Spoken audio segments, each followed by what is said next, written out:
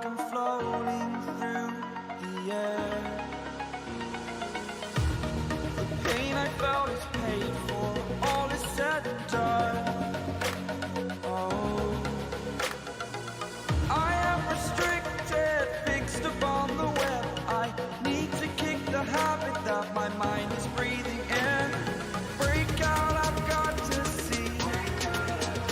Spent all my life holding all of it closely. I played it innocent, a feel of discontent. I'm finally facing it all, fearless.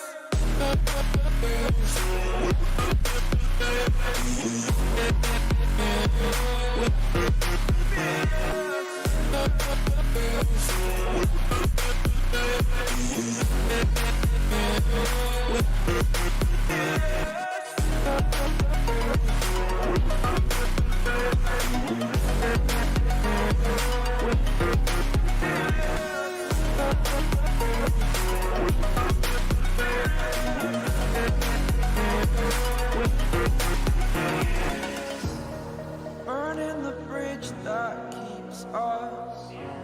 I'm here and I'm feeling fearless. Exaggerated, that's what you assume. The story's over now, I must conclude. I am conflicted, watching where I step still, hanging in the balance. Not the life I want to live, I want to take it all. Standing tall, fear outweighed the person you are. Oh, break out, I've got to see. Spent all my life holding all of it closely. I played it innocent, a feel of discontent. I'm finally facing it all, fearless.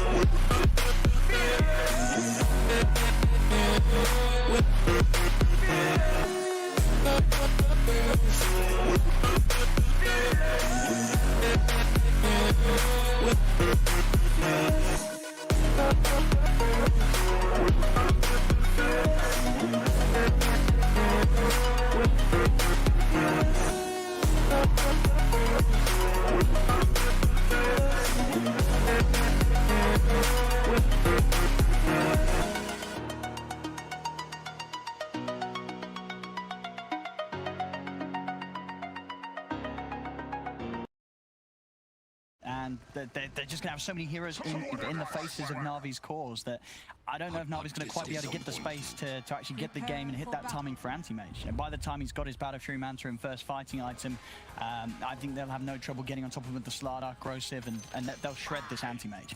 All right, great. Thank you very much, Kyle and Owen. But now it's time for Moxie and Fog to take us away in this opening game of Team Spirit versus Na'Vi.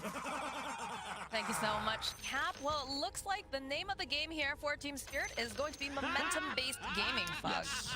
Battle, battle, battle. That's what we like to see anyway here. And I mean, CIS, this is what they used to be absolutely the most known for. Just run at you. So it's the style. Let's go. I mean, I completely agree with what the panel is saying. I think it is a very good aggressive draft.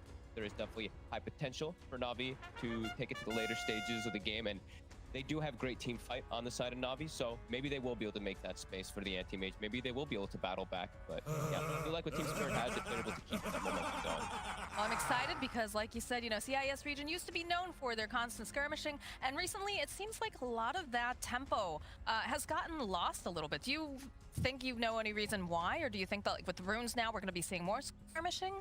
I think the runes are gonna enable a lot more skirmishing. I think that's why, like, heroes like this, like Void Spirit, you know, may have gotten slightly nerfed, but I think almost every single spellcast in the game for me actually got buffed. No matter what nerfs they actually have in the actual patch notes, there's so many runes. You're filling your bottles every 2 minutes, even more so than that, like every 3 minutes with bounties and stuff like that. Your presence on the map is constant, so I think we're going to start going back to the trend of just non-stop battling. And it's also, we're in the beginning of a new patch. It always drives people to just make reckless plays, make reckless just attack battle, rather than your usual, like, really thinking and critical. You know, it's new patch, so people are still getting used to all the stuff, forgetting bounties. We saw 4x bounty picked up, what, yesterday or 2 days ago, so it's going to be interesting. It's always fun when you get to see a lot of action early on. It makes it way more fun for us here as casters as well. But yeah, so what does Na'Vi have to do now to make sure that, they don't get pushed completely out of their lanes and that they have a fighting chance? They have a very comfortable draft. I actually saw like the way that they're picking, and I was like, all right, well, Navi's not changing anything. Even though they changed the player, they're doing the exact same thing. They did Mars Phoenix like all of their games in the past. Then when Mars was banned, they would do like Enigma Earth Spirit, or they would do like Beastmaster Earth Spirit, or Beastmaster +1 like Roger. So it's very standard style for Navi. I think they can bring the battle. Like although we're talking a lot about how Spirit has really good fighting, like 1-by-1 fighting, they are lackluster on team fight. Navi has a lot of team. You bring those 4 heroes besides the anti-mage in, they can battle. And AM in this type of game, I think he can actually show up and fight a little bit. He doesn't sure, he's gonna go Battle Fury, but he can show up for cleanups. That's the beauty about playing versus Storm a lot of the time. You blink in Mana Void, great carry contribution, but it can be relevant. Well, that is going to be important, but you do have to be very mindful about the item timings. Like our panel said, when Storm gets that BKB, it is going to make things a lot more difficult for them to get that favorable interaction over there on the V. And I'm wondering how the lanes are really going to play out. I'm hoping for Team Spirit that the Slardar can get a good start, but I think it might be a bit tough. This Disruptor is actually really good at zoning, especially versus double melee. So I think the Tusk and the Slardar are going to have to do some weird creep manipulation and stuff up there. I am a bit worried for collapse. I think it can become a very hard lane very quickly for AM if you don't get off to a good start. Well, it looks like he's gonna dodge here a little bit, seeing at least one of the people over on the V over on that rune spot, so isn't going to have a terrible start like Navi wants him to have, at least. The battle begins. Yeah, that was a little spooky for a second. Good thing he got that good ward up. We will have just 2 for 2 bounties, the opposite bounties that we usually see them claiming. And Spirit's still hanging around. They might want to try for some of First Blood. They're going to try to use the tag team with 3 heroes. Maybe they can actually catch somebody here. Oh, it could have. It's looking like maybe is Roger or Ramses? Roger or Ramses? Oh, looks like it's gonna be Ramses who walks into everything here. Rambles gets thrown out here by Roger, and it's a nice try, but it's still going to be the First Blood going over to Yatoro. Love it. Great way to start the game. We're talking about just bloodthirst in action. That's a great way to start it out. Just get your nice little triple tag team working. And Mira doesn't have to TP. He can save his teleport later on. He's actually going to just make the long walk to the top to go to help out the Slardar. Definitely a nice start here for the side of Team Spirit, since they are very momentum-based. But Maposhka's getting bullied a little bit here by Roger, so is going to have to spend a little time here, wait to regen. But is drawing the attention of the other support, which is going to give a little more free space over there to the Wraith King. Good old Willow.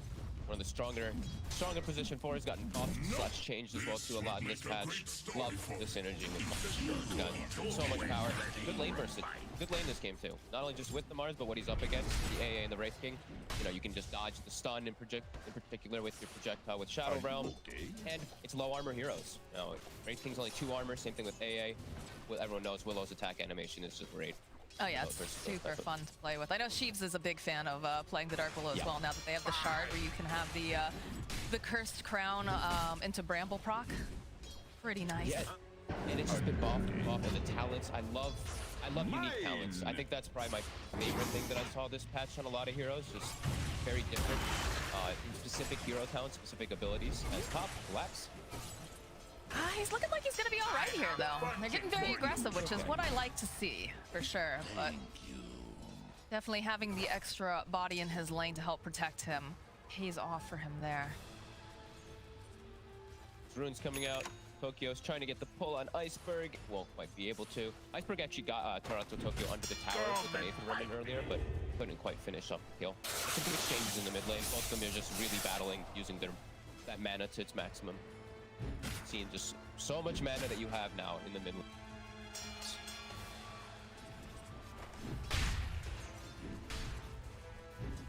And we are going to be, speaking of runes, seeing some more runes coming up very, very shortly. For those of you who are still figuring out all those rune timings, bounty runes do spawn at the 3-minute mark now. Yes. Don't forget. A little awkward to get them at the 3-minute mark. It's really awkward. I feel like the number is bizarre, but,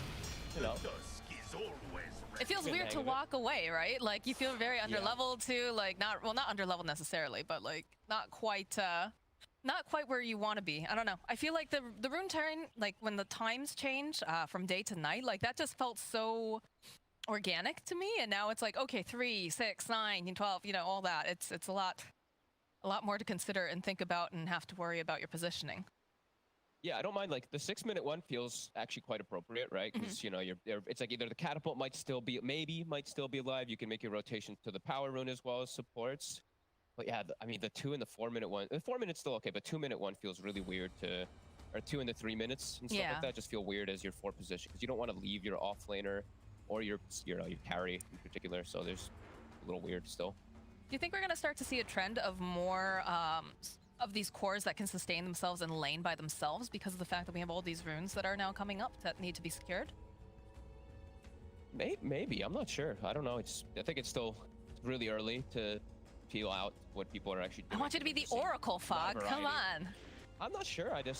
There's always going to be those heroes that do get left alone, but I don't think they're as good anymore. You know, like Enigma got hit pretty badly, the 50-second cooldown and conversion, so there's not a lot of offlaners that we like being left alone that much anymore in comparison.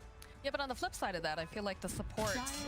Oh, that's a nice courier sniper right there. Nice. I feel like the supports, though, especially like your position 5, tend to wander off a little bit more now, trying to help secure these runes or skirmish early.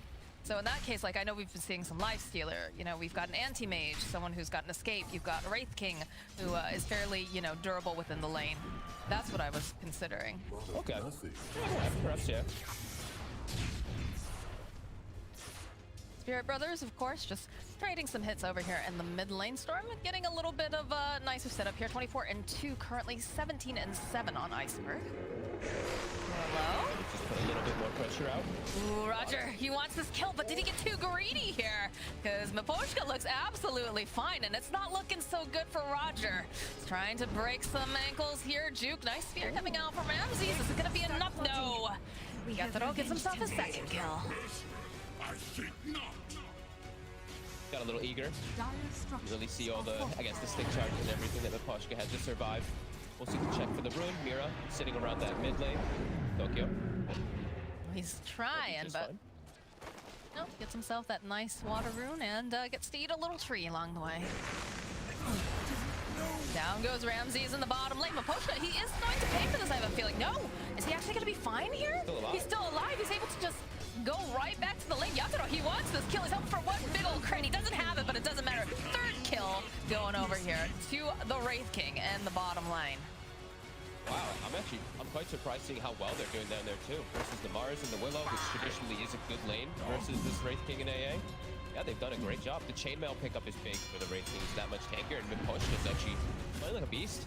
He's just manning up, he's turning actually and standing his ground versus this Willow and Mars. It's working for them right now. Really good start here. 1,000 gold lead already. And they're actually getting a decent lane for collapse. That's the biggest thing that I keep looking over. Slardar's not getting pushed away at all. They've actually done a good job of securing him some pretty solid farm and slowing down the AM a little. Bottom lane, another initiation over here on Ramses. Is gonna proc. He's gonna get frozen into place here. Yatoro walking back though, deciding that he doesn't quite want to go for this just yet. Good harder now. Ramses has double bracer finished up, so he is very tanky. Yeah, it's fun to look too, the fact that, you know, the Slardar, we talked about him having difficulties in that top lane. He's currently 24-2. Ramses does have a lot of denies here, but he is 24-11 now. James Courier, though, gets sniped. Does that have anything on it? I think he got on the way back, it looks like. Yeah.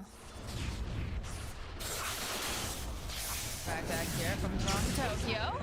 He's got his 6 though. He's zipping away. He sidesteps around. Oh, he wanted that room, but he's not going to be able to get it because Iceberg is a little bit faster there. And that Aether Remnant, of course, slowing him down considerably. And they're continuing to just play aggressive bottom. I'm always seeing Miposhka full mana. He's always ready to go if they do get a connection. And they're going again, right away onto Ramses. And are indeed. Brambles get tossed down, but again, he is stuck into place and he's just getting blocked off. Another kill for Yatoro in the top lane. They are trying to make something happen over here to V-Tune. Looks like Collapse might have gone perhaps just a little bit too far, so I'm assuming now it's going to be Always Wanna Fly who gets the kill. Nice glimpse back though over here onto Mira. He's underneath the tower. Iceberg makes the rotation and will be able to collect his first kill. Very nice. It's all about the anti-mage, so anytime that they can like teleport and get him 1 or 2 extra kills, perfect for Na'Vi. Still good for Spirit, even though they did lose those 2 heroes. They're doing so well bottom. This pressure that they're actually putting onto Ramses is super solid. Wraith King is 800 or 1,000 gold actually above his counterpart already at the start of the game. That's definitely what you want to see. Not if you're an V fan, that's for sure. And this looks like he's gonna get himself yet another kill here. The body blocks are coming out. They want to make sure that this procs, because of course Willow, she can't dodge that. Nice spear coming out, but it's not enough to save Roger. These two are just killers. 402 Wraith King and 204 AA. They have all of the kills. It's happened up for their team so far down here. Just giving them the chilly fingers and the Wraith Fire Blast, man. It's a scary lane. Yep. And it's all these early items. I love that. I think we're going to see it like every time because of how good Armlet is now too, and it's just so valuable on Wraith King especially. It's our first arena. Finds a kill on Miposhka, who's been very nicely just dodging the entire time. Yatoro not going to be able to go and retaliate with a kill of his own, but we'll trade a couple hits anyways. The mid lane, Toronto Tokyo is going to zip back, sidestepping the brambles. He's going to be able to survive that gank. And Mira snapping up the rune. Very nice. They're going to TP mid as well. Miposhka already having such a good impact on bottom. He'll refill the mid bottle. And Tokyo's gone for full farming build. He's got 4 points in the static remnant to push the lanes out and just get that farm up. That is the VIP treatment when you have a water boy. But the top lane, they're trying to make plays over here on the Always Want to Fly. They find the kill. Collapse now running. They've got the snowball over the back line. Mira, he's trying to come back in. Not going to be able to do it. They managed to get the kill on Collapse. And Mira? They back off. They decide they don't want to let him. They don't want that kill just yet. Man, Roger just can't get a break away from Miposhka. He really can't. Miposhka's just bullying him. Look at this. He's going right under the tower, too. Oof. That's so... Oh, my gosh. He almost Look got at him. that. 60-something hit points. That's wild. And he's gone for the max cold feet build. Since he has Wraith King, he has like a decent amount of little setup stuns and stuff, too, with his teammates. He actually is going to get some good cold feet procs in this game, sure. B2's still farming really well on the side of Na'Vi. So all this action that's coming out, it's working well for Spirit, but this anti-mage is still gonna get his timings. It's a big bit of a concern. Because I don't see the easiest ways for the side of Team Spirit to actually push buildings, which is gonna be the next biggest thing that they have to do. Sure, kills are all gonna be great, but eventually you have to start shrinking the map. You have to start being able to actually pressure and get these objectives. I like that they have the Slardar a lot, because that can give them at least a Roche objective with the Wraith King pretty easily. But taking out these buildings versus this heavy team fight of Na'Vi, it's gonna be a task. And it's gonna be one that they have to figure out at some point pretty soon. I mean, on the bright side for Team Spirit, it's not like they have the greatest D push coming out from the side of Na'Vi. But like you said, it is difficult. It's very difficult when you don't have the best of tower hitters or any sort of, you know, little extra creeps or minions. Rip Necro Book. I don't think anybody misses it though. No, definitely not. At least they have skeletons. So that's effective. And maybe like get kills. Like that. So they can set up presence around the towers and then get a push going, perhaps. Team fights are going to be tough still. Mira. It'll still be fine. Yeah, Iceberg, he wanted to make something happen there, but he's not able to. Another pause. Look at this. You see this B2 in his TPing mid. He sees a Storm Spirit with 900, 1,000 missing mana, but he has a haste. I don't know. What do you think? You think he's going to make it in time? You think he can do it? I mean, haste. He's got the bottle going. He's gonna live with just a little bit of HP off of the actual ulti. Iceberg has no step. 4 seconds. I don't think he's gonna get it, but maybe. We'll see. All right. It's a lot of missing mana. There's a chance. And you have a bottle charge over in Storm still as well, but Yeah. this could be very, very good for Team Spirit if he makes his rotation and he doesn't actually get anything off of it. That's time that he could have been hitting creeps and farming. We'll have to see how it all goes down. That's a nice thing about being AM in these type of games when you are playing versus that Storm, as we said. You know, you don't your team fight contribution. You show up, just mana void, done. Okay, I go back to farming. Bye bye. So it can work out pretty nicely if he is able to actually get this one. We're gonna have to see. Well, indeed. So, on one side of the coin, right, you've got Yatoro, who is doing very, very well with his Wraith King. I think he has like, what, 4 or 5 kills underneath his belt at this point. But on the other flip side of the things, Anti-Mage is also farming quite well. So do they get a certain amount of security knowing that their Wraith King is ahead? Or is it still just almost the same in the amounts of concern that they have to start pressuring this AM. They definitely still have to feel the concern of pressuring. Collapse is still having a better game than I thought he was going to, but overall, the threat is still going to be looming. You know, you've got a Storm versus Anti-Mage. They have great team fight. That's like, keep reiterating on Na'Vi. They have a good lineup around that Anti-Mage to be able to battle at all stages. If AM gets to a point where he's online, the game is going to be extremely difficult. 30 minutes, if they aren't already, if Spirit isn't like really taking over the map with BKB Storm Spirit, this game is going to be pretty impossible. It's going to start getting real. Yeah, I was about to ask about, you know, the threat of BKB Storm Spirit for sure, but again, they have such incredible team fight coming out from the side of Na'Vi. If they can get some of these little pickoffs as well, it's going to make it a lot easier for them to be able to make space for the Anti-Mage and then eventually, you know, take that really nice fight where they're just a bit, I don't even want to say behind, but just not as powerful and not with the right tools to deal with what they have to bring to the table. Are you okay? Yeah, Spirit it's going to be, get these early, maybe 1 or 2 early towers, take maybe not like a big team fight, but these pick-off fights, and then get a Roche. And then you really have to press the advantage with that Roche, because they have the slaughter, so they'll be able to take it pretty easily, and they'll be able to actually push their advantage for it. Yeah, we'll see if they can. It's gonna be a tough task, and we've seen VTune do some miraculous stuff when he's on these type of matchups. The Anti-Mage versus Storm or PLs in some proper scenarios. As he's waiting in the wing. He's still here. Not to Tokyo, that doesn't feel like he wants to take this bait, so just gonna back off. And Anti-Mage rotates here. He'll take some of the creeps here from Iceberg, but he's going to just head right back to these camps. Go back to what he does best, hitting creeps. Yep. Roger TP's mid, refills bottle. Ramses is actually able to stay bottom for a second rather than just chain dying to this cold feet Wraith King combo over and over again. Poshka's actually starting to get some stacks going so they can get that quick item timing, that quick Orchid. That'll also be a big one. If Tokyo is able to get his in the next few moments, he can do a lot with Orchid versus the Void Spirit versus the Anti-Mage. It's going to shut down those cores pretty significantly. Still a bit away from it, though. All right, well, we have a smoke coming out from the side of Na'Vi. Dire's top tower is under Mira attack. goes forward in They want the position. slaughter. Trying to see if he can spot any ganks. It's not, although, no. Iceberg, smoke's going to pop. Mira walking into Roger. Gonna try, but he does get taunted back. Collapse is here, but he's gonna get glimpsed away. Snowball coming out, though. Will provide Mira a little bit more time. As now that Static Storm gets dropped over onto Collapse. Roger does go down because Toronto Tokyo has made his own rotation. This is not looking good for the slaughter, though. He is going to go. The rest of the team here over on the side of Spirit. Not looking to engage now. They dropped the old monkey banana phone. Yeah.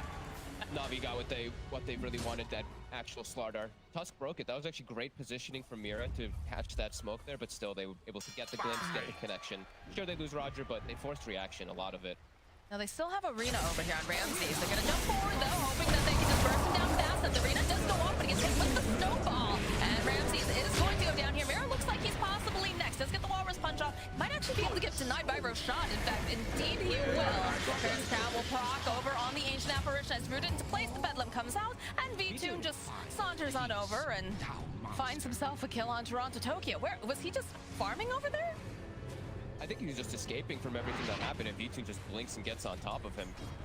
Great job from the A, coming in and cleaning up. That's exactly what he needs to do, and Ramses gets the ult off. He doesn't die initially, actually gets them 2 kills and a Roche kill onto that Tusk. Not bad.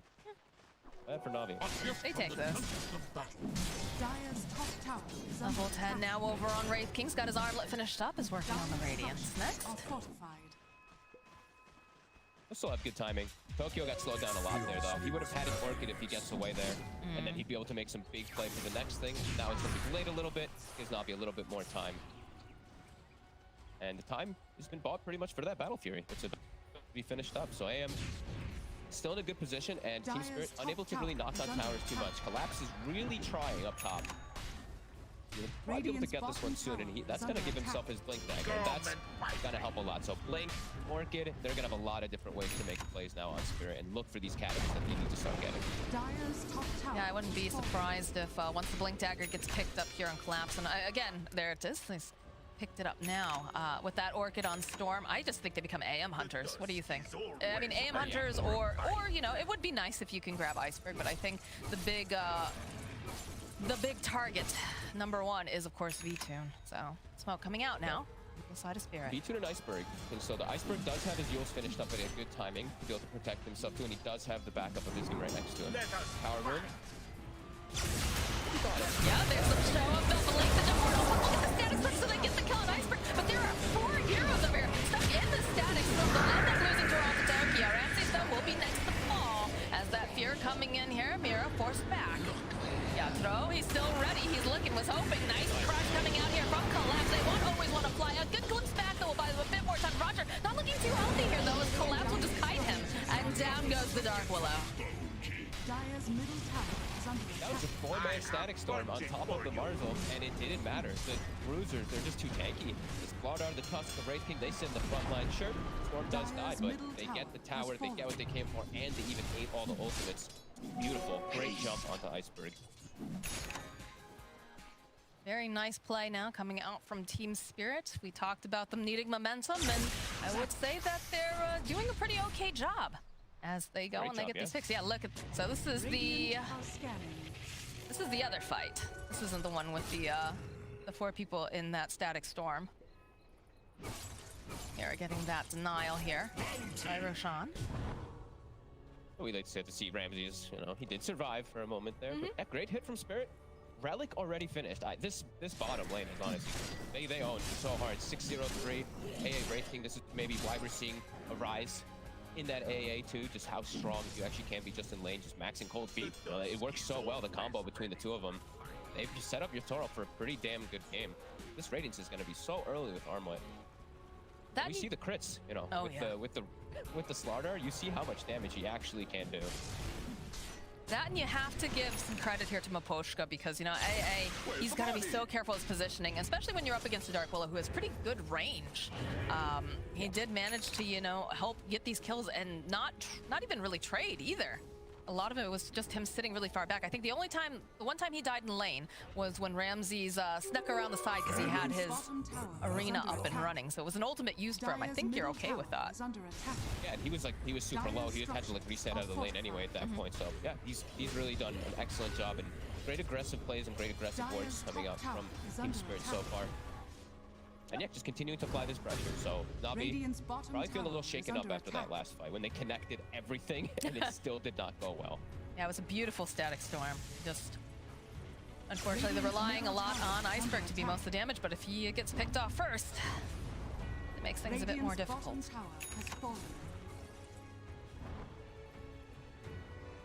They have to park someone else on the front lines. Iceberg has to probably sit a little bit further back. They are, I mean, they look fragile.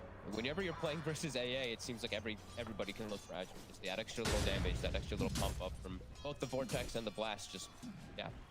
A tanky hero like Mars just does not look tanky anymore. When the God of War doesn't even look tanky, you know there's a problem. Spirit sticking together. Toronto Tokyo knows exactly the timing that he needs to go for this game. With the items queued up, he's got the Orchid straight into the BKB, no funny business. Good stuff from Spirit so far. And now they've got Radiance, so they've done pretty much all that they needed to do. And now the next target, as we said earlier, try to secure a Roshan. And they're going to be able to kill it really fast. It's level 12 on the Slaughter, so level 2 for Roshan phase. And he just finished up with the Stallion, so this Roshan is gone. Gosh, look at these big chunks of him just being ecked out. My goodness. And of course, they have one of the best Aegis carriers in the game, Storm Spirit. So I would not be surprised to see Team Spirit start to crank up that aggression even more than what they've already put on this map. Yep, pretty much anybody you see now, you're going to be jumping. You're not going to really care too much of that big Navi team fight anymore. Go for top tower if they can, perhaps. Maybe they can get the tier 2 nice and early on. I'm sure they'd like to secure themselves that outpost as well, so. And see the forward places. I like this. I like the way that you've got 2 heroes right up there that are scouting out the tier 2. Over in the mid lane to jump forward. He's got a Yules, but I don't think that's going to be enough to save him. Not when those shards come through. So Toronto Tokyo will go down, and Yatro takes the tower. And I have a feeling we're going to see him wander over towards this mid tower as well now. Yep, just keep battling. Navi is pretty broken at the moment now. Both Ramses as well as Iceberg, time and time again, have just died when they've shown their faces. think Spirit's really starting to run away with this game. Toronto Tokyo also finds himself a regen rune, so he's really ready to go. And B-Tune, he still does not have Manta, so he's not ready to join the team too much yet. He's walking right into them. Walks right into them. That static storm doesn't manage to catch anyone here as the snowball bounces right back over here onto the side. They're going to try to just fight always want to fly as everyone else is trying to TP out. It looks like this Disruptor, he's already used the ultimate, but he's going to go right back to that fountain because he's dead. From Tokyo. Is under attack. Really starting to dominate. They even have all these wards positioned very deeply as well, so they can see the positioning of anyone. Tokyo, the regen, he's waiting for V-Tune. And the Ice Blast going preemptively too. No, But he'll both Dire's left. middle tower playing it is safe. I under like attack. it. Dire's Middle middle tower, though, has again, fallen. gets crumbled. They keep pinging. They know where he is. Like the scan coming out now, collapse. He's already out. What this anti-mage? Yeah, he'll get out. Now he's got Manta, so now he can actually do stuff to get joined in with his team. But man, there's this the Void Spirit and the Mars are just falling further and further behind, and it's not looking like a game where they're going to recover that easily. Just an overwhelming amount of damage and control that the Team Spirit draft does have. I mean, never say never. This is Dota. Invisibility. You never know what can go down, but yeah, they're looking real pretty. Everything that they need to do. Oh, and eventually they do manage to find BJ Monta's gonna come out. Nice terrorize here, tossed out as well. Mira hoping he can grab someone here. It's gonna get arenaed here by Ramses, but he's got the snowball. He's absolutely fine. Walrus punch. Is it now Ramses that's trapped in the arena with Mira? And now, of course, you've got Toronto Tokyo zipping on, and they even toss out the tip. That's what happens when you miss a spear. I mean, instantly. oh, a little. All right, you know, you got to throw. Tipping Mira there. And this is continuing to look really difficult. Navi, even though the initiation is not perfect from Spirit, they cannot fight. They're in just like immediate retreat. Need to wait for a lot longer before the anti-mage actually does want to look to get involved. And they're just hunting. And look at this Spirit. They just beeline across the map. They have great ward vision outside of the base of Navi, so they know they're all trapped in there. They just need to go anti-mage hunting, like you said earlier. The only tool, the only task that they really need to pick off now is just keep hunting him. He's getting no space. Look at the way Nobody's Collapse is farming. giving the creeps such a wide berth so they can't actually see him. We do have a ward over there though, so. E-Tune, he shows himself. He's already used the Manta too. He used the Manta. Oh, I don't think Collapse can make it there in time. An appropriate voice line. Little sass coming out from Anti-Mage, I like it. BKB for Storm. They've gotten all these big items now. Solar Crest on Slardar, drums even on the Tusk, BKB Storm. Everyone's enabled. Everybody's just ready to go, ready to battle. Oh boy. Also has the Sage as well too on top. They're gonna look for these fights and they're gonna be really strong. I don't know how Navi can actually kill almost anybody. I don't know if Iceberg wants to stay here. All right, they do manage to go and bait this out pretty nicely. There's going to be a spear. Only one, though, that they managed to catch. Held up with the fear. Mira is going to fall as Toronto Tokyo left onto the back lines. They'll find the kill on Iceberg. Tokyo still just plinking away over here. Ramses, he does have the Yules, but there's nothing that B-Tune can really hope to do over here, as now another spear will connect. On the back lines, Roger gonna get murdered by Maposhka. And they're gonna retreat behind their tier 2. They don't have the damage. Even if they connect, again, 3-man Static Storm, I believe it was, with the Mars ulti, they're just too far behind to actually have enough to finish off most of these heroes. Haas barely actually goes down. Now they gotta be careful of getting reinitiated on. Yeah, they are. I'm surprised about that. The Aegis does get replayed, but always want to fly, despite the glimpse back, is going to fall. You know, it's crazy because I keep seeing Navi, like, they start to smoke up, but the party keeps coming to them almost every single time here on the side of Team Spirit. And Yatoro, he does have a blink now. V-Tune, look at how scared he's playing. Has to be. One stun into a follow-up stun, and he's just dead with an AA blast on top. This Wraith King is hitting him so damn hard. AA now hits level 12 too, so more little things that are just making them a little bit stronger on the side of Spirit. And Navi, they're being restricted completely in their base. Nobody's farming. Look at Ramses. He literally just has to handhold V-Tune to make sure that he can protect him. Iceberg can't get any space on the map at all. I feel like we saw him get the Yules at a pretty decent time. I think it was like 12 minutes. Oh, no. Oh, that's a dead always want to fly, and Roger immediately is trying to just run. Oh wait, does have the Curse Crown over here onto Collapse, though. We'll get the stun off. Ice Blast getting tossed out as well. Ramsey's hiding in the tree line. The zip forward. Ice Blast coming in through. Doesn't quite manage to connect, though, as they're still trying to get Roger. And again, it is very difficult to take down a Willow, but with a big old Walrus Punch, they do manage to get the kill.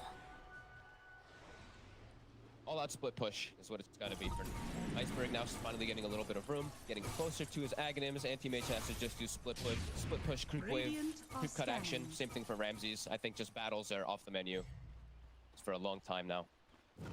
So V2 feels like he can actually show up. He's probably going to be, and maybe when he has the Scotty, but even then, he's going to have to do some weird ways of team fighting, just blinking around in and out. It's just way too much damage, way too much control. Spirit, 9,000 gold lead. Still looking for kills too. Look at Mira and the Collapse trying to find Ramses, but not quite able to. I mean, you got to give V2 some credit here. He's doing the best job that he possibly can here with this anti-mage, despite the fact that they have such a mobile team coming out from Team Spirit. It feels like if you just take one wrong misstep, you are going to get stunned, or you're going to get silenced, or any of these things. It's a very spooky really place.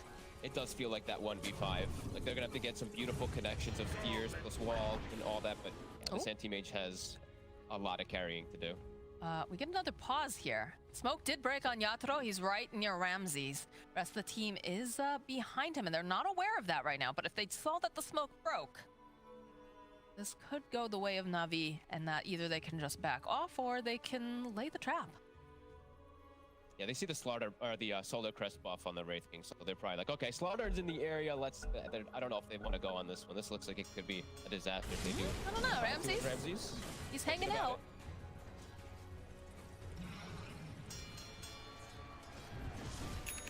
All right. More time. Back off. Respectable. I can understand that. It's more time for your anti-mage, right? As he is in the bottom lane. He's trying to make some things happen over at Toronto Tokyo, but just not quite able to do it. He's gonna go zip around. Got his BKB just in case here. He's gonna teleport out. That's the spirit. Your storm was coming. But the tables have turned a little bit here, Fog, because if Toronto Tokyo is all alone, V-Tune is feeling a lot more powerful. Yeah, when he's got the Manta, you know, it just makes it, that matchup is always a lot easier versus that Storm. It's just if the rest of them are arriving and, oh man, that was like the instant Roche spawn? I was looking at the timer. I guess it just came up pretty much right away. Another secure Roche for Team Spirit. No way not to make it in time. No way.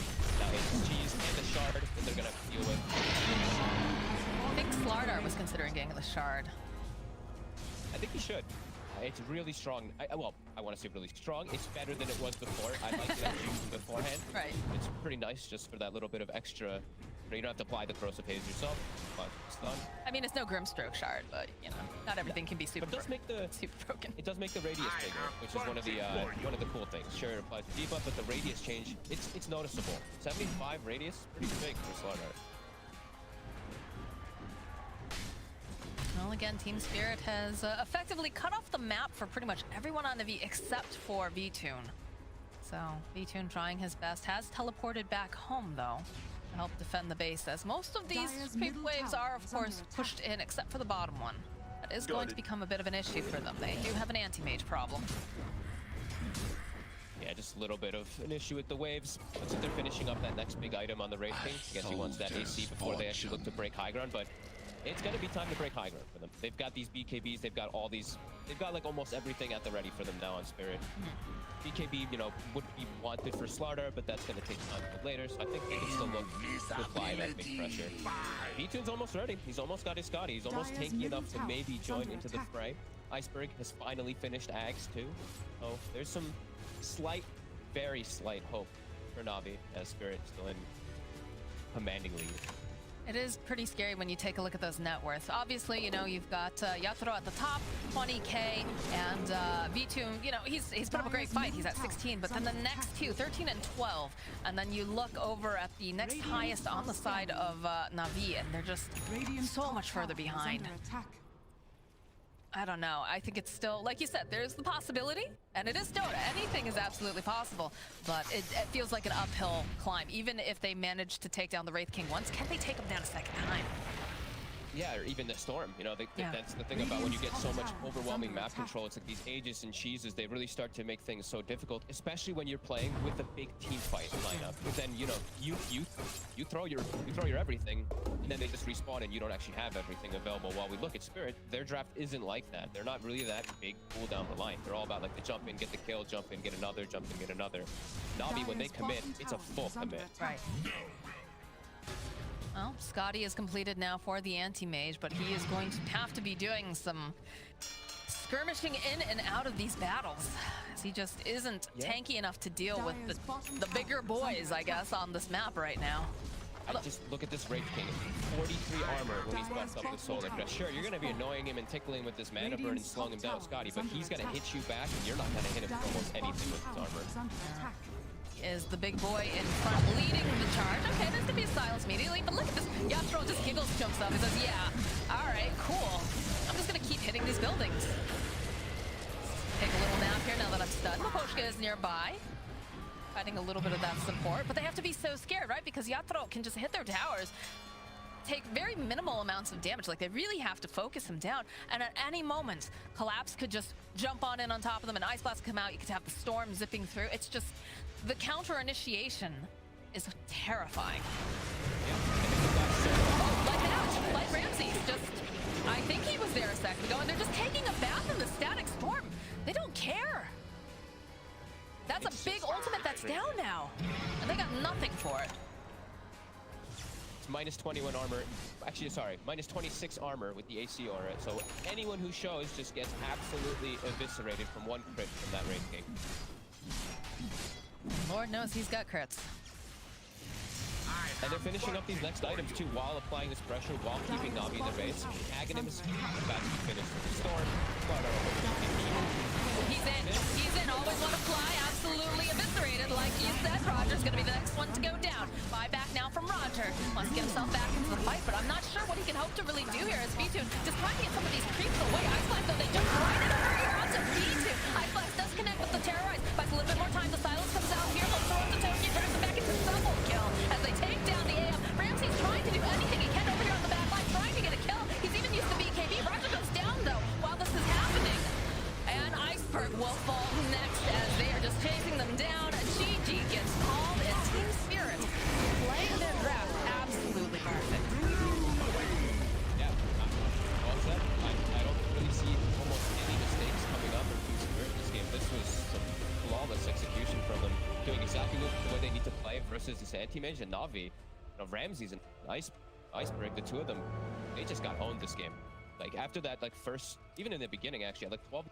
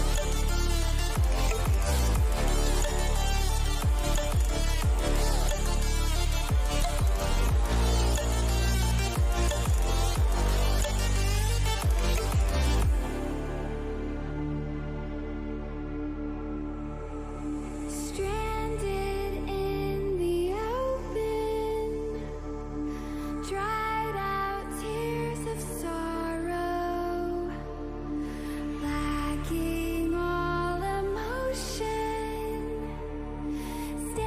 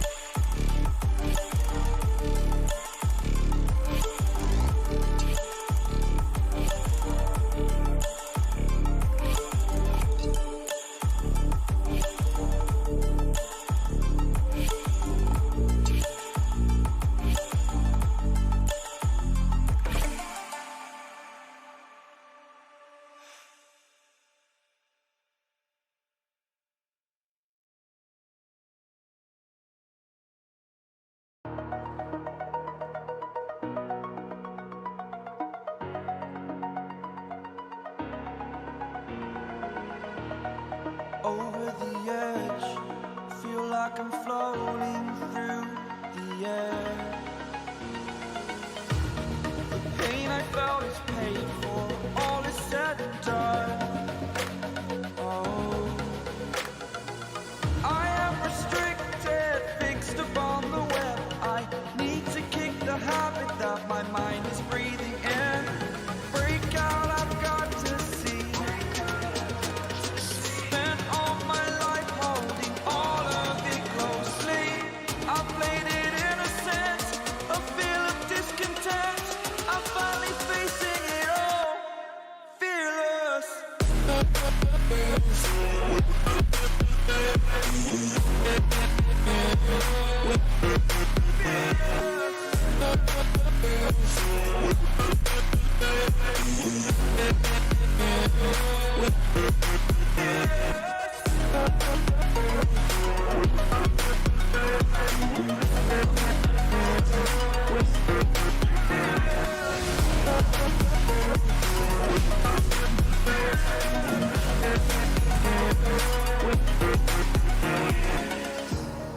Burning the bridge that keeps us. I'm here and I'm feeling exaggerated, that's what you assume. The story's over now, I must conclude. I am conflicted.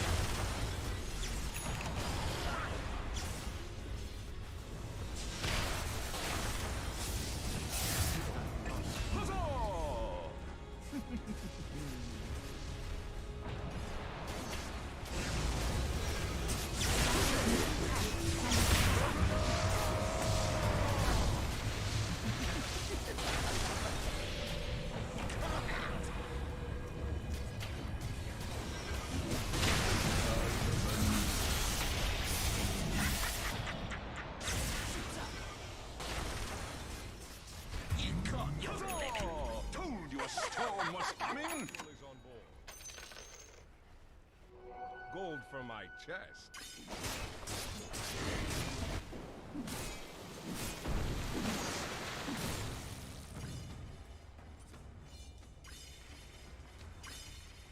Step lively now. Your admiral is on board.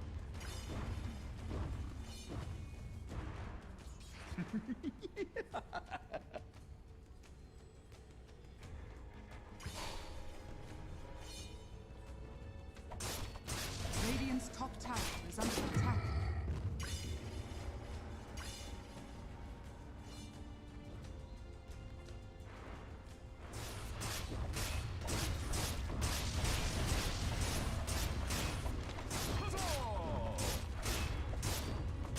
Radiant's top tower is under attack.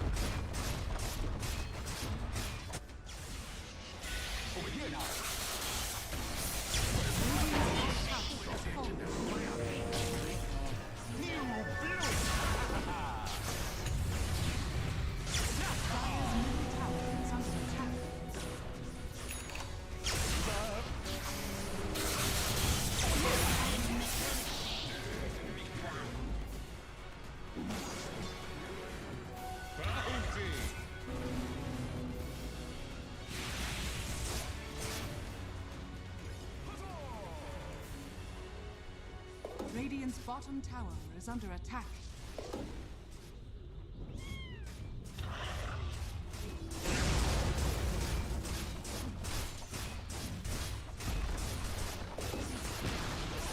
Radiant's bottom tower has fallen. Radiant structures are falling. Radiant's bottom barracks are under attack.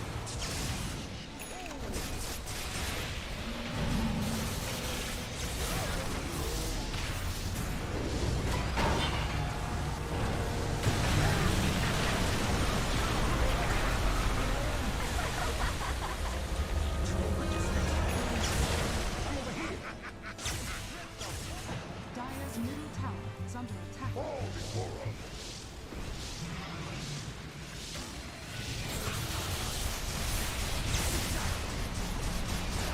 Dire's middle tower is under attack. Dire's middle tower.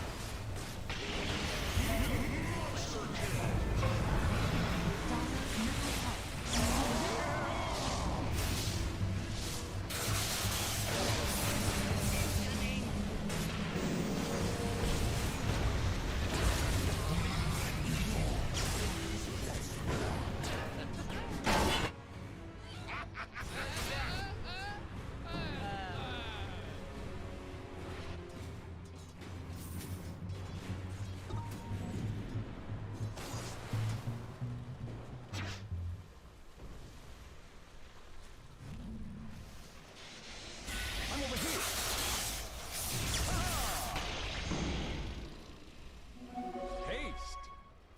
Dire's middle tower is under attack. Welcome back!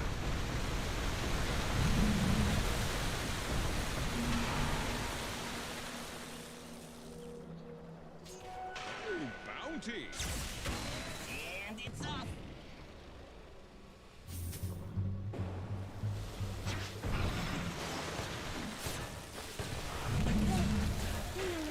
Thing. That's exact.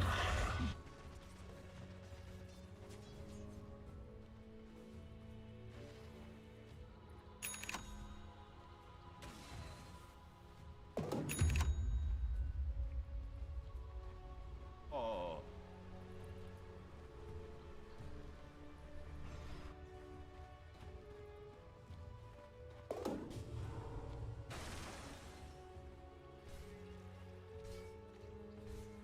Dire's bottom tower is under attack.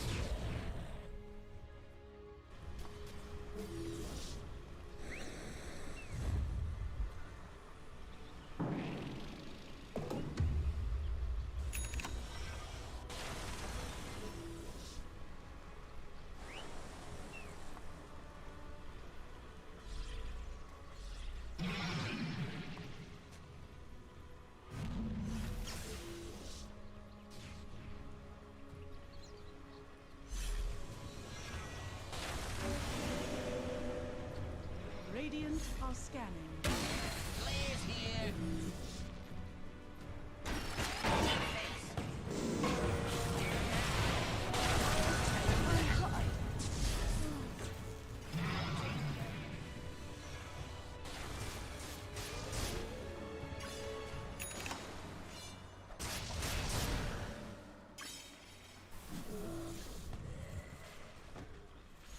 Dire's bottom tower is under attack.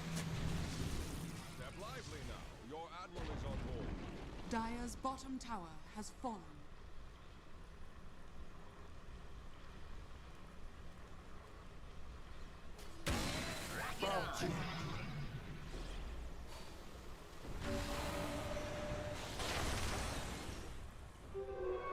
Invisibility!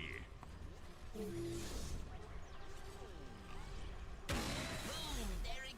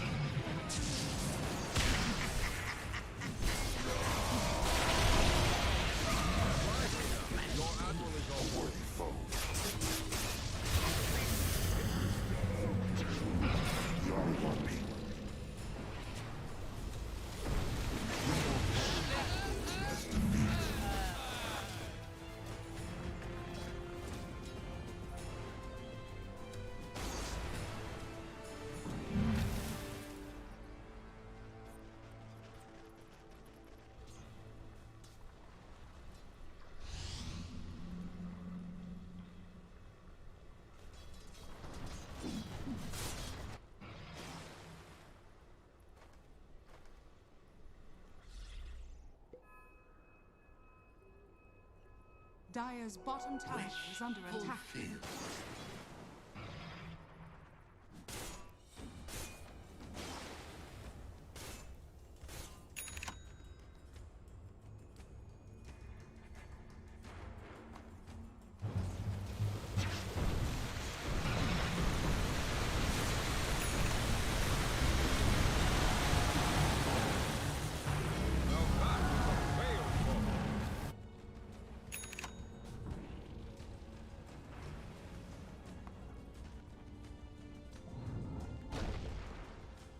Coming! Jackpot!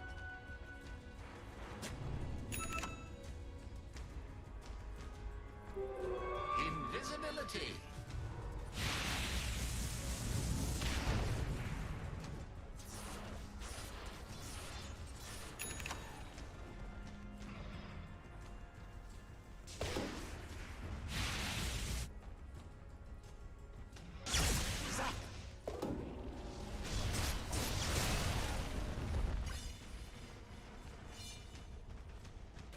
Dire are scanning.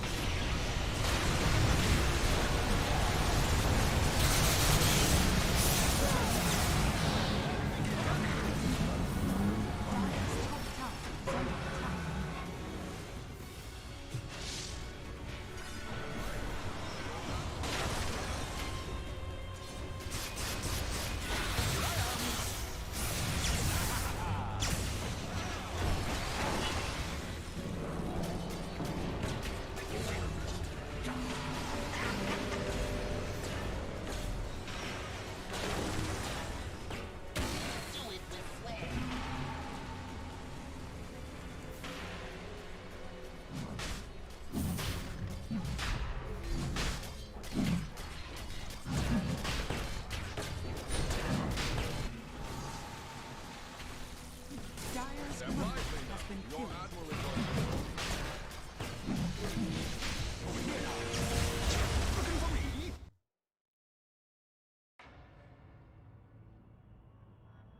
Dire team ban.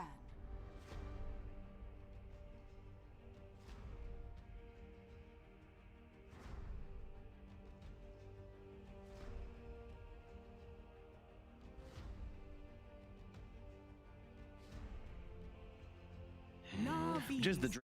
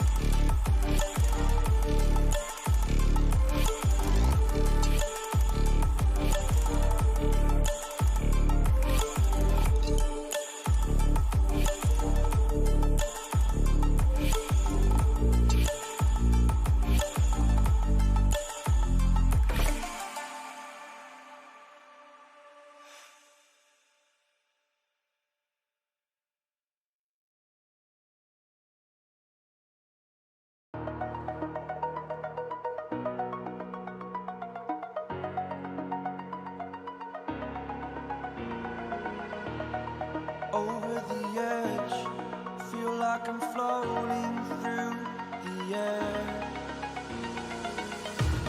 The pain I felt is paid for, all is said and done. Oh, I am restricted, fixed upon the web. I need to kick the habit that my mind is breathing in. Break out, I've got to see. Spent all my life holding all of it closely. I played it innocent, a feel of discontent. I'm finally facing it all, fearless.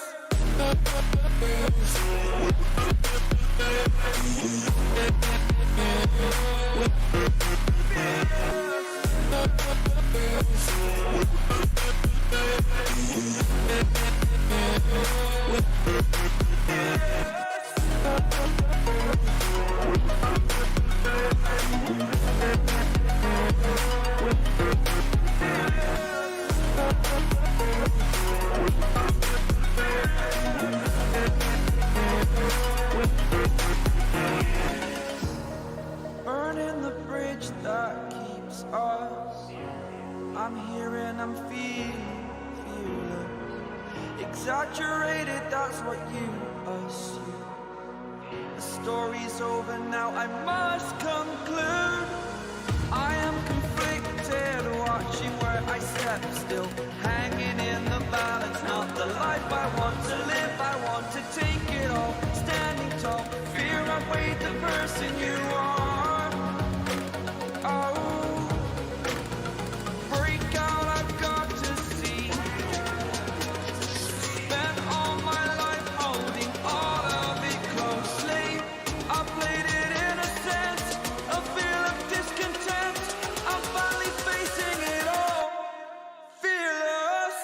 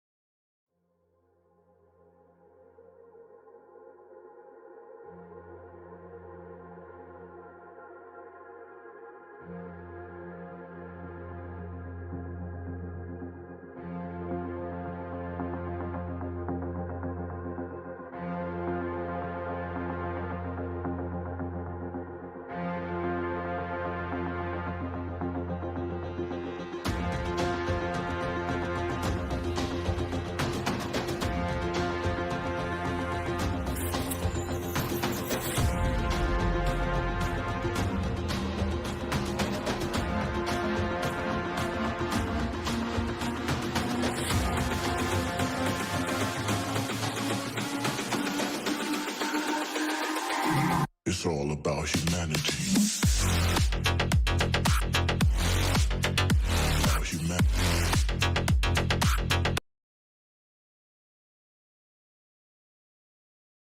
Viper Pugna, because it's damage. That's what Underlord can really provide you, and not bad. Teamfight item buyer. Reset against the Phoenix egg as well, right? Yeah. Sometimes he just pops the egg and you just like, okay, we're calling it on this team fight. Let's call a taxi home, everybody. Okay, well, it sounds like to me you guys are kind of leaning towards Team Spirit again. Yeah? I'd say so. I think it's definitely closer. I like this draft from Na'Vi much more than the anti-mage line that they came in with the first game, but I don't know, there's something about just leaving it to last, getting this last pick Beastmaster for Ramsey. I'm just a little concerned. I was underwhelmed, of course, by the performance from the two of them on that bottom lane last game, and I don't quite know if they're going to have the tools to do anything that much better. I think the Troll, strong laner, Spirit, with the way that they played last game, they're going to be able to deal with whatever Na'Vi throw at them, and whilst I don't think it'll be as one-sided as game one, I think Spirit will still take this match. Yeah, I definitely feel like that duo, right? Shadow Demon Beastmaster, that's going to require a lot of coordination. between the Yeah, two of them. I'm not sold on this Na'Vi lineup, and I just once again think that they're picking real complex concepts to try and win games with for a team that can't have had enough practice to feel comfortable with it for this new season. Okay. Spirit. Fair enough. All right. Both sides going Team Spirits, and we'll have to see if it is actually going to be 2-0 or if we're going to be seeing a Game 3 Na'Vi. Our hopes on the major. It all starts at the beginning of the season. Weirdly enough, every single series matters, and of course, every single caster matters as well. We've got Moxie and we've got Fog to take us through this story. Oh, I'm really feeling the love. Thanks, Cap. You feeling that love all the way over there, Fogged? I am. I love everyone. I miss everyone. I know, we Fun miss game you over here too, soon. buddy. Hopefully. Fingers crossed, everybody. Keep your fingers crossed for Fogged. But yeah, so game number 1 looking very much like a textbook kind of style play coming out from Team Spirit. We've got game number 2, though, and it doesn't look like they're going to be able to crush the lanes quite as hard as they were able to in game number 1. No, but the bottom lane could still be, or sorry, the safe lane for the side of Spirit could still be amazing again. Like Miposhka and Yatoro had some excellent synergy, and I love the duo they got right now. We've got Oracle Troll versus probably Beastmaster Shadow Demon. Sounds like a really good lane for the Oracle and the Troll. Sounds really tough for the Na'Vi side. Shadow Demon, a hero that it's just weird. I don't know how I feel about this hero right now too, because he hasn't really gotten enough love. I feel he got some slight changes, but nothing too dramatic. What would you have preferred to see, perhaps, laning with this Beastmaster? I mean, just like a more aggressive hero. I don't know. Shadow Demon just feels like this weird 4 because it's a 4 position without a disable. You play more reliantly about like saving and play maybe with like Soul Catch and stuff to burst heroes, but it just, I don't know. The hero just feels a little lackluster as a 4. Iceberg.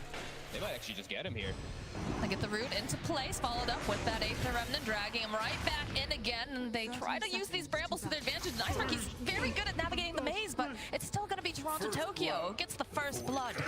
And that feels very good. Taking down the enemy mid laner and getting a little something for yourself, too. Yeah, now he just buys a stick immediately. So the lane, last time we saw the Storm do very well versus that Void Spirit, we could see a difference just because of being able to start with a little bit more mana, a little bit more things to play around with it. Just off of the bat, they're getting that kill. Seeing themselves they're trying to set up for 3 or 4 bounties. They should actually get themselves to 3 at the least. And maybe, oh my god, always want to fly. Yeah, he is not looking great here because they've got plenty of lockdown. Is forced to take the Icarus dive early. That is not what you want to grab as a Phoenix player. No, that is quite brutal for sure. That's going to hurt V-Tune's lane quite a bit. He's not going to be able to apply nearly as much pressure to Collapse, and Collapse should get away with a lot down here. So, all right, again, Team Spirit setting themselves up for pretty good success. Start of this game. All 3 lanes should have pretty solid stuff going on here. Iceberg should still win that mid matchup, but that stick, little things do make a difference. They do indeed. Now, as a Phoenix player, I have to ask you, Puck, because you're obviously an expert here. Is it better to have just died there than to have picked up the Icarus dive? Oh god, it wasn't first blood, so maybe honestly, but you know what? He took it. It's tough to really just say straight up there that it's gonna hurt the laning thing. Morphling's gotten a little bit like buffed and nerfed, right? The attribute shift is actually a lot better now at the start, so he should be able to just farm down here fine. It's not like the Phoenix has to beat or the zone these heroes out that much. But it does feel very difficult for V-Team because already the Phoenix sitting so low is forced to use all of that regen. And speaking of needing regen in that middle lane, Iceberg not looking too healthy here either. It's very close to the bottle, luckily, but Toronto Tokyo definitely feeling like, I always want to fly. He actually got him. Oh my god. There's a courier kill as well in the top lane. Ramsey's courier will go down to Miposhka. Oh god. Yeah.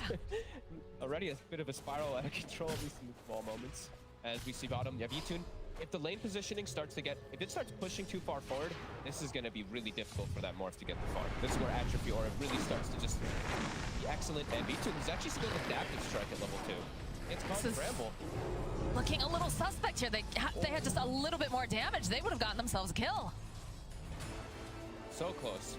Mira was actually just shy of the mana to have Shadow Realm. Otherwise, that was going to be a kill. Yeah, that was... Oof. And they're just going to continue to spam onto him too. They're very low on regen down bottom as well on both of these heroes. This great lane for Team Spirit again, and they're going to be able to slow down V-Tune.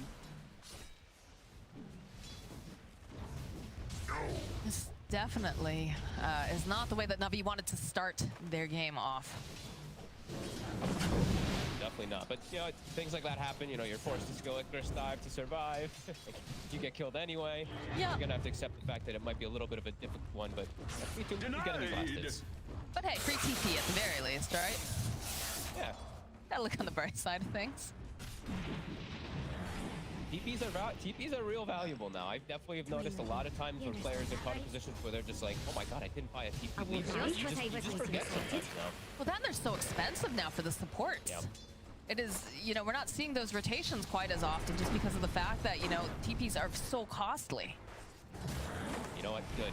Remember the days of 135 TPs, now everyone can suffer as well. That's top. A nice block actually from Roger. The Shadow Poisons almost picking out. Yeah, he's gotta be careful. He's a fifth one on him, yeah. Nicely done by Roger. Lord knows they need one of their lanes to be going a little bit better.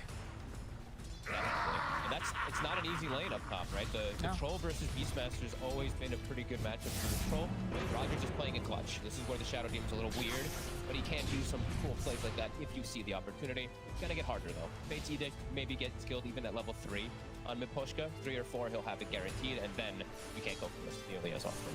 And the amount of nuke damage that an Oracle can output if he decides to go for, you know, the point of Purifying Flames at level 3 is intense. It's a very scary lane. Especially with Troll. But Troll, it's just like one of the best pairings with Oracle. You just have so much chase, so much damage, so many different ways to catch it. Dire's middle tower is under Again. Might be able to make... He's getting a little sick of Roger.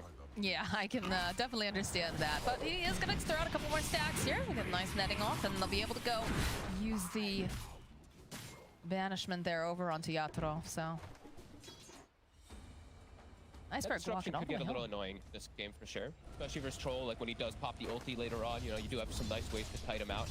They will have problems with catch and just Troll overall though. They have a Beastmaster roar and a Vortex. That's pretty much their 2 actual stuns in the game versus some pretty elusive heroes on the side of Beastmaster. Oh, again, always want to fly, taking a decent amount of damage, but still has the Icarus dive available. I think the thing I'm concerned about here is, I mean, on both sides, right? Because Miposhka, he is the person that you want to try to grab early on, especially during team fights. You don't want him to be able to save. So you have a Storm Spirit for that. But on the flip side of things, you've got this Void Spirit who's going to be hunting after the Shadow Demon, no doubt.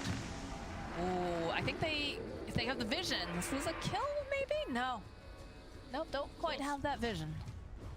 Might have been very, and also, very close. For the Storm, it's going to be tough too. Like, he wants to get in the backlines, right? But you know that it's very likely that this Underlord, he's going to build the standard items, right? These healing items that Storm really doesn't like playing versus. Even a little jolt of heal in your backline heroes, it trips him up. And he's playing versus lots of roots. Like, he's got pits, he's got grapples. There's going to be a lot of things tripping up that Iceberg Storm in the mid game. Ooh, the jump over onto V2. He's going to be able to waveform forward. Goes right into the brambles, but is going to survive here.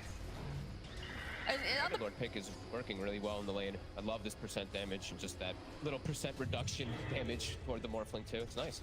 Definitely helps. 6-minute runes coming up. Roger throws out the disruption. He denies the rune. So it'll be a sad Toronto Tokyo, but Roger's got to be feeling pretty happy with himself. Take some of that anger out over an Iceberg here in the mid lane. Immediately glyphs the wave too. So with that catapult, he's trying to apply good pressure. Get some decent damage. Even gonna keep. He's gonna tank the tower. Okay, he's gonna tank with his bottle. Wait for the next wave, and he's gonna keep hitting this tower mid. This is a nice move by Toronto.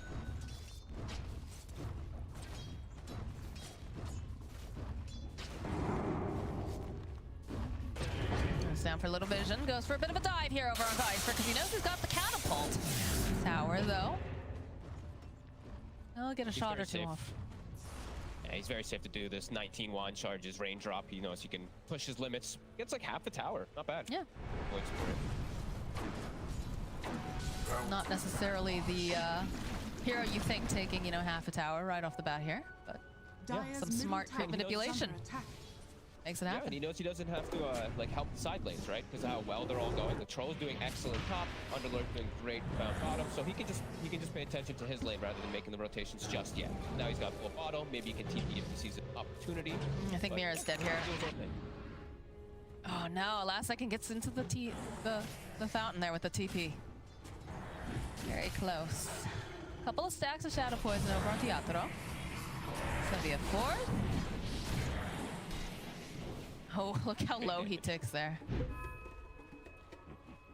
He's got that Oracle behind us, he'll be able to get healed up a decent chunk. He's also got Ring of Health already.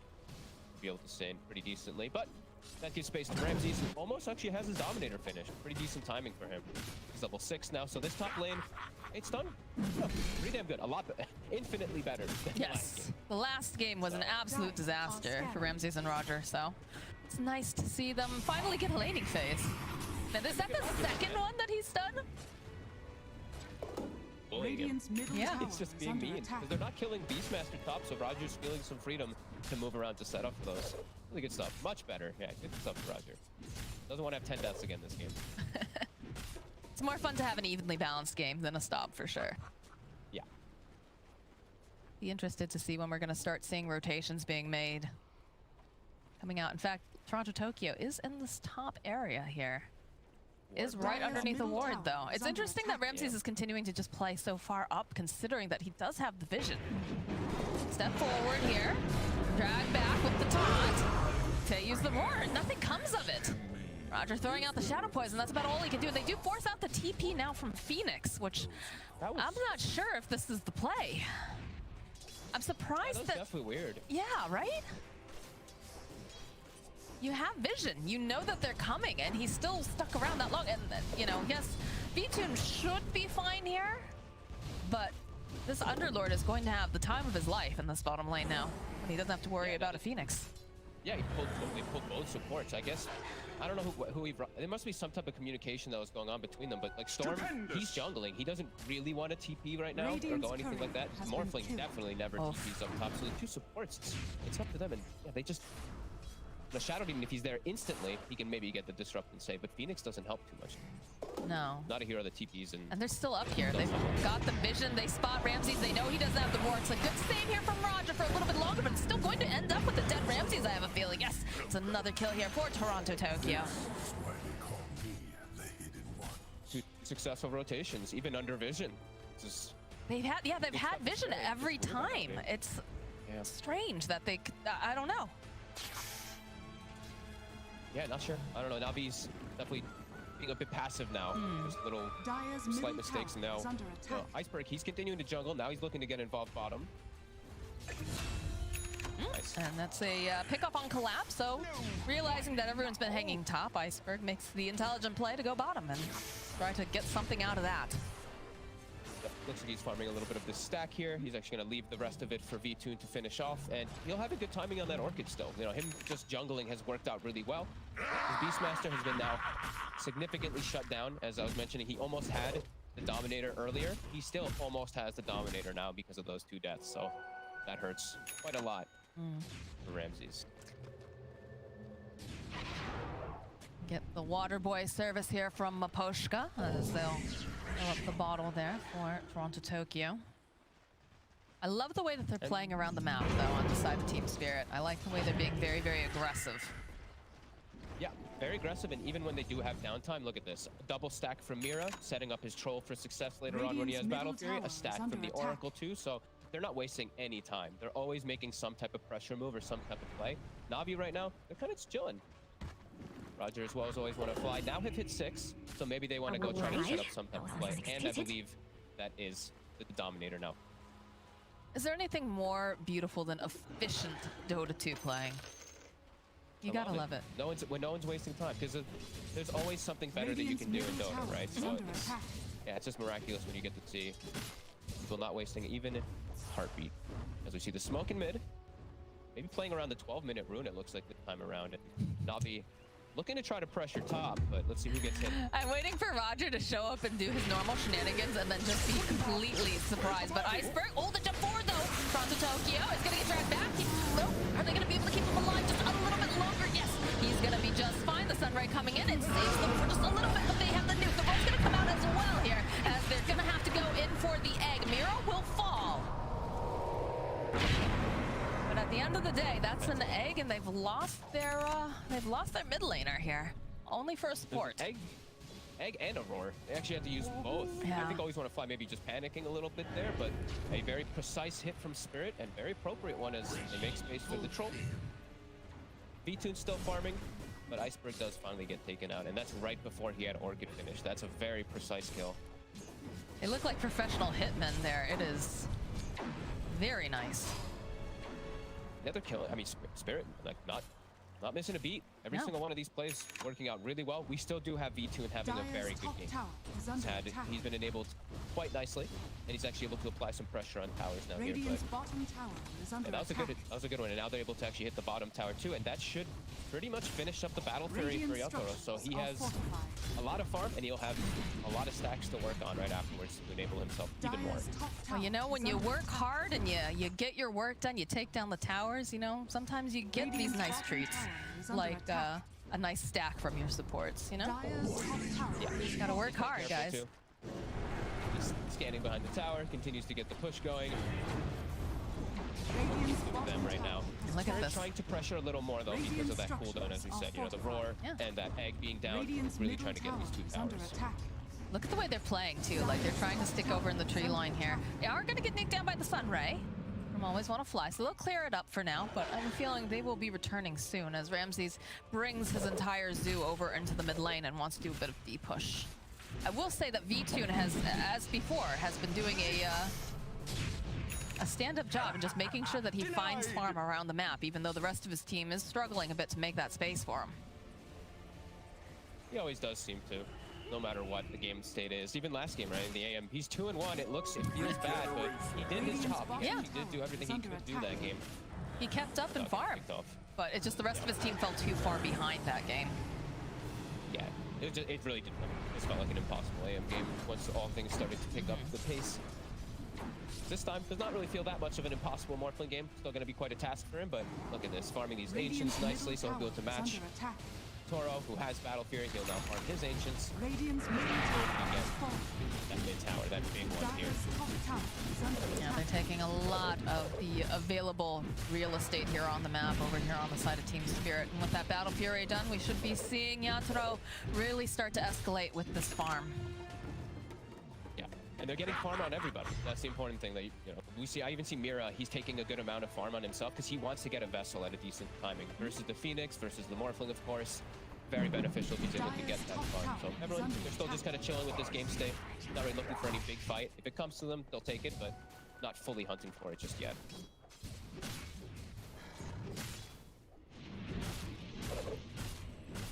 I like the vision that they placed up over here on the side of Team Spirit into the bottom part of the woods here on Radiant's side. Be able to keep nice tabs, might be able to get some sort of a pick off as well, because, you know, someone's going to be jumping in and defending that tower. Yeah, I like that they doubled it, right? Like, Yeah. you sometimes only see, like, the one ward. The fact that they put two, it's definitely really nice. Gives you a lot of See information. Collapse. Yeah, exactly. You get information from both avenues, so you're always covered.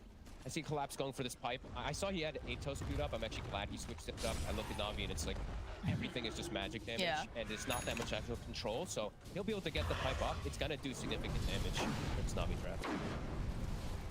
He's a big tanky lad too, that Underlord. Be able to do a lot of front lining here.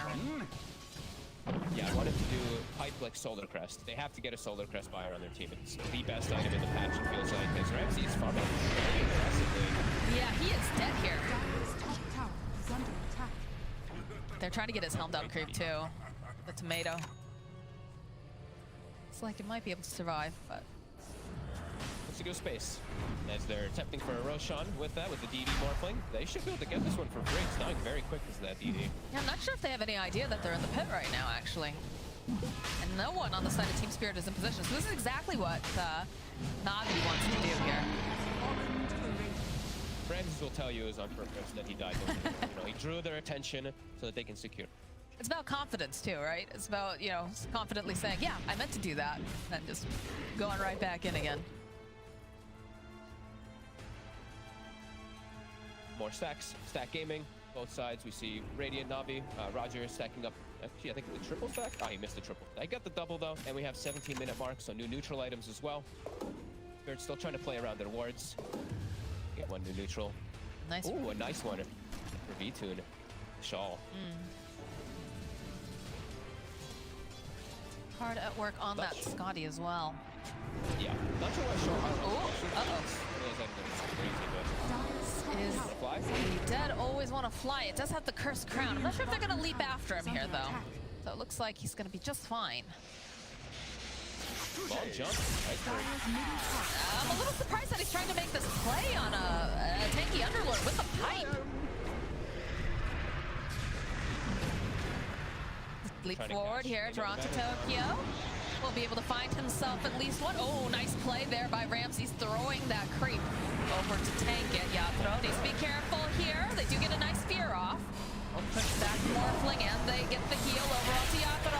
Again, another root's going to get thrown back. Roar's going to get used as well. The rest of the team to leap forward here. Yatro, he has his ultimate, though. He's going to go right back in again. The Aegis does go down. Iceberg will fall. Notcher next to fall as well. Yatro just chasing after everyone that he possibly can. But over back on the side, V-Tune does manage to finally get the hit over onto Yatro. Nice pit of malice, though, coming out again from Collapse, holding them into place. They've got the Curse Crown here over onto V-Tune. The draw back over onto Ramses. That should be the next victim on the side of Team Spirit. They still are chasing after V-Tune, but he navigates the brambles very nicely. So he is going to be able to walk away from this. They end up losing the Aegis. They end up losing the Troll as well. Great positioning from Spirit in the fight. I love watching the way that the supports play there. They saw the way they identified the fight too, right? Storm, low on mana, they just full out aggression to try to catch him. Nice play from V-Tune, switching between the Underlord a lot there. We're seeing them extra pits, extra firestorms coming out in the lines there. But yeah, Spirit, these two supports just sat in the back and got everything off. Not a single spell really hit them. Wish fulfilled. Well, again, it did feel a little confusing to see the initiation coming out onto the Underlord. Not usually the target you want to go after. Nice play there again with the creep. But look at the positioning of the supports. Yeah, look, they're just all the way on the right side. We're going to see like the entirety of this here. Instant reset. The demonic purge, we see exactly what the panel was talking about, how effective it can be. They threw a salve, they threw an urn on him to try to save him. It all gets dispelled. But he does get healed off, the most important thing for his team. Because of all this positioning, just playing on that right side together, avoiding the egg. So yeah, great synergy. Looks like they might be killing something else here too. They'll hold the Phoenix into place with the root and Curse Crown. Maposhka will get the final hit. Ooh, Ramses now gets spotted here by Yatro. Uses the roar. Hangs around a little bit. I think he was thinking maybe some teammates might be coming around, but hightails it out of there. Now no roar for 80 seconds. It's a pretty long one. Continue to make these aggressive moves. Yeah. Spirit continuing to do a really good job this game. Still not a massive lead. V-Tune still having this good game, but they are really shutting down the Beastmaster a lot this time around too. And the Storm, his Orchid timing, he hasn't really found much of anything with these one. Oh, the zip. Something maybe. Yeah, look at these Power Ranger TPs coming out. Toronto Tokyo is going to survive as they fall with a beautiful pit of mouse. Iceberg is forced to run away. They're going to try to root him into place, try to get that hands on them, but they're not going to be able to quite do it as V-Tune turns himself into the Void Spirit. And they're going to back off. They did force so many TPs after they jumped on Toronto Tokyo. That was close. They used the Purge too, so he tried to like Yules himself in the air to get rid of the Orchid. He drops down immediately, but is able to get away. Iceberg though.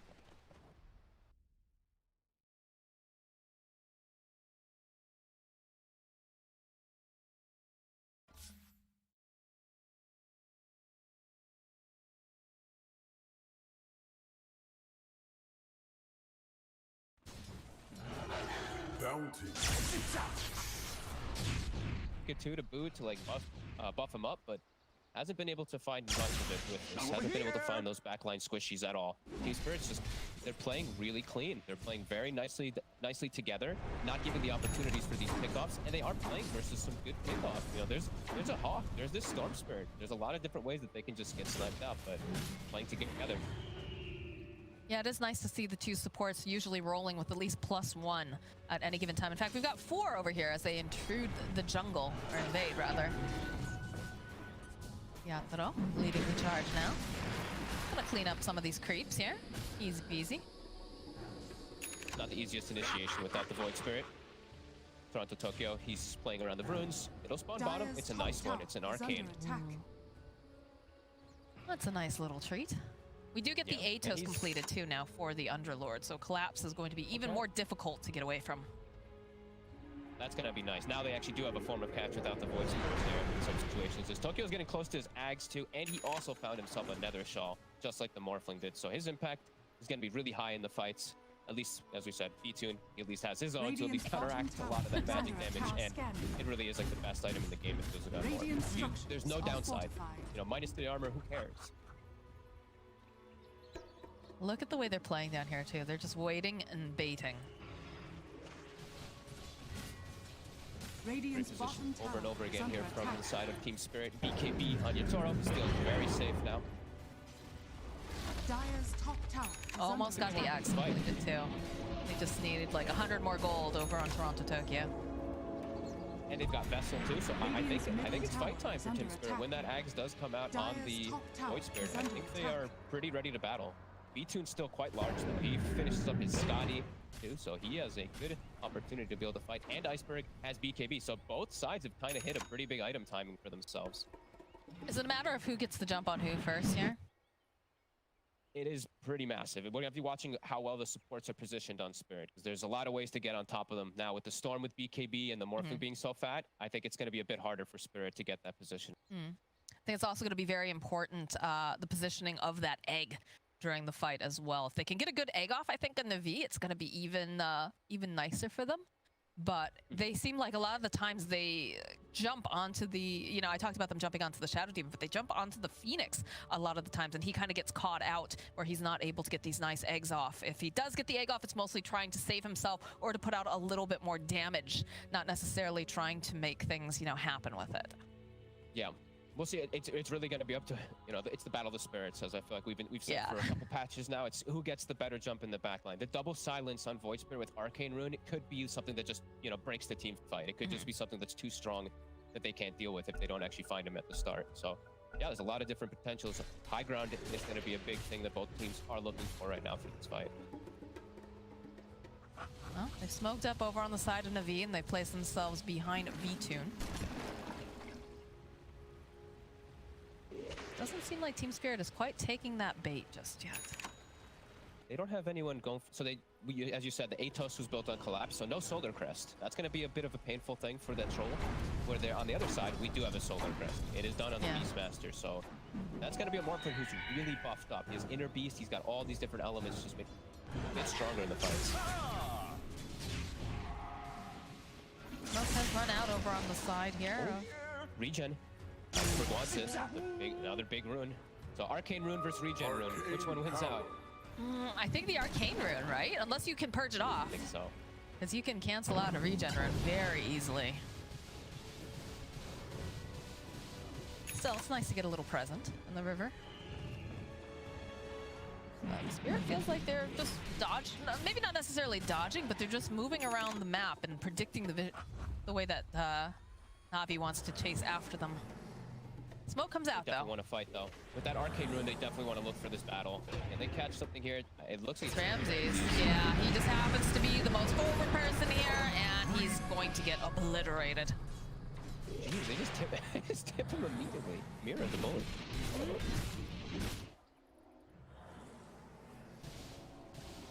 Oh, no, I saw some tips coming out the other day, too.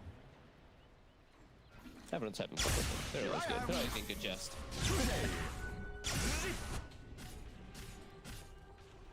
Why don't we ever see wholesome? I mean, we see a couple wholesome tips, right? I think I've seen GH put out the wholesome tip every once in a while. Well, I think, what was it? Not yesterday, the day before. We had the teams like saying like, "Good luck, 1-1 now." Like they were like actively talking to each other about like the score of the game. And stuff like that. It was fun. Well, that's nice. Clearly just like friends for a long time or something like that. I like to see it. Unless you're in NA where they know each other for a long time and they still just razz on each other. The Fear was getting wound up here by Mirror, but the BKB comes out from Iceberg. He's gonna zip forward. Already though, just throws himself into the Shadow Realm. They're not gonna be able to get anything. And that is a BKB down, Fog. They can make something happen off of this now. He panicked a little bit. He walked into the bramble and then he's like, oh my god, like if I get connected by a Fear, I'm just dead. So instantly BKB's like, bam, ready to roast Team Spirit. They're not hesitating at all when that BKB charge is wasted. I want to see a Solar Crest though, like you said. It's just such a good game. Like, again, it's not even just a good game, it's just such a good item period right now. Seems odd that we haven't seen it picked up at all. Have to be careful because they're looking to fight this. Roche, less than half health here. Back over onto the troll. Flame Spirits coming out as well. They've got the pipe. BKB out over here over onto Yatoro. He wants to finish this off, and there it is. The jump forward. It's still not going to be enough. So the age is going over to Yatoro. As he just keeps trying. Look at this fighting going through, but he does eventually get stunned up. And this Sunray is doing so much damage onto the backline. They try to zip over into Maposhka. They're not going to be able to quite grab him in time.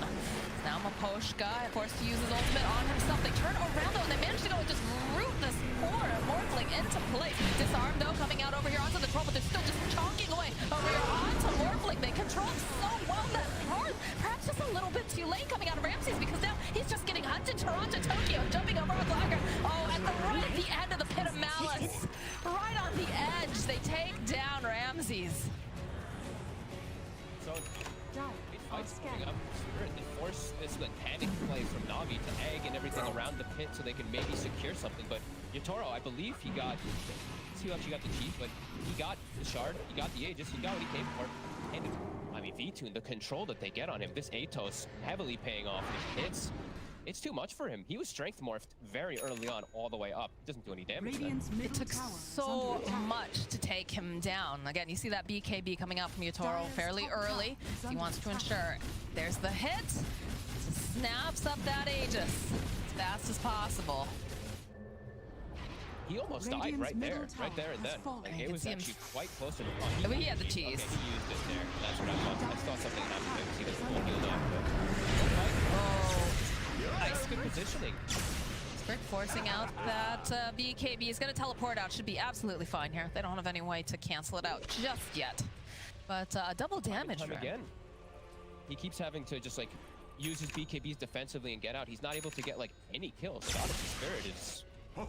They're taking these fights so well. These two supports, every single time, they're getting so many rounds of spells off. Everybody's doing their job perfectly. Navi's falling apart a bit. It's 13-4 with a 9k lead. Definitely feels a bit tough here, but everybody's getting into the car because they want to go and make some moves here on the bottom lane. Ramses, though, buys a bit more time. The rest of the team is nearby, but I don't think they were expecting that Yatoro and Maposhka would be here. So now V-Tune forced to just... Oh, no, he turns back around, gets the kill onto Maposhka. This time he's able to get at least one of the pickoffs. He does get the orchid off, but again, Ramsey's getting grabbed. And who'd they actually give? I think they gave the shard to the Willow. Yes. Okay, they did. So I actually thought there was a good chance that Yatoro takes it himself because of the attack speed that you can use versus Egg on the Rampage. It's actually pretty nice, but maybe he just thinks that it's more beneficial to have on that Willow overall in the general. It's more lockdown, right? It's more lockdown. It's very... I don't think you really can step around the brambles because they're so close together after the Cursed Crown proc. It's annoying. It's pretty tight. It's more roots, more control that V-Tune doesn't have a BKB for. Yeah. You know, there's so many little things like these pits and these roots and everything that he is dealing with, and he actually has to go for BKB now because of it. Toronto, Tokyo. There is nothing for you. Easy kill. Yeah, that Phoenix just can't be alone on the map at this point. He's just going to get hunted no matter what. Ooh, and he's actually, okay, he's gone for the spell amp talent too now, too. That is going to be so much damage coming out from him. He's also going to Sange and Kaya. That's gonna be nice.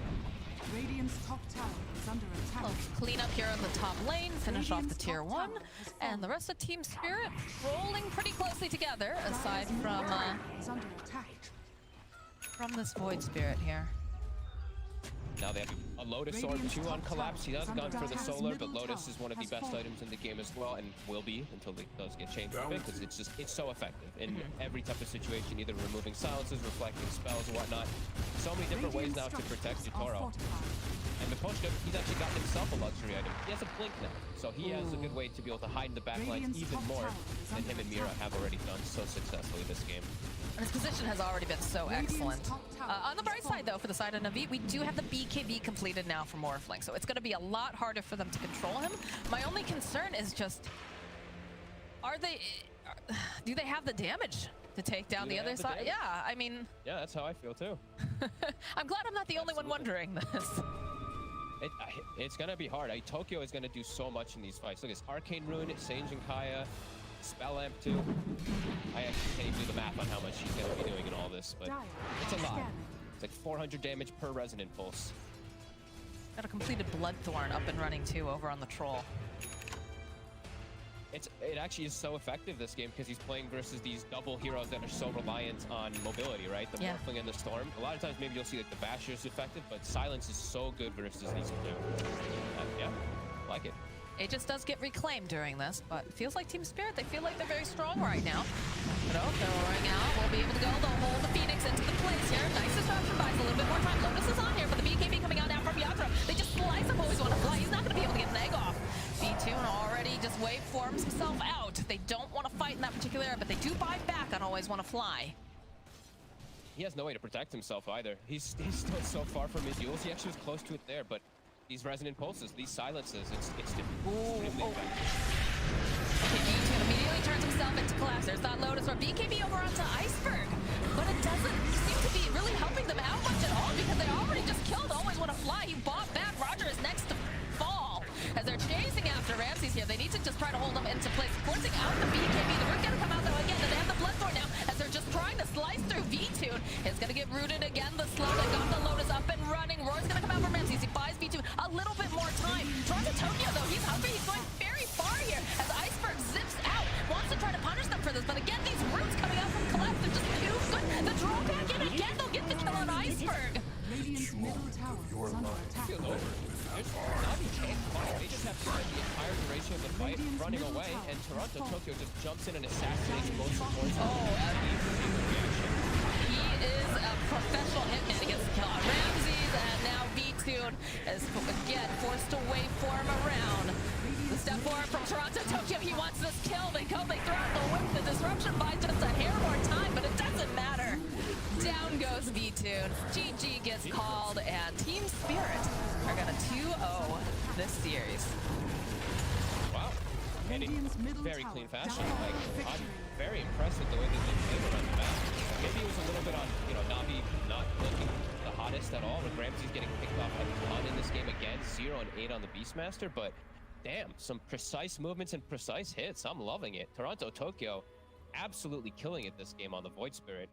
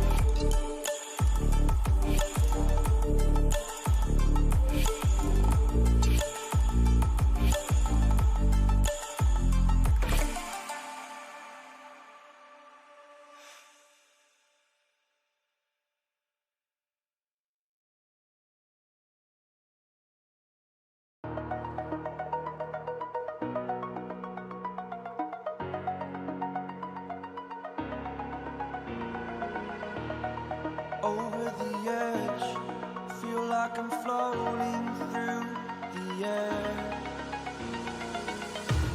The pain I felt is paid for, all is said and done. Oh, I am restricted, fixed upon the web. I need to kick the habit that my mind is breathing in. Break out, I've got to see. Spent all my life holding all of it closely. I played it innocent, a feel of discontent. I'm finally facing it all, fearless.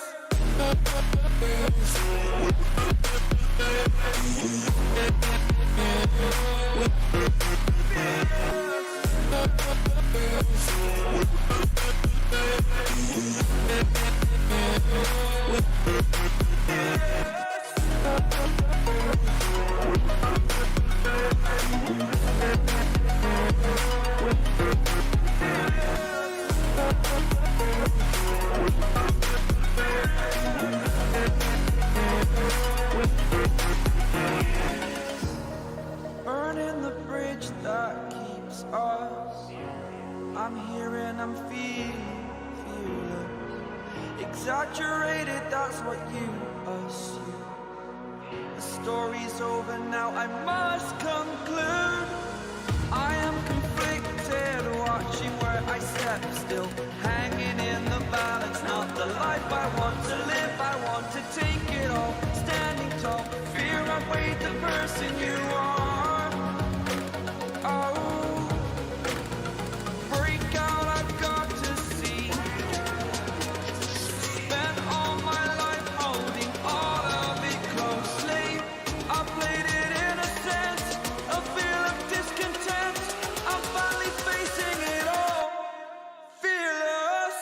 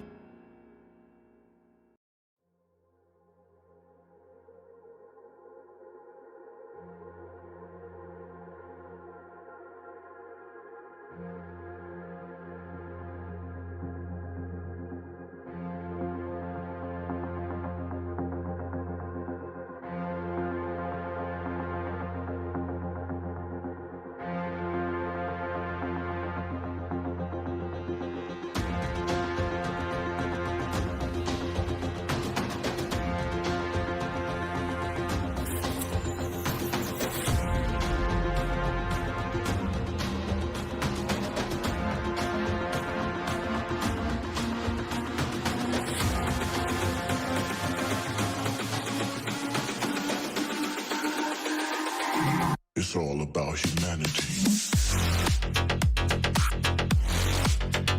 About humanity.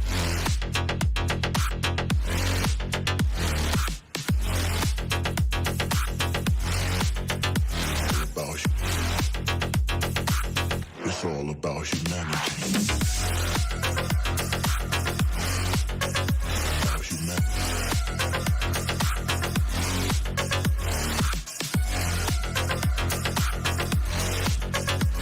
About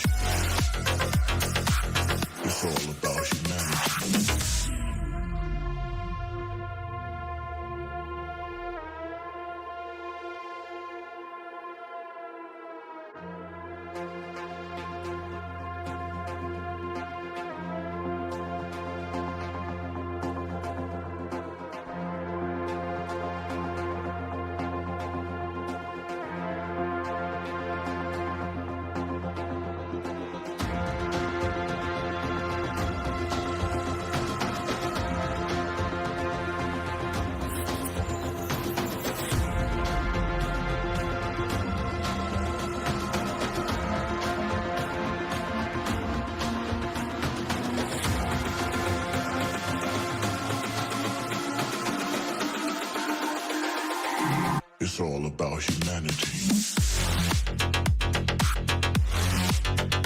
About humanity.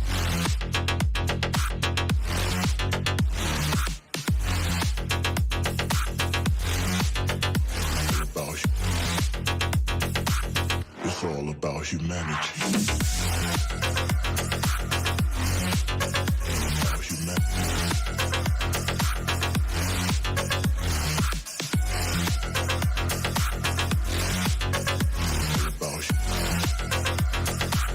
It's all about humanity.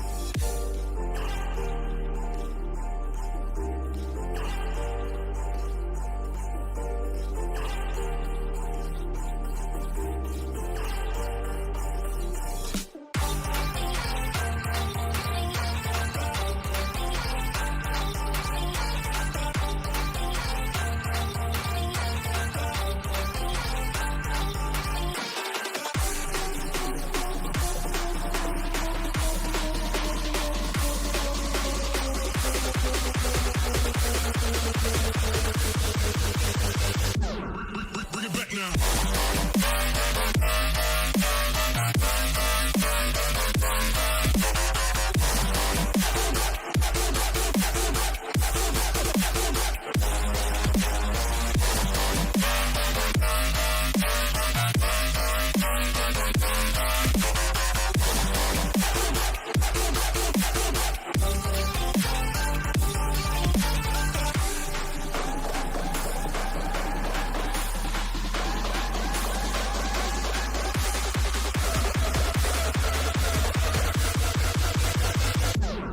Bring it back now.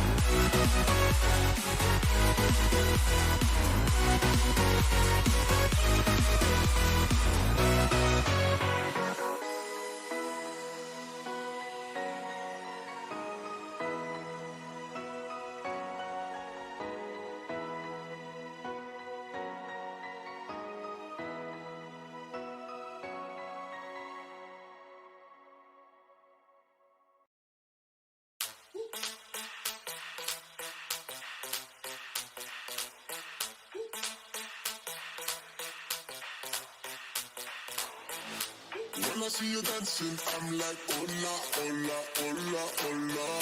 With your move fancy, make me wanna hola, hola, hola, hola. I got your attention, spending that moolah, moolah, moolah, moolah. I'm a top popping, pocket, swola, swola, swola, swola.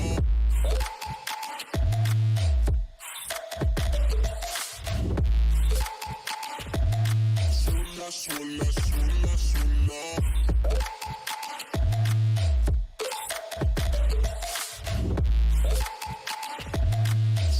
Swola, swola, swola.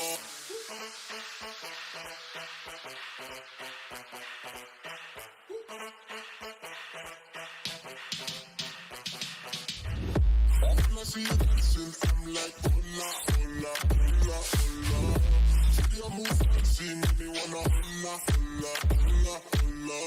I got your attention, spending that moolah, moolah, moolah, moolah. I'm a drop in pocket, swola, swola, swola, swola.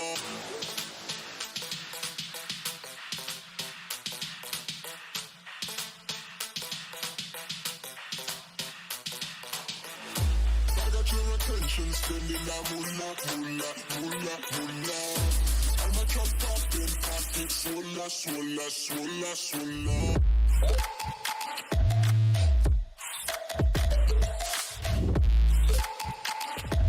Swola, swola, swola.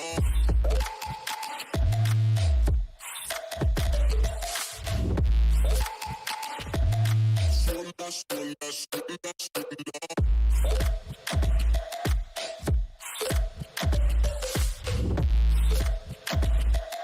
Swola, swola, swola, swola.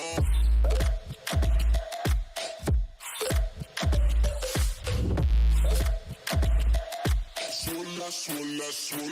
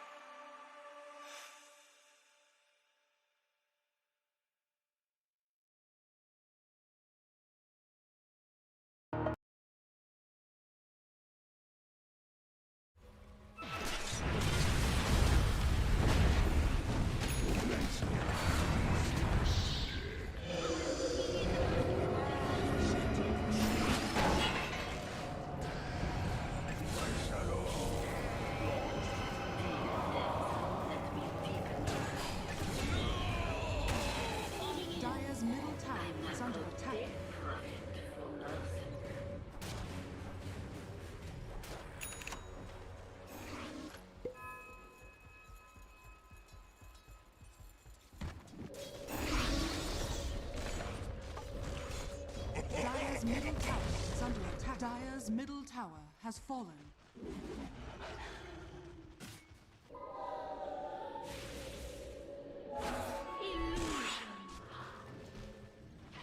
Dire's top tower is under attack.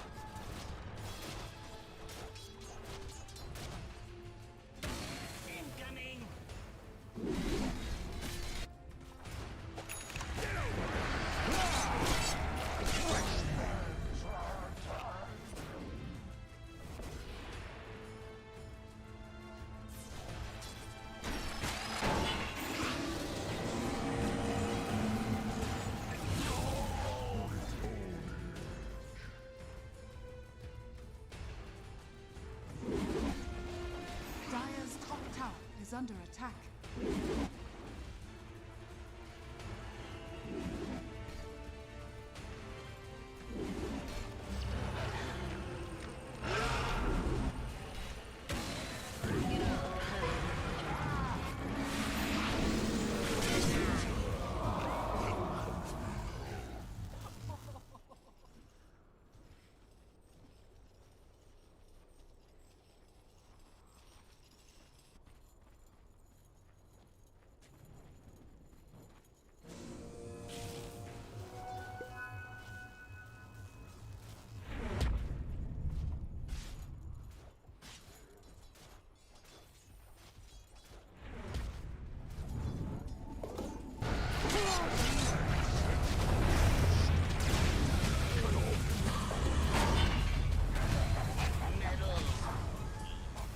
Radiant's middle tower is under attack. Radiant structures are fortified. Radiant's middle tower is under attack. Radiant's middle tower has fallen.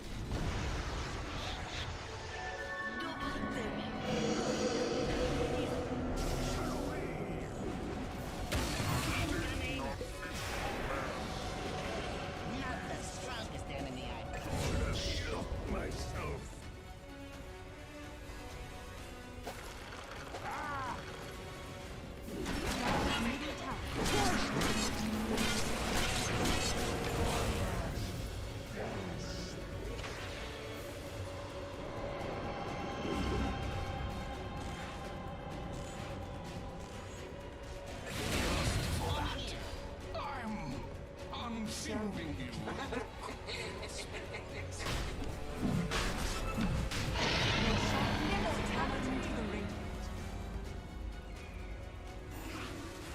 Radiant's top tower is under attack.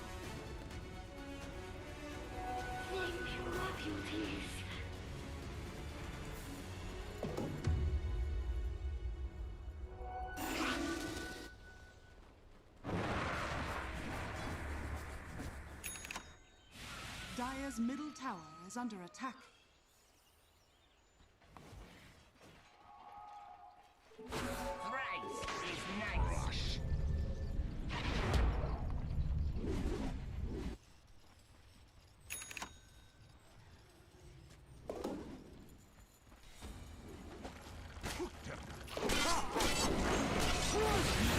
Dire's top tower is under attack.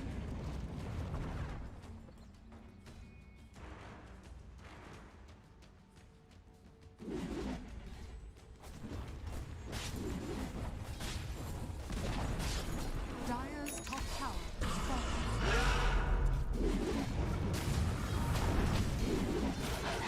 I'm mechanically reclined. Feet of command. Dire's top tower is under attack. Dire's middle tower is under attack.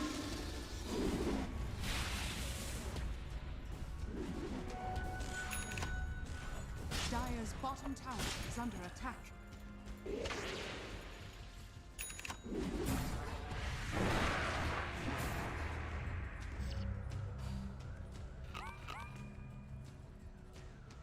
Radiant structures are fortified.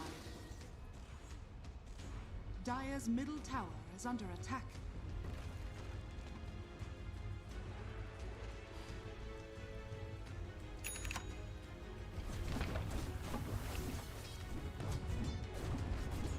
Dire's bottom tower has Dire's middle tower has fallen.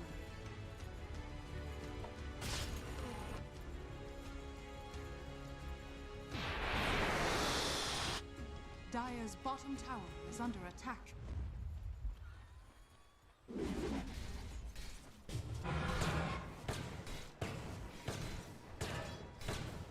Radiant's top tower is under attack.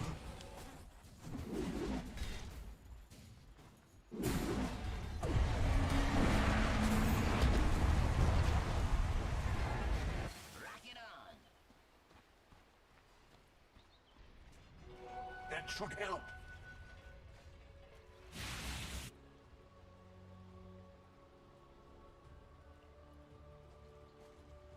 Ah, fresh meat.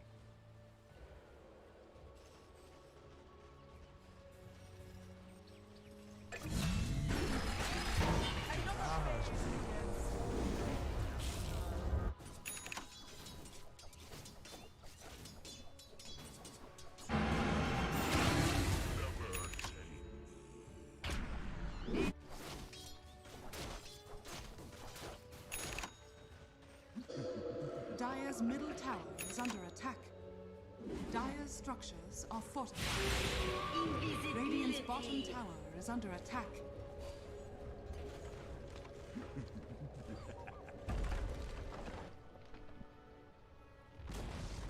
Dire's middle tower has fallen. Dire's middle barracks are under attack. Dire's middle barracks has fallen. Dire's middle barracks has fallen.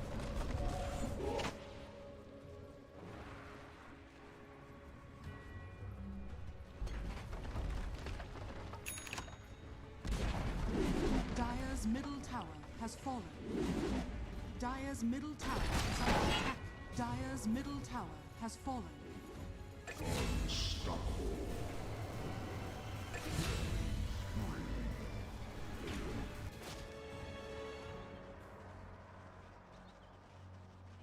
Dire's ancient is under attack.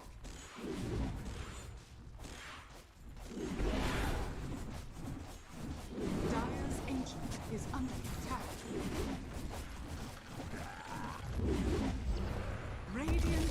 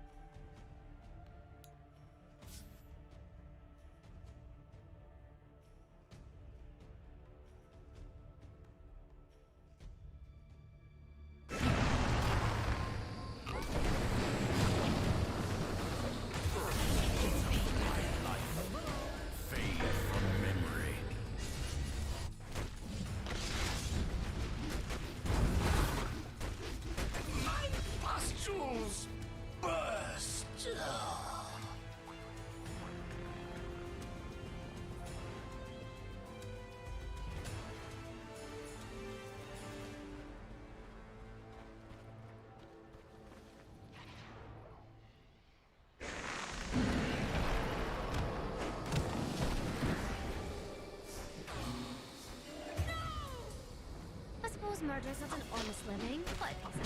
Dire's top tower is under attack.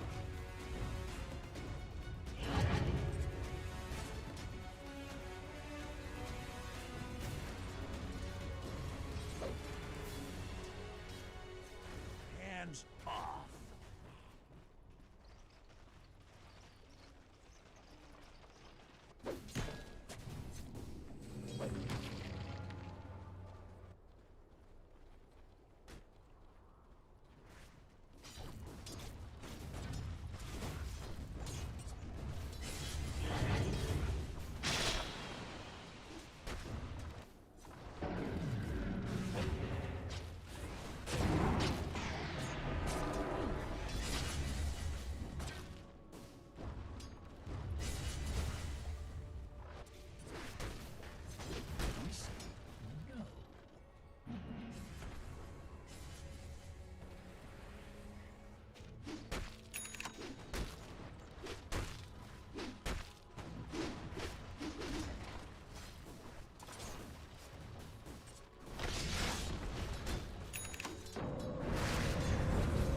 Radiant are scanning.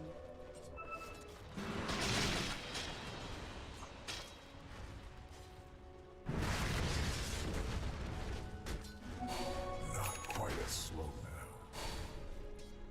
I did not think it was possible.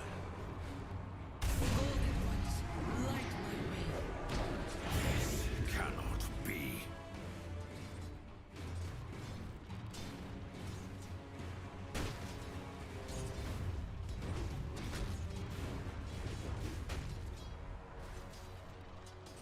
No.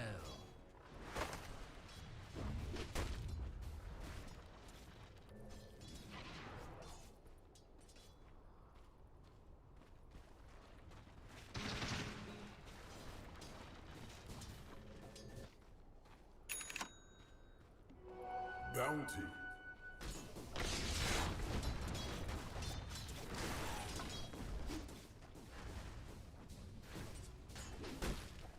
That is not yours.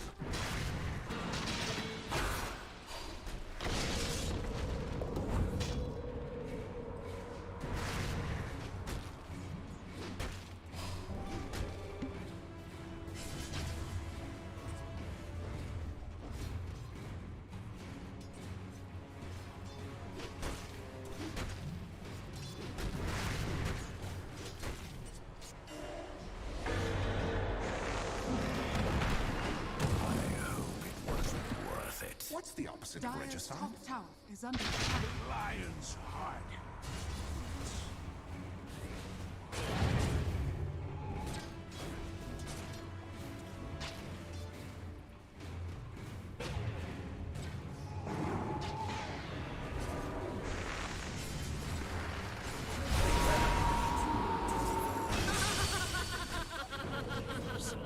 You reap what you sow.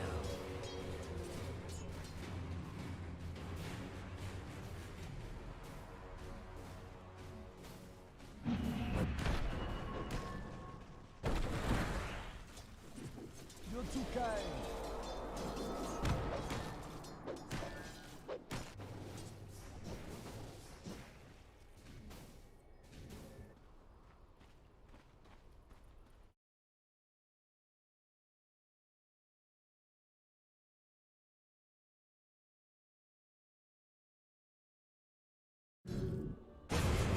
Radiant's bottom tower is under attack. Dire's structures are fortified.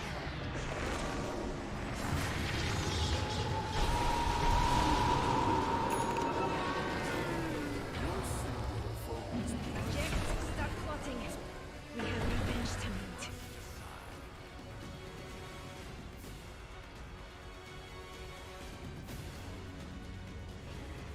Bounty.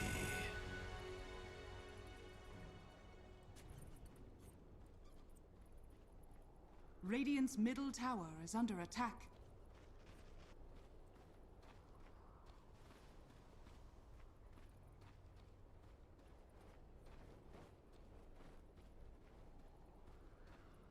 Dire are scanning.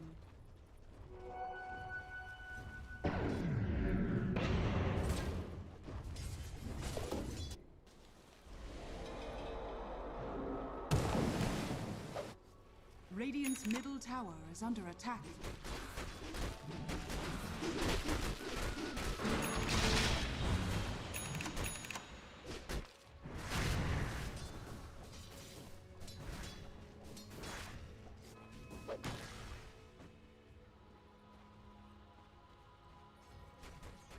Radiant's bottom tower is under attack.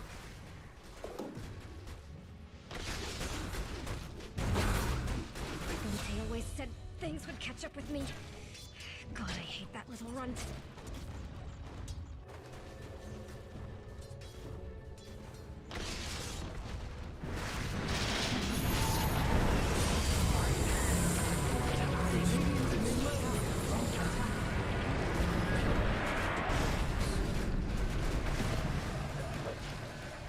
I certainly was. I merely had later needed. This is much more useful. Children of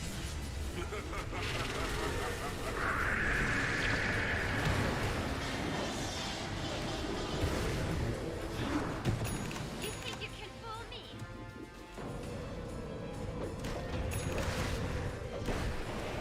My people died for nothing. The petulant pursuit for power. I return to the void.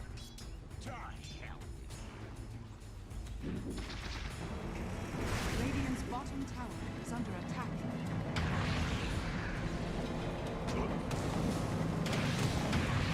Radiant's top tower is under attack.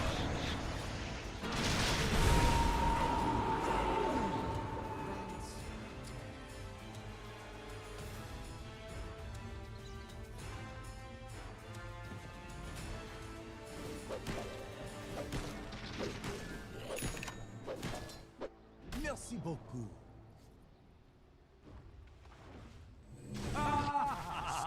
Dire's top tower is under attack. But I'm worth so much more. Excellent.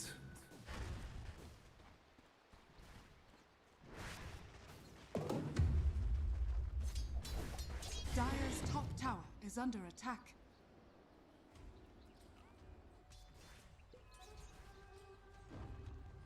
Radiant's bottom tower is under attack. Dire's top tower is under attack. Radiant structures are fortified.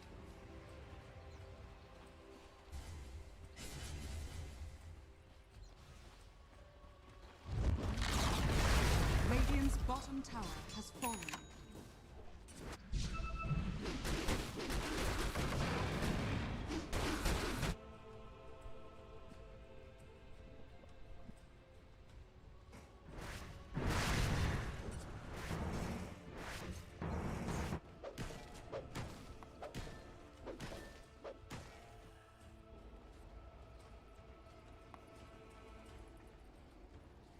Such a limited imagination. Such a limited imagination you have.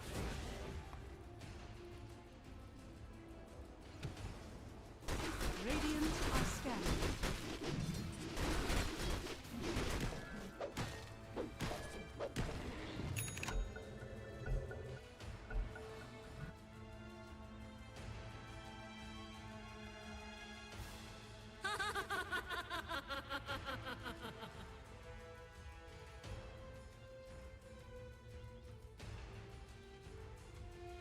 Okay, that was unexpected. Okay, that was unexpected.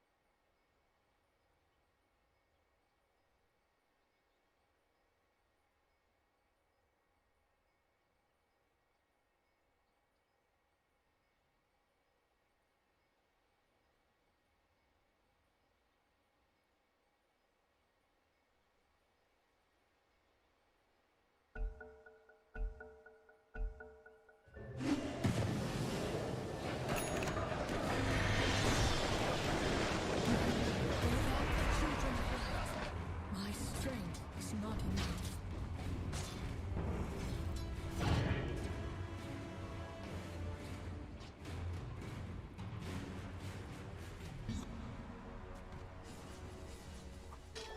Twice the measure of power.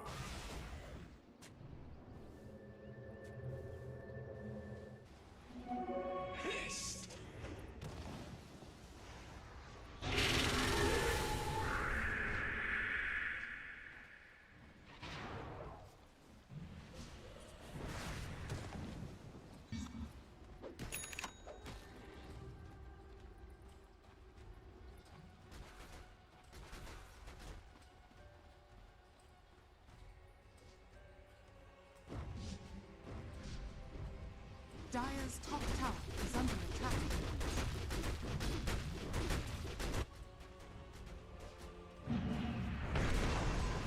Dire's top tower has fallen.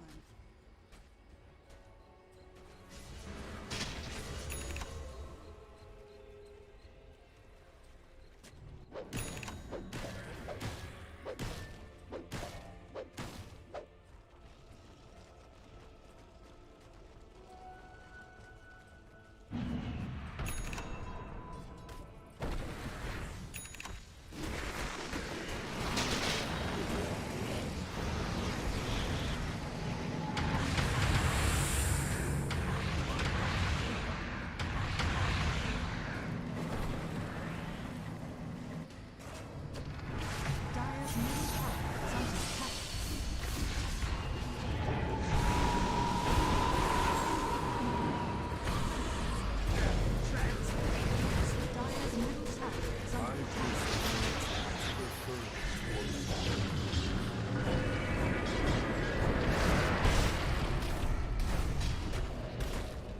Dire's middle tower is under attack.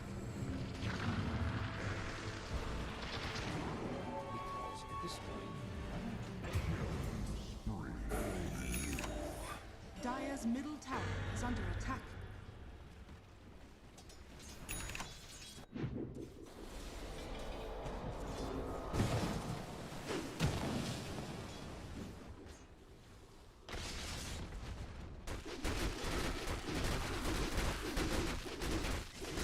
Dire's middle tower is under attack.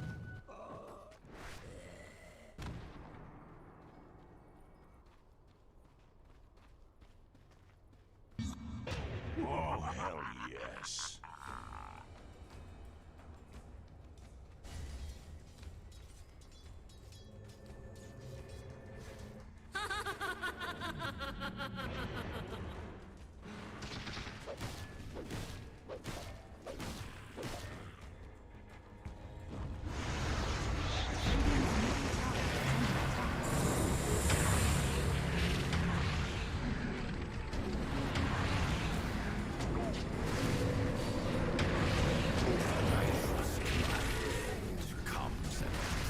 Cannot maintain. Amazing what you found laying around.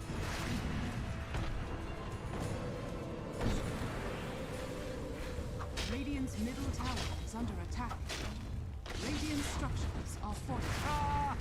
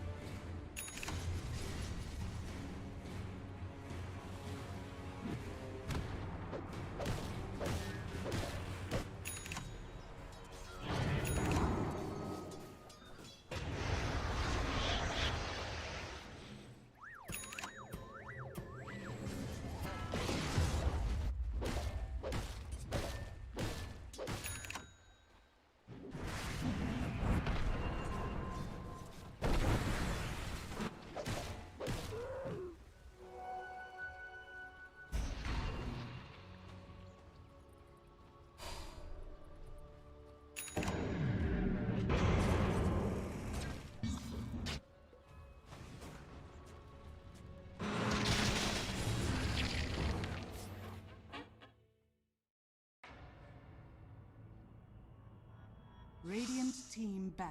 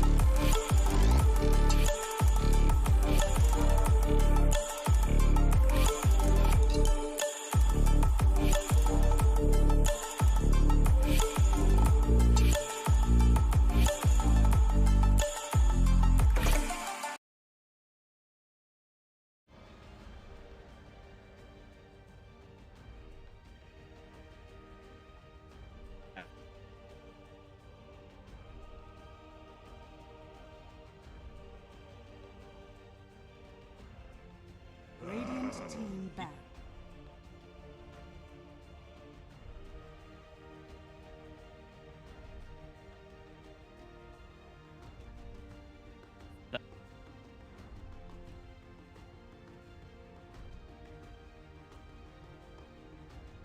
Ten seconds remaining.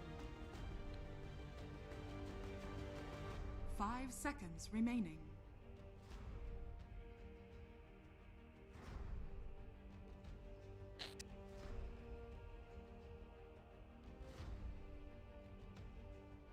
Dire team ban. Radiant team ban.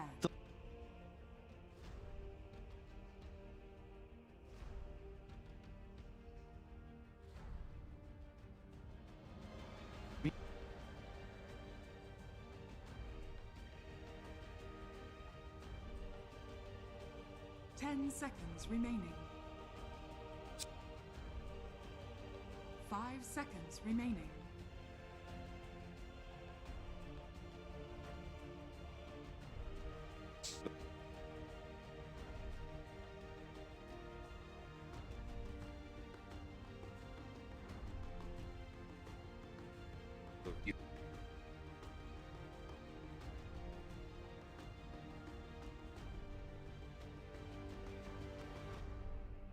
Dire team pick.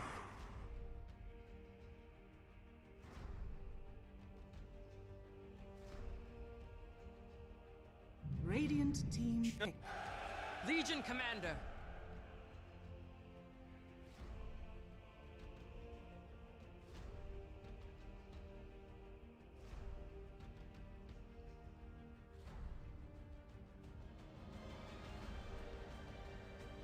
Ten seconds remaining.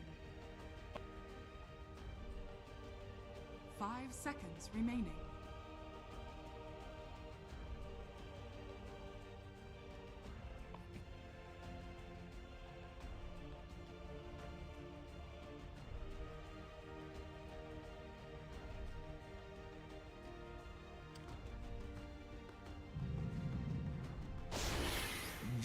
Choose your hero.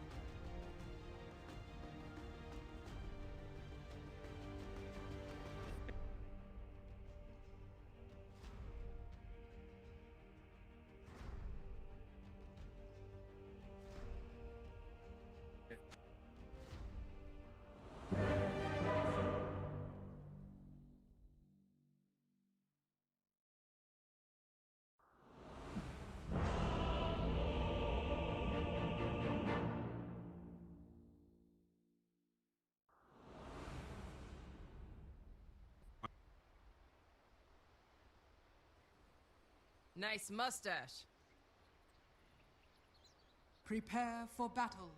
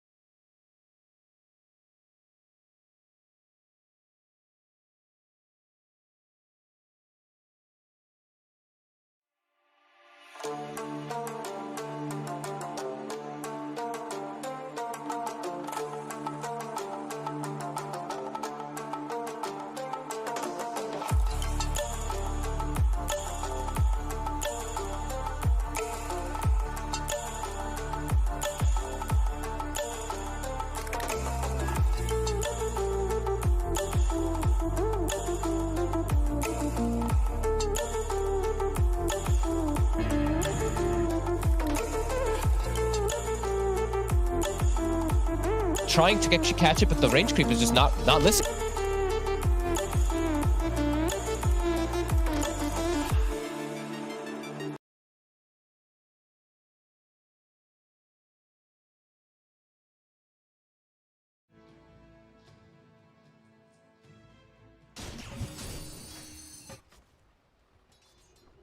See that top? That was weird. Dire's top tower Yeah, I is mean, under is it? attack. No, it could have still been. Just ignored him. It wasn't a part of the original creep wave that was left alive, right? No, surely not. Or maybe? No. No. And G even hit it, and it ignored him. It didn't even aggro him. It just went back to the lane and just walked the tower. So that's actually going to cause the lane to push out instead of them stabilizing the lane position. But at least they get a pull off and Okay, yeah. try to do something. But that was weird. You know, I've seen a lot of strange Sort of weird creeps. movements. Aggroing neutrals for no reason, just ignoring normal aggro and just going straight to pathing through lanes. I'm seeing it a lot lately, actually. That was weird. Let's see. Things going on the other lanes. Mid lane, Relbel against mellojul. See 13 for 3. A little bit of an edge. Here's the Mars. Yep. I like that he skilled his bulwark, so he's got a little bit of extra reduction versus that. He's already got good base damage from his puck anyway, so solid matchup. We'll see G trying to deal with Yamich a little bit, but chshrct is going to be able to step over indeed. But this extra level, be a lot of damage onto G. Not quite enough though. He's able to get under the tower, and they won't waste any more time diving in on him. Yamich is holding that roll the whole time just in case, because he knows if he rolls early, the TP just comes out instantly right afterwards, and G probably survives. So G resets full heals. Still putting pressure onto the Ursa though, and another Gale comes out. Nefrit. He might be dead this time. They've got to look for the denial. Or maybe with the Fairy Fire it's enough. There it is. That Fairy Fire will keep Nefrit. Oh, I said that. It's going to be close with these ticks. He's going to be real low. Yeah. He's looking to stick around. When he's got the spell up on Boulder Smash, I think he's going to go right onto Nefrit. I mean, this is very greedy from Nefrit. What the? I mean, that was always going to happen, wasn't it, Fox? You've got to expect the Earth Spirit to throw his life away to kill you if you're going to go for that creep. He has a ward too on the side, so he sees the Earth Spirit never ran away. He knows he's still lingering around the area, and this is a kill lane, right? The Veno and the Earth Spirit are going to try to kill you non-stop. That was extremely greedy. But maybe he did want to die to just bring regen and get his boots and stuff like that. At least that's what it looked like. Sure, I guess that it's a reset. It is a reset, that's true. A prize. But yeah, giving up that kill. Yamich is extremely happy. He just got Tranquil boots off of that. That's excellent start for the Earth Spirit. Every lane's going good for them right now. Yeah, bottom lane, we're seeing both cores get farm out of this. So, you know, Shachlo's having a decent start, but not really able to slow down dyrachyo. No, and eventually he will die on the Legion. Eventually there will be a situation where maybe he steps up too far, the cookie catches him. They've actually not done Scatter Blast at all. That's actually pretty cool. Just oh yeah, maxing out the Shredder. Maybe it's a new build. You know, I've seen people like moving around because it got buffed. Yeah. Quite significantly. So. Oh, definitely interesting to see. I mean, you said that.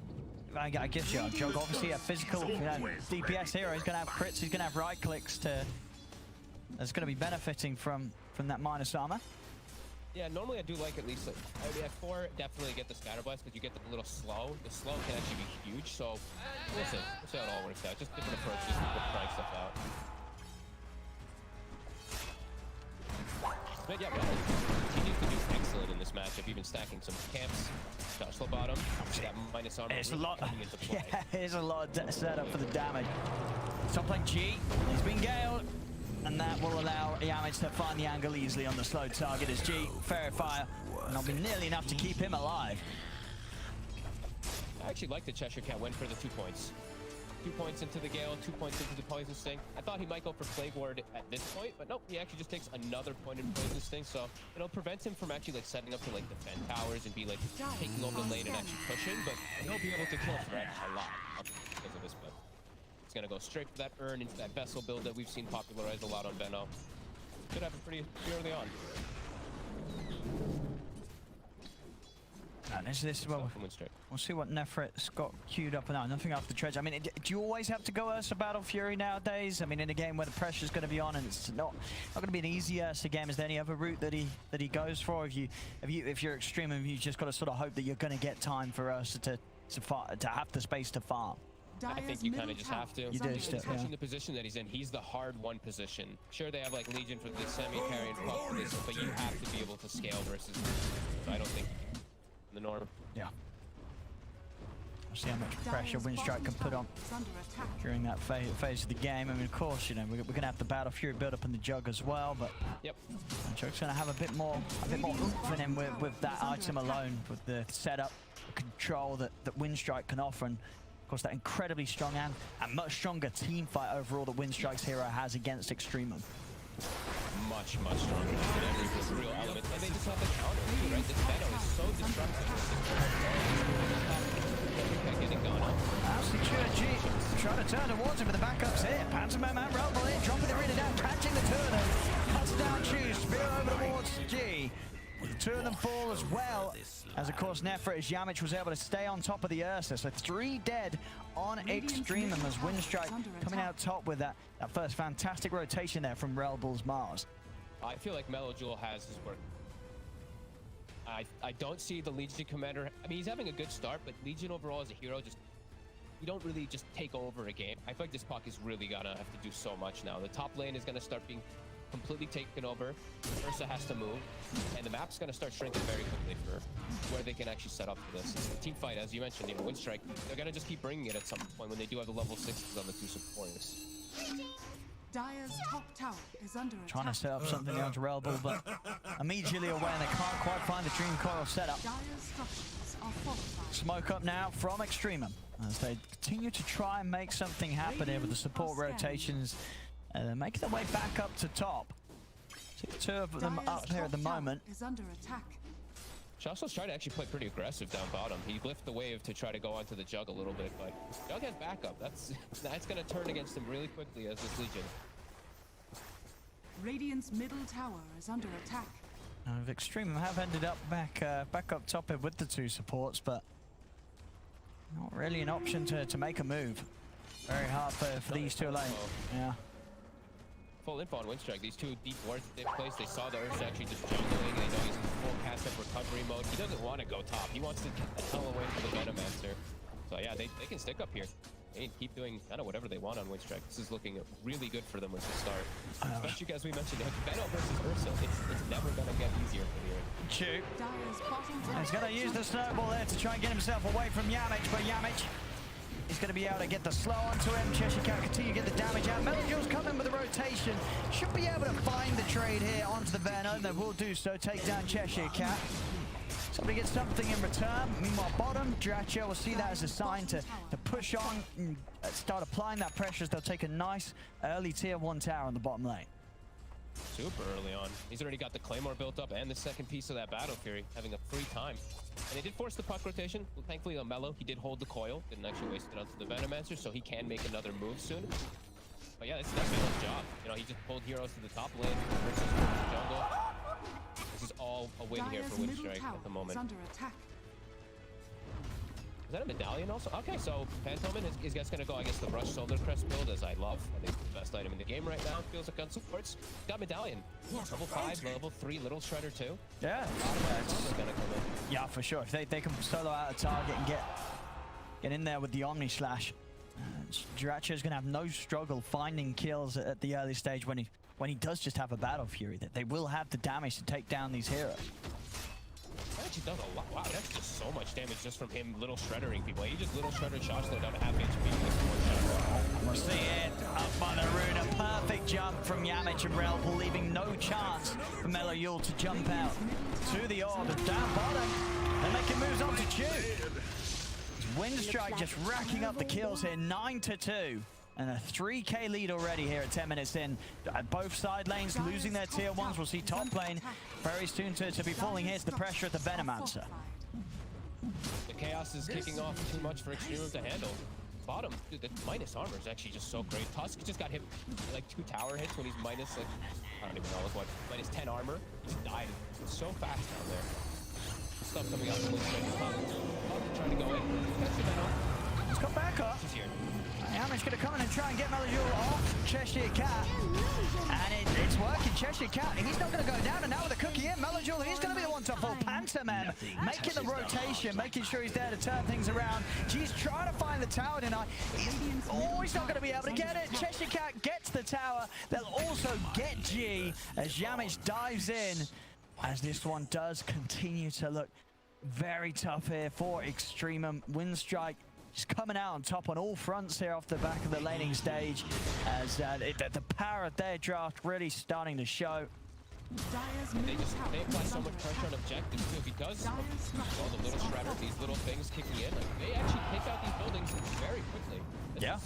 Winstrike just making all the right moves. Yamich, these supports, they're so high level, Owen. Yamich is level 8 on Earth Spirit. And what are we? 7 on the Snapfire, like. And what we got on Extremum? They've hit level 7 on the Brim, but Shachlo's level 5 on the Tusk. And he's not even quite level 6. It's pretty crazy the disparity we've got going on in Earth Spirit this game. You know, we didn't talk about it too much, but it's one of the most important things versus that puck. You know, just having this silence, high levels in the roll, the stun too. Yeah, they're really running away with the game now. And they've got Yules, like they have so much gold now, and they're just continuing to apply this pressure while Jug just free. Dire are scanning. Got it. That's the Battle Fury done. Right after this group camp, he's got it. A 12-minute Battle Fury. That's the effect of getting these early towers, that extra bit of gold for the Jug, speeding up this iron timing. Whereas Nefrit, he's still got a fair bit to go until his Battle Fury's done. And even it's like Battle Furies for the Ursa, sure he's gonna go to the farm, but he needs like 2-3 items on top of yeah, he can't find versus Venom. It's just he just can never turn Radiant's bottom tower is under attack. Well, I mean, it's going to be a lot on Shachlo to have some sort of impact when he has his first items. And he's got 2k gold, so if he goes straight for the Blink or the Blade Mail. But it's your last pick in the draft. You've got to have some sort of impact here as the soft lane Legion. And mid lane, they're going to get the jump on him. Rebel's able to get the arena down, trapping the two of them. G will fall, so will Shachlo. As, yeah, Winstrike just not giving any opportunities for Extremum to play the game that they had in mind at all here. It's just getting thrown all over the place. This is it's completely out of control. Like they just have no moves to make now. Really counter. The puck, mellojul, we're saying like he has to really kick it up and just really carry the team. It seems like in this early mid game, he's completely countered, and they're just so prepared for him on every single occasion. And these teams, like even earlier, the series earlier that we saw from Team Spirit, like they look so clean. Again, now we're seeing Winstrike just playing some real pristine Dota. Extremum are just, it's chaos. They just can't do anything. Okay, chshrct might be a bit too far off now, though. They're gonna get it. They should. He's gonna try and get himself out, but indeed left behind, and Extremum. The pantomem as well, all they can. They will manage to get the duel. They've got the damage as well to secure the win. Extremum able to find some glory there, and Blink Dagger now on its way out to Shachlo. So punishing Winstrike for getting a little.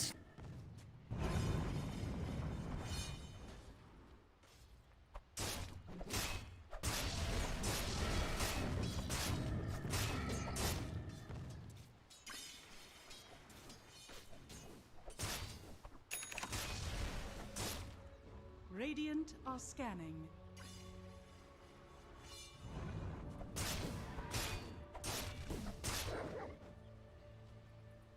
Radiant's bottom tower is under attack.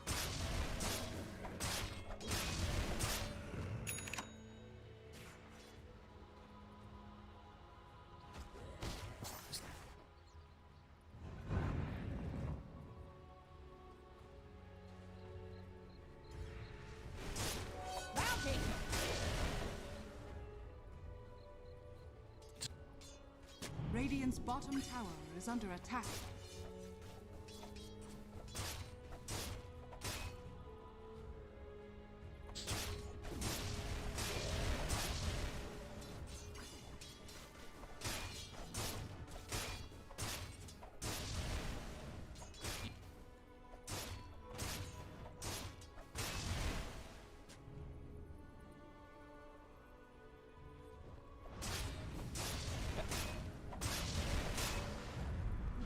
Radiant's bottom tower is under attack. Radiant structures are fortified.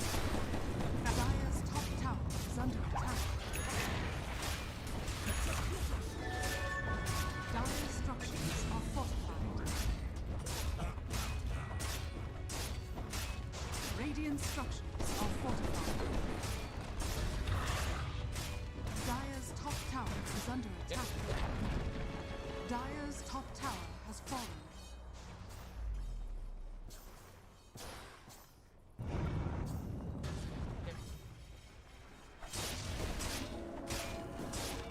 Dire's top tower is under attack.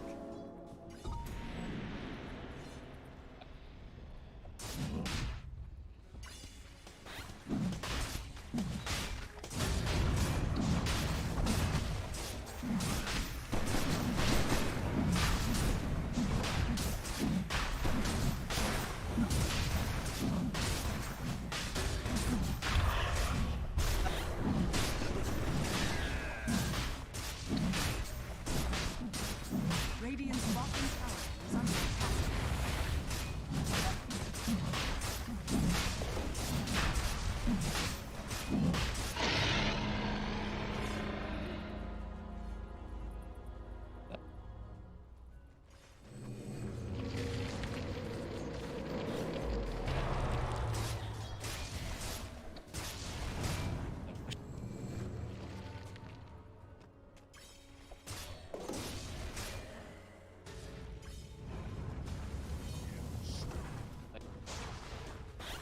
Dire's middle tower is under attack.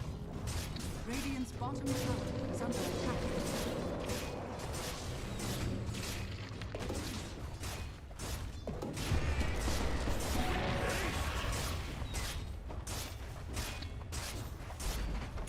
Dire's middle tower is under attack. Radiant's bottom tower is under attack. Dire's middle tower has fallen. Bounty. This will do nicely.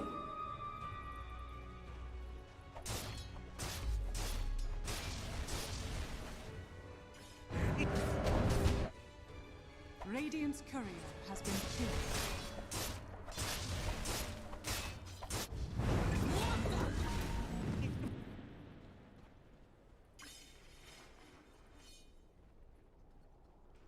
Radiant's bottom tower is under attack.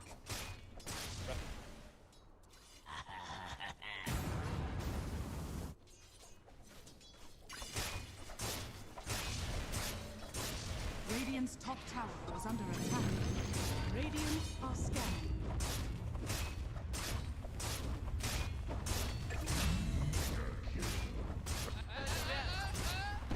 Dire's middle tower is under attack.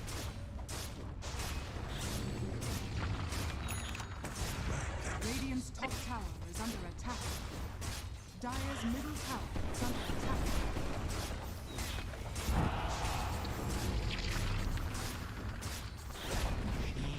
Dire's middle tower has fallen.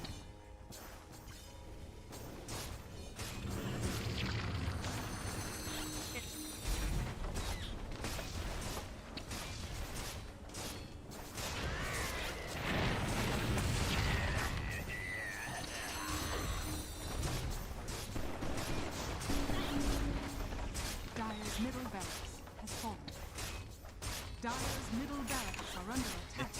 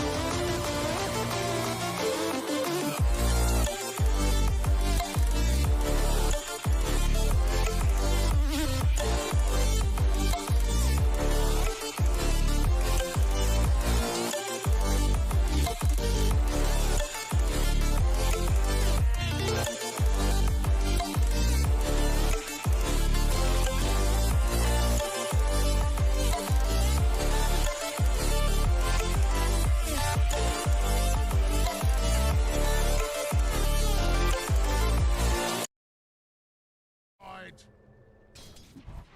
50 gold, you can be saving your own life, not feeding kill to a Templar Assassin, and you're just not giving TA a chance to kill you. Bottom duel. Yeah, that's a Vanguard, by to the take way. down Burner, but bashing him from the back, not really working out for them. I mean, the Bristleback, he's gonna die here. Even if he's gonna kill all of them, he will finally fall. He was close to taking down 2, maybe even 3 heroes in exchange though. And mid lane, Quill, the Void is dead. They jump on the line. Chshrct and Dunya though, no Templar Assassin, so no kill. I think the problem there, Gary, was that nobody came to help the Bristleback. Like, he got dueled, no one TP'd. The Void came in with the Chrono, still there was nobody bottom. If there was one more hero there to help him, like any single spell, I think he would have killed all of them. Yeah, on the Bristleback. One roll, one kick, anything. Yeah, could have been huge for them. Yeah, they did have a sentry mid, the Dire team, but this Kotl has just been walking around, centering, warding, keeping everything in good shape for Incubus. Yeah, TA has that techies effect, you know? When you play techies, you gotta buy your own sentries to deward their sentries, and every time they come in to try to deward your sentries, you kill it off first, so you're pissing them off even further. Yeah, go buy another one. Yeah. Plus they go on cooldown, right? So that's what you kind of want to do if as a TA as well. Like if they're dewarding you, you just buy your own sentries and sentry warfare. Oh, look what the Centaur has. Chipped Vest is coming out to him. He'll get hexed up before he can stomp. They're focusing the Earth Spirit. Dunya, not dead just yet as he rolls away. Back to safety, jumping forward. The Void Spirit, desperate for this kill. Gets it with the Remnant. Well done, Miggy. He got it. He sure did. The trouble is, your mid lane is being dived by this level 8 Bristleback. Nobody there to save the Legion Commander. TP from Tusk, but Arzen's about to drop. The Solar Bind has come through, and these cool sprays just keep stacking up with the shards. Ooh, they were decently placed, but not quite enough from Flax. And actually, Flax is going to die as well, isn't he? It's a bonus kill, a cherry on top. Burner's going wild by this tier 2 mid lane. They're bringing in reinforcements, like Void Spirits arrive. They're going to filter in one by one. I think Incubus are ready for this. Lion gonna get stuck behind his tier 1 tower. Void Spirit's forced away. Lion is next. Raindrops popped. Where's the stun? The jump for the catch. They don't need stuns when they got so much damage. Okay, Gary, I'm gonna call it right now. This is gonna be the fastest game of the DPC. What's your SA DPC? What's your estimate? 15 minutes? ETA? 16 and a half. Okay. That's a pretty good shout. I'll give them 6 minutes in this game, Gary. 6 more minutes. Yep. And how many chronos is that? That's like two chronos they've got. I think maybe he's gonna use 1 chrono, and on the second chrono he uses, it's gonna do like 100 damage, and then they're gonna call it. Well, he can't do it when he's dead, can he? He can't. Yeah, he can't chrono when he's dead. Sad stuff. So that's my prediction. First chrono is gonna do nothing, right? Then they're gonna be like, okay, guys, one more fight, we can do this. And then second chrono is gonna do 100 damage, and then GG. They kill the Kotl. The first chrono they try and kill the TA.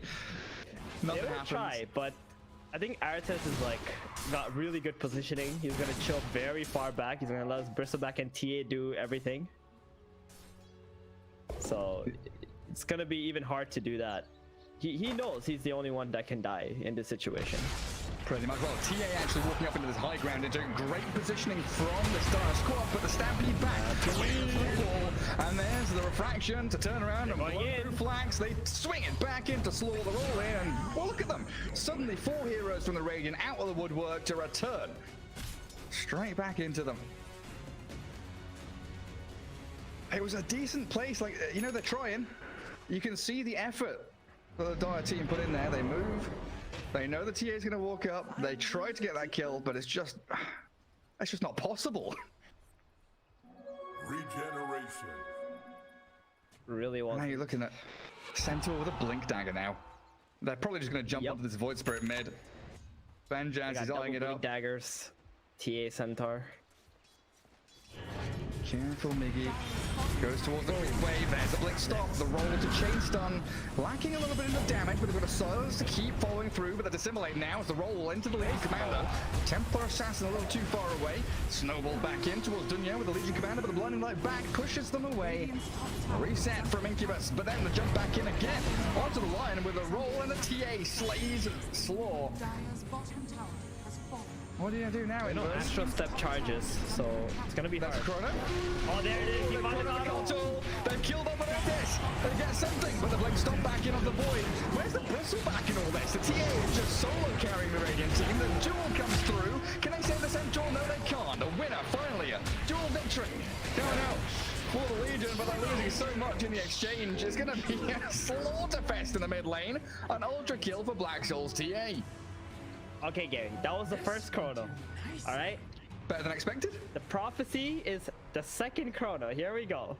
I mean, they got the Kata, they got the Centaur, they got a little bit of experience, but this TA just got ultra kill 13 minutes into the game. Oh, she's nearly gonna got have a Desolator soon. Yep. Yeah. 8,500 net worth. I thought this bristleback would be top of the pops with his net worth. It looks like TA is the one clearing through a lot of these stacks in ancient camps. But where was Burner in that fight? He was just pushing bottom lane, wasn't he? Farming enemy triangle. Yeah, he was. He just took the tier 1, you know, he went to the Ancients, like, alright guys, I guess I'll join you guys middle. You know, it started to walk in there. The fight's like 75% over already. Yep. PvE time. This is Burna's revenge for what happened on the tier 1 bottom when nobody TP'd to help him when he was being dueled and chronoed. Radiant's He's is like, under attack. Feels bad, doesn't it?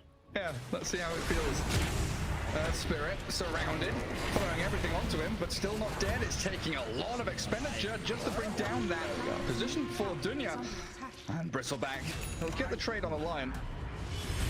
It's a trade that Dire would take, but maybe not if they lose Miggy as well. The Void Spirit's gone. A blink stop, and now the Stampede forward as the Bristleback chases in towards Tusk. Flax has a snowball, but I'm not sure if he can get to the high ground quick enough. There's another blink stop ready for Benja. They don't want to dive tier 4s. Go on, get in there. Dire are scanning. 30 seconds for next chrono. Faceless Void, he's popped his bomb, he's killed off a tower. Oh, he's silenced, he's stunned. Goodbye, Void. Here comes the TA. One hit kill, down you go. One minute left, yeah? Mm-hmm. So when he respawns... Chrono's up in 13 seconds. Where's it going to happen? Bot lane, mid lane, Roshan, top jungle. Dire's bottom tower is under attack. Wherever the Radiant team want to have the fight happen. Yep, they're smoking across the map. They know that they show bottom, everyone's gonna go top side. Got a Hex off. Lion. Yeah, 2-man stun as well. Great stomp though. Banjaz catching the Legion with the chain stun, the roll, and a nice little kick. TA slays Flax, the chrono from Quesadilla. Come on, you got a 3-man chrono here, maybe a 4-man chrono, but where's the damage? It is lacking. Black Soul TA, they are doing some decent DPS on the Temple Assassin. Black Soul dueled up. There's the victory from the duel. Legion Commander claims the life of the 9x godlike streak, but Burner, he's decided it's time to play some Dota 2. Bristleback will charge forward to the Stampede as Benja retreats. The final dissimulator of the game here, it looks like, for the Void Spirit is they connect in. Even more disabled and Miggy falls. Okay, that's bled some life into them. They got the kill on the TA. Someone's got a bunch of gold. Who was it? The Legion Commander with the Blade Mill? Yeah? Alright. They're gonna stay alive for another chrono, Gary. We got one more. That was a 5 for 2, and it was like a dead even fight in terms of experience and gold. That's insane. I think. Oh my god. There's also the change to the recent patch, right? When you're like really far behind and you get some kills, assist gold especially is much higher now. So that's why they were able to get so much XP and gold out of that last engagement. So they're all sharing all the gold from the Pinata Assassin. She just spilt out all the goodies on the floor. Oh, Roshan. Really nice there. Is Bristol going to kill us before TA respawns? Probably not. He does it pretty quickly with his goo. he's not a solo Roshan kind of hero. You don't think so? Nah, he needs some help for sure. Like that, he's got what, 4 goo charges? How much is that? -5 armor. I was thinking like Warpath bonus damage. I guess he doesn't have life. Oh no, I lie. He has possessed mask. Maybe that's the answer. Now he can solo Roche, just for that neutral item. And Kottle's even solid regen, dragging waves around. I was actually thinking Incubus, as soon as they get the Desolator, they would go to do Roshan, but they made the play bottom, then they smoked across, fight in the top jungle. Because you just want to get the TA to have the Aegis, so deaths like that won't be happening anymore. They won't be able to chrono or duel up the TA after that. So you're going to have to try and focus the Bristleback or the Centaur, and they're far more tankier. Yeah, she'll have free reign in these fights. And queuing up a BKB next as well. Add in an Assault Cuirass and Burner, which will be here soon. Well, TA will respawn, TP into mid, so they'll be able to claim up that Aegis for her. Gary, you thought Bristleback was going to do 5,000 damage in 8 seconds? He's so strong, Theban. He's a powerful lad. Oh, Bristleback? Excuse me? He just took it. He just took him. I think Burna's pissed in this game, Gary. All because they didn't TP bottom to help him. Yep, he's got that one death, and he almost killed all of them, so he's pretty pissed. His perfect game. His perfect Bristle game. And TA's out there doing all the heavy lifting, pushing towers, taking objectives, applying pressure, while Bristleback is sitting in the pocket farming. Have you noticed Faces Void's item build? Oh, Mass into the Battle Fury? No, I didn't notice that. I saw the mom and I thought, okay, it's gonna be like Mask of Madness Maelstrom, maybe the Silver Edge. Why Battle Fury? Does he think the game's gonna last long enough for him to catch up, accelerate ahead of him? Yeah, he's expecting to make a comeback during Mega Creeps. So you know, you gotta cleave those creeps down. Hold the fort. He's planning that far ahead. Yep. Nah, I'm just kidding. He needs to farm. Like, there's no other way. Probably the best farming tool for Faces Void, more than Maelstrom. Maelstrom obviously helps you fight better, but he's just gotta be able to keep up with this TA and Bristleback. I know it's really hard to do, but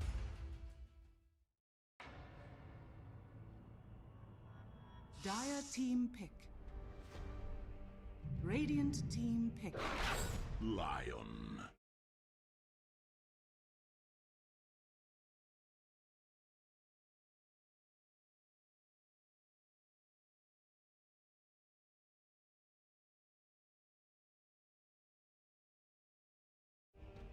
Ten seconds remaining. 5 seconds remaining.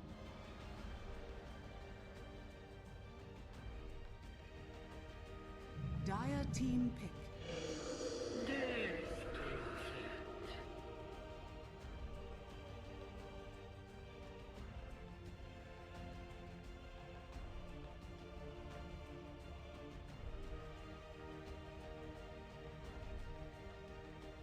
Ten seconds remaining. 5 seconds remaining.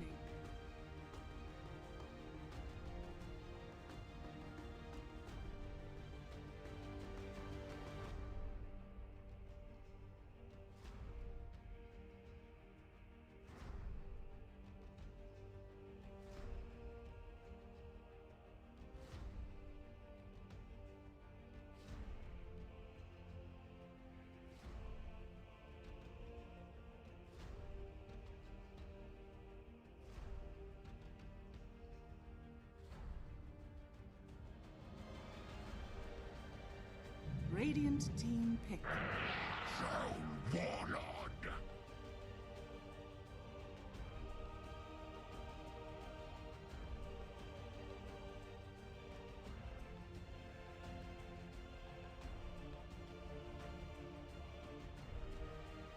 10 seconds remaining. 5 seconds remaining.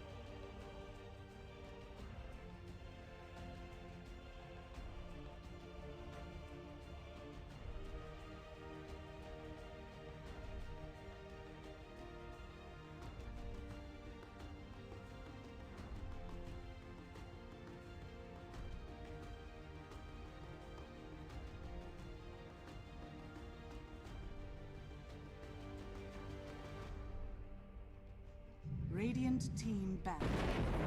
Razor.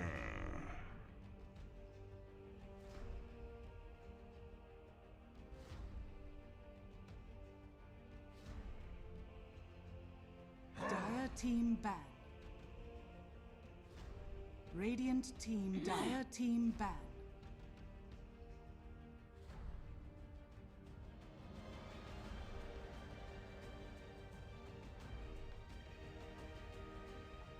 Radiant team pick.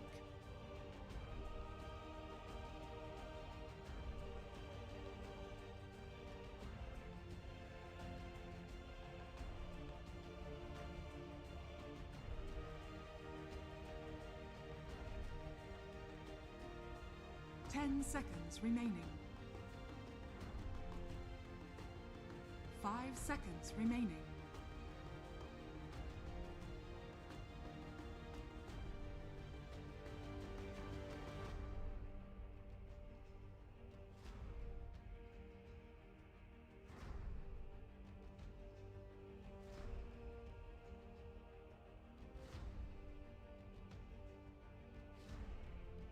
Dire team pick. Earth Shaker.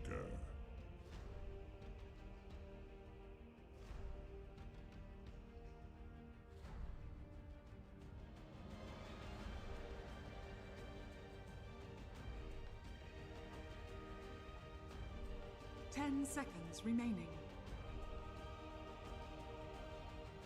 5 seconds remaining. You may now select your heroes.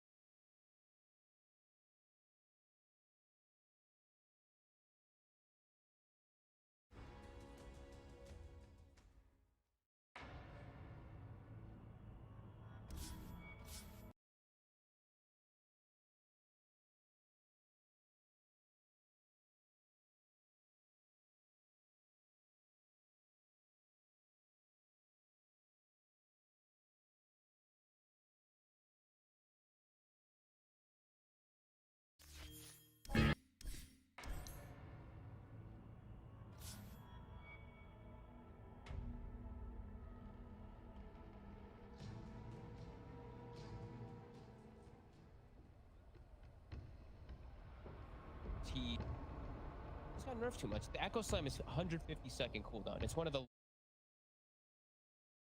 that you're a walking fissure until you have Blink Dagger. So he's just a weird hero to make work. However, he can make your non-traditional offlaners look a lot better, right? Like Razor, he's kind of non-traditional, I would say, but he can work really well if he has like a fissure block, let's say, where he can actually reset positioning of the lane and he's in a good matchup. So for this one, I think it could work with that actual setup.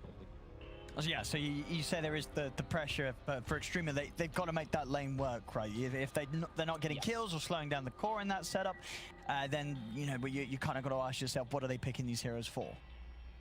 Yeah, pretty much. They have to do some decent work for Shachlo and slow down the troll. The thing is, Shachlo, you're versus troll, but you can actually still die in this lane is the one thing. It's like, sure, you're going to be sapping his damage, but he has magical damage built in with the axes, and there's an oracle.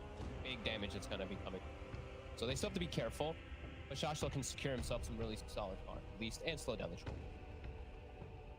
Just keep you informed, ladies and gentlemen at home. We do have a momentary pause. Hopefully, apparently one of the players' internets did go out, so who. That could be short or it could be a while. So hopefully they're going to be able to get that sorted so we can get the action on. But sort of overall, coming into the second game, Fog, after game one. For Extremum, I mean, how do you sort of pick yourself up as a team after that last game? I mean, do you think that would they have had time to sort of put the loss on something? Like, are they looking back in game or saying, you know what, guys, we messed up with the draft, or we made a really bad early play? Like what are you looking at to make sure it doesn't happen again if you're Extremum coming to the second match? Just they're gonna have Nefrit, who's actually allowed to play Dota. Yeah. He didn't even get to play last game. There was no Ursa in this game, if you ask me. He did not get to actually play his hero. This time around, he can. I'm not sure how the lane's gonna go. The Slardar versus Lifestealer with the back of the Grimstroke doesn't seem too bad for Slardar, but it can become overwhelming if Lifestealer gets a good start.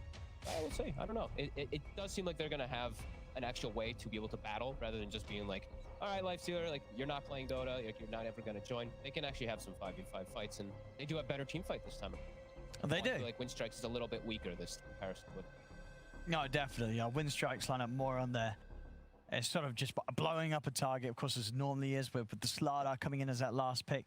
Definitely still feels very, very strong of a pick, as you are going to have that ability to set up heroes to get burst by the immense physical damage that will be coming out later on from the Mars and the troll, and of course just a lot of stun control. They're going to have to be rather careful. Lifestealer's going to have to be very smart with the rage usages, because this crush, lion lockdown, and spear, it's all going to be a little too much for the Lifestealer to do much outside of the rages.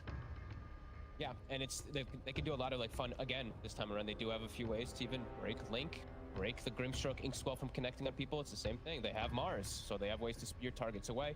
They have Oracle versus Grimstroke too, so you can dispel that Ink Squall target. So yeah, Strike have definitely ticked the boxes. It looks really solid. It really is so much physical damage. I can't wait to see people get corrosive phased. We're gonna need a quick medallion or some type of armor items very early on. They're gonna die so fast. Yeah, they're gonna have to have something to break sort of the combo that the chshrct gonna be able to set up and follow up with.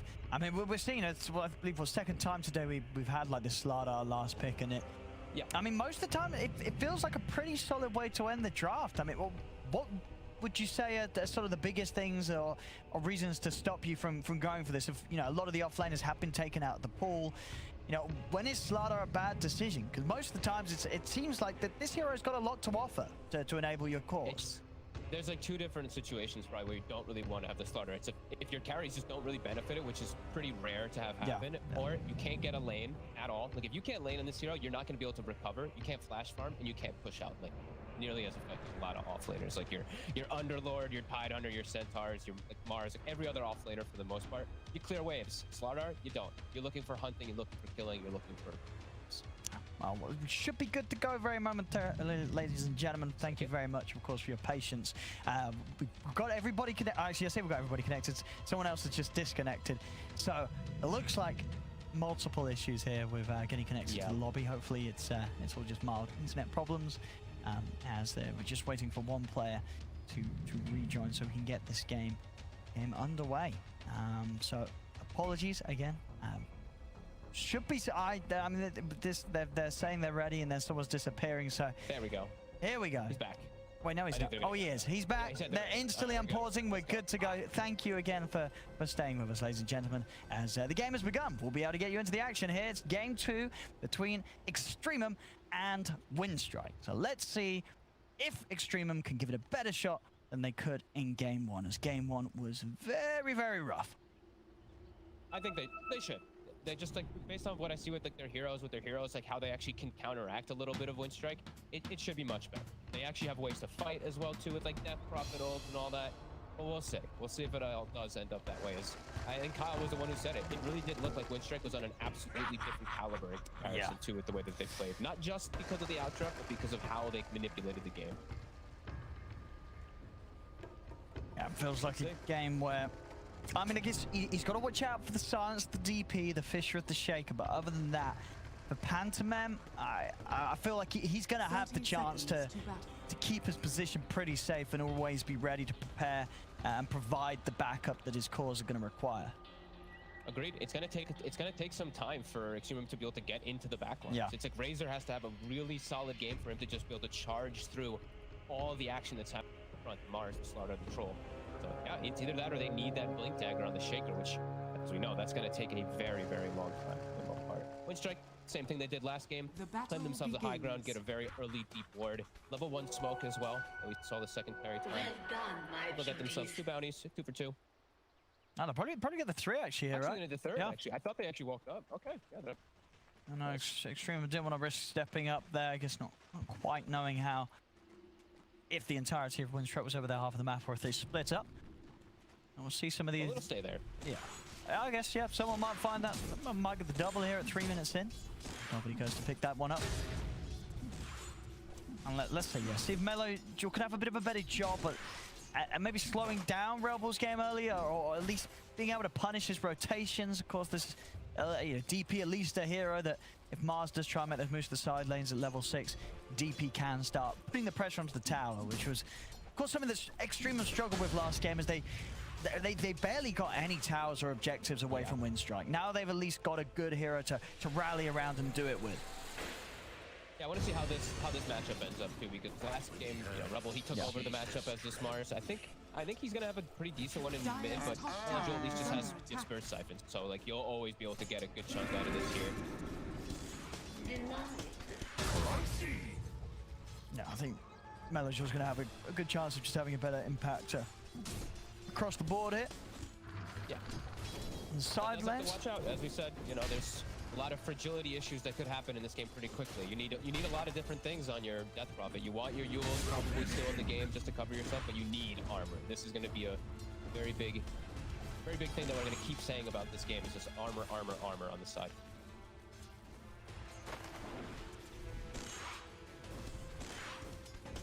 So far, looking at what we have on each side of the map, we're seeing top lane. What we got? Oh, this is the way that they're setting up the pull. It's dyrachyo pulling. Okay. And the Oracle was actually farming the lane, because the troll was having trouble contesting a couple assets. So gets 1 or 2 on the Oracle, and he even gets himself a courier now walking in. All right, I guess, yeah, just a little bit concerned about laning against the Razor and the static link.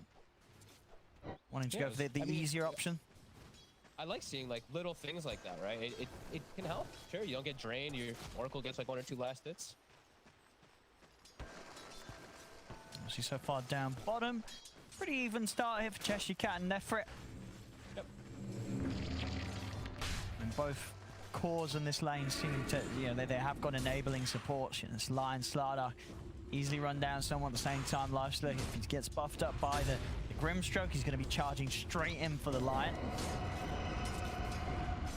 I love Lion. Just watching this here on lane is just so satisfying too. Your animation, your tack, it's so nice. They're even going to get the side pull off down here as I am staring at that Lion. So they'll be able to reset lane positioning. But G also gets a stacked pull off. So good stuff coming out from both sides right now. It's early days, but already feeling a little better for EXTREMUM compared to what they were starting off with in game 1. All 3 cores getting to farm. Nobody to die quite yet. That's a nice, peaceful beginning that nobody's missing out on anything on. And Shachlo is going to be able to apply some pressure. He is slowing down the troll very tiny bit. He's missing a couple of assets, and I like that he did this. He started with stick, immediately upgrades it to the wand, buys the raindrop. With that raindrop, there's no way he's going to die up here. Once he gets to it, he'll deny all that little bit of damage. Going on pantomem here, but Panto's still got the salve, so he's going to be fine against this. And is trading with the troll up top enough though? Like, do you need to be seeing this Razor and Shaker actually getting kills and slowing down his farm a little more? Like, when you draft this sort of lane, is an even trade good enough? I think they want to go for a kill soon. I think as soon as he hits level 4 on Shachlo, and they have like the level 2 Link, it's a lot more threatening. Level 1 Link is just really the most powerful and to slow down that troll. Once he has 2, they'll be able to actually do more. But yeah, they want to apply more. They don't want this troll to be the top CS. Yeah, not getting all these denies either. No. And now the levels are in for dyrachyo. He's barely missing a creep up here, as he's not getting slowed down at all at the moment by Shachlo and Chu.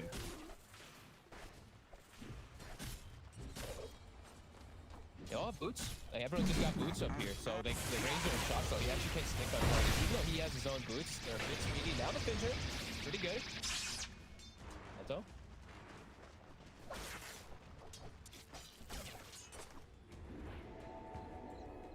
Well, I mean, that should miss out on some creeps for this next creep wave with the damage being taken away.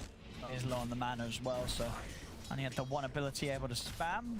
So it's come to an end, so not really missing out on too much whatsoever. Chu, he's going to try and make a movement over towards the mid with the smoke. See if he can set up onto Relbel, but Relbel's pretty tanky. Not 6 yet. Mello is 6. They actually could get. I guess with the ghost, yeah, they could commit in.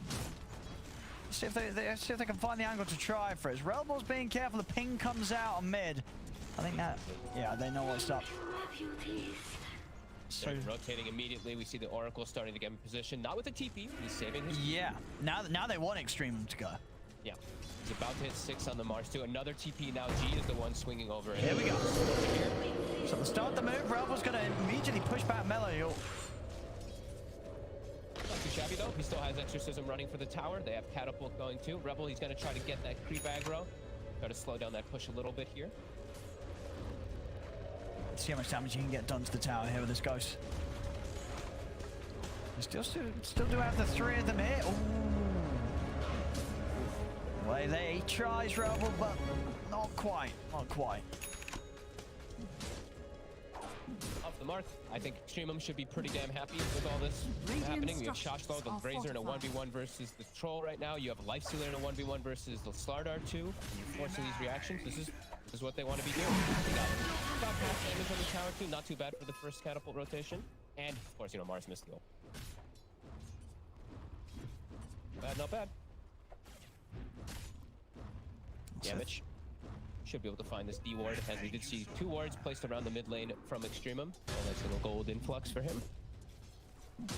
And he stacks. Very nice. Good efficient move forward here. Radiant's middle tower is We under got attack. bottom. chshrct, no surprise from the build that he's got queued up. The blinking of the solar crest. Yep. And very standard now at this point. what are we going to have from nefrit? He is going to stick to the armlet lifestealer. Armlet, yeah, you have to versus Slardar as well. And it's the best item on strength melees in the game now at this point. Has quite a few buffs over the patches. It feels so nice on almost any strength melee. As we see, he actually commits the point into Goal Frenzy. Does not actually take Infest. Doesn't even save a skill point for it, in fact. Dire's middle tower is under attack. He's top lane. I'll get the drain on to dyrachyo, but he's got the movement speed to back off. So still definitely been a bit of a nuisance for the troll, but not really slowing down dyrachyo's farm. Tiny little bit. He is level 5. Now he's hit 6. Shachlo has a significant experience again. So the ult is going to come to an end though on Shachlo. Yeah. Radiant's middle tower is under attack. So dyrachyo, he'll be fine. Just continue to clean up the waves as they come in under the tower.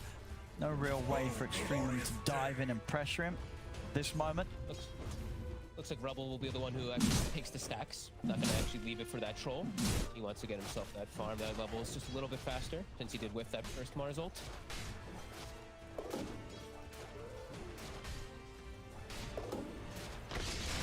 Dire's middle tower Very is under quiet attack. opening there. It is 8.5 minutes. Nobody's dying. No, everyone's just chilling. They're just playing their lanes, playing the farm. We saw the rotation of 3 to mid. Maybe we'll see another big rotation either now that there's an exorcism available or maybe wait for catapult. Looks like EXTREMUM wants to go for this tower here. Yeah, I think Melo doing some scouting.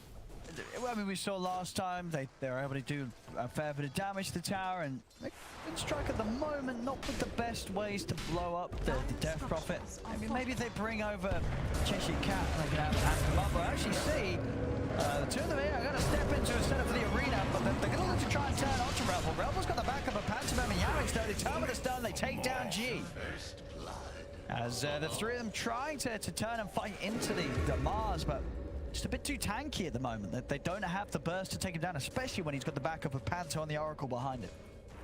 And a weird angle of approach, both supports running on top of each other at the angle where Yamich just de-warded.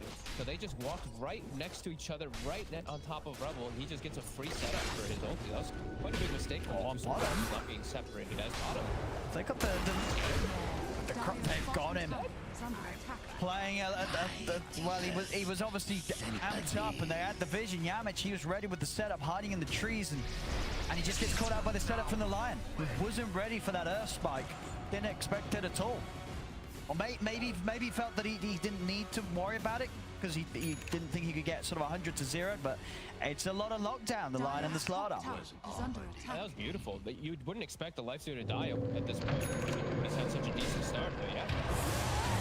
Obviously, TP's coming in. Diving pretty deep here, Cheshire Cat and Yamich. As Chu and Shachlo are here with the backup. And Cheshire Cat, is there any way he can run away from this? The Embrace, the links on him. It's pretty speedy, but they'll catch him. Shachlo able to slow him down, kill him off. As the TP's in, will punish Winstrike for getting a little greedy there with that dive. He actually went forward so far. Trying to go for that Grim under the tap. Punished. Let's force some moves. Rebel just continues to spam the wave. So he's not really even looking to spear the death prop. He's just killing the wave, trying to slow down that push in mid. Catapult is just going to walk into the tower. It's going to die. Dire's middle tower is under attack. I've got to be a little careful now with the Lion having 6. If Rebel can find that catch with the arena, Yamich is going to be able to step in and burst them. They'll look to set up with the smoke for this situation. Well, sitting around the area, but yeah, Mello could just instantly die. They have no way to really protect him. If they get this up, he's not ready for this smoke. Yeah, backup's inbound. G's trying to help out, but he's only got himself caught in the arena as well as they burst the Death Prophet, and they'll take down G as well. Smooth smoke there. They use that good timing on the level 6 and the power of the burst that Yamich can offer. And you couldn't ask for a better timing, really. The smoke rotation as the Yules is getting delivered to the Death Prof. Potentially, if she has it in first, maybe she's able to find some type of play, which is the Yules or something, but nope. They get the kill. Radiant's bottom tower is now under they can attack. maybe the tower a little bit, and now they're still a little too afraid. We'll see it again here. Just feeling confident with the vision he had here during the daytime, with the smoke catching him off guard, and nothing that G could do to help out there. Just caught in the arena as well. Yeah, playing Death Prophet without a save for the majority of the game is going to be tough. Thankfully, later on, we may see some like Infest to jump in to heal him up and stuff like that to counteract some of those bursts. And he will have probably like Winstrike Shard to like, basic dispel and the healing, but top of this top. Free kill. Nice from Chu. Tier 1 in the mid is just a push away from falling.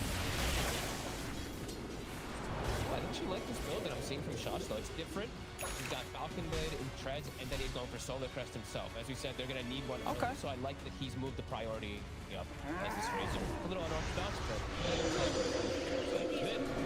Mellojul's going to go for it here. With the Yule setup, Panto's there to hold him back. I mean, he won't get the kill, but he should get the tower. Here's the tower. The fortified. I mean, they have got arena. If Winstrike want to try and take a fight, I mean, they're keeping the tower alive.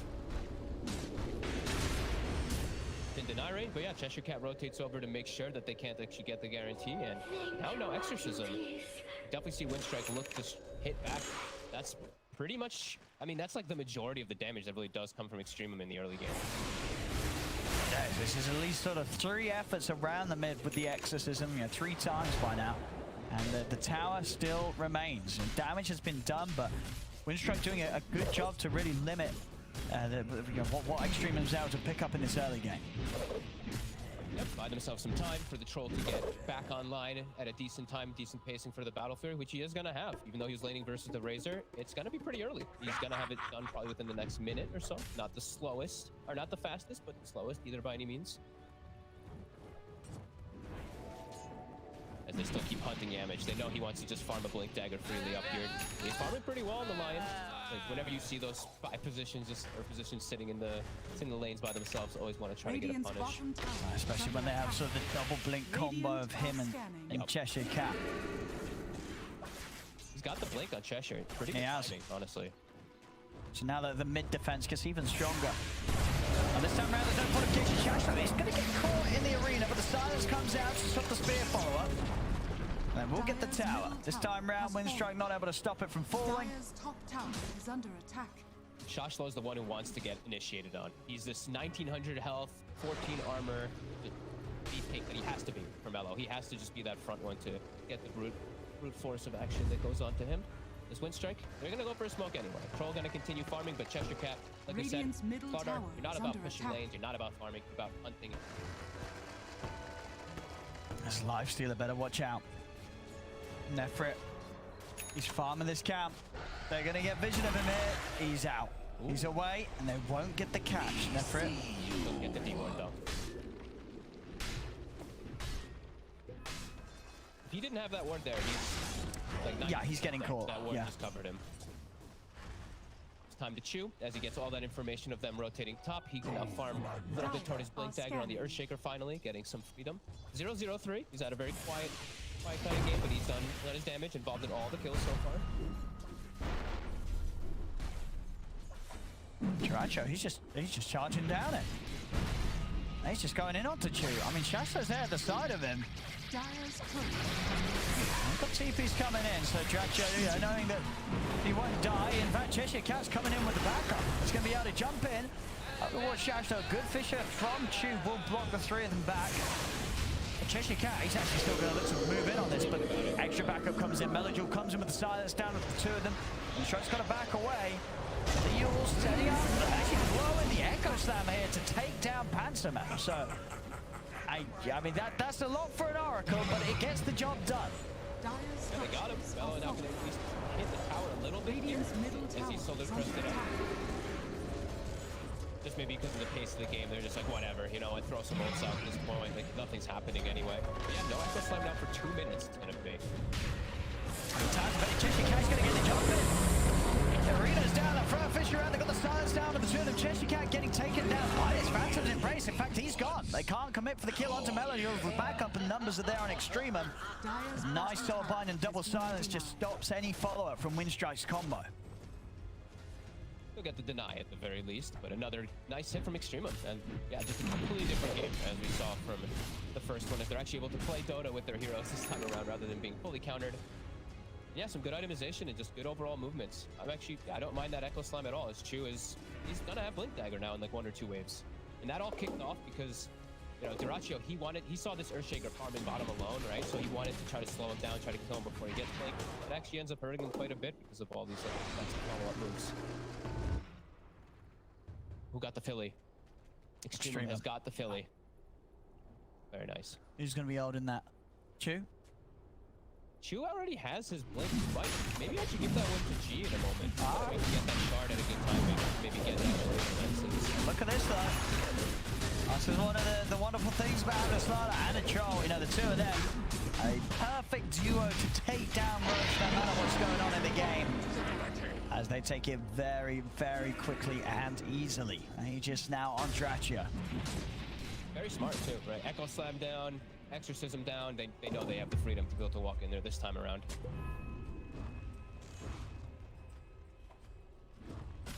It's mid.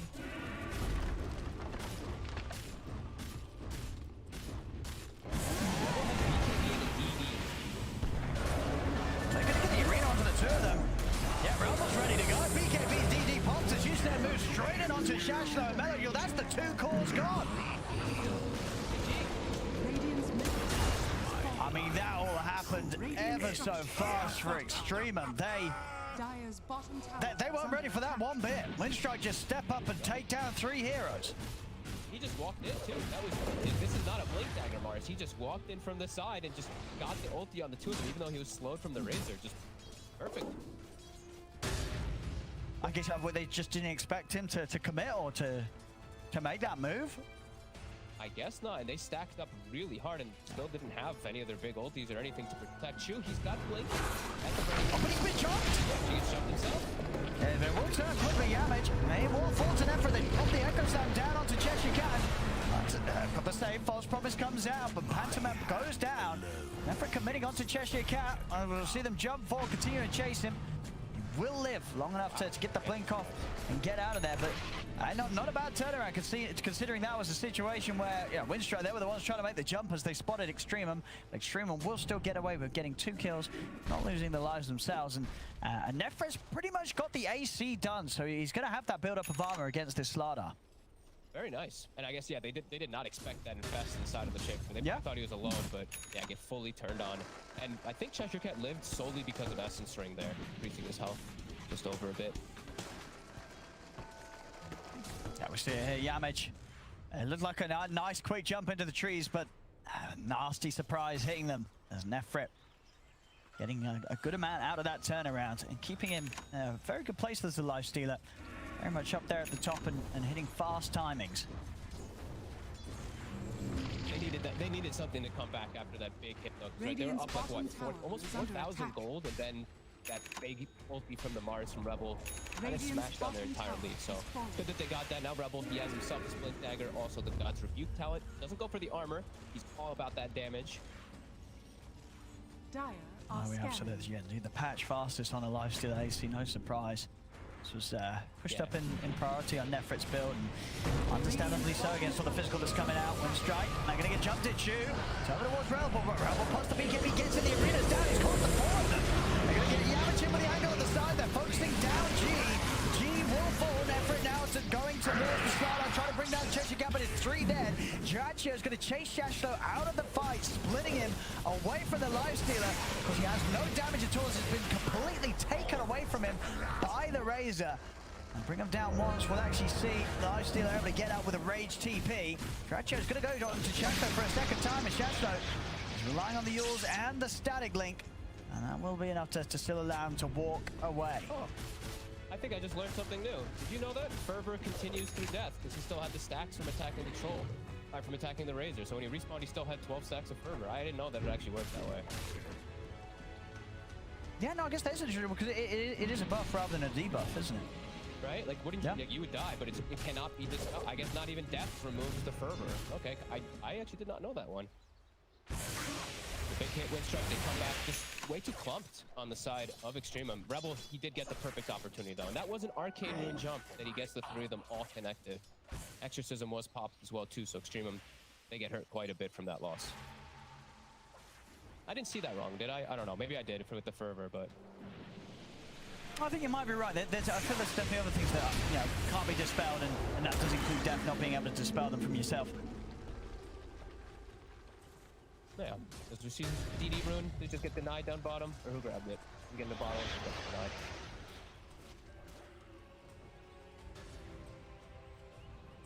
EXTREMUM, they've got to be careful about the next move. They do have all their ults ready to go. 4K lead now. Rebel just go straight for the Deso. So, minus armor, minus armor, minus armor. Might as well get some more to counteract the AC. They're going to probably want an AC of their own at some point afterwards for Rebel, but that'll be down the line. Yeah, she's just going for his BKB next to help deal with the silences that are coming out from the mid lane. Just a good jump with the Echo, straight in onto the Mars, they take him down. chshrct, he's on the run, but they'll get him as well. A lovely jump there from the shadows. Chu setting it up. They caught them kind of sleeping at the wheel though. The 2 cores farming the same wave on the enemy, enemy side of the map past the river. They were just literally hitting creeps together. So great move by by Extremum, but Winstrike maybe letting up a little bit, not being that focused at the getting caught out with that. That was odd indeed. Dyrachyo.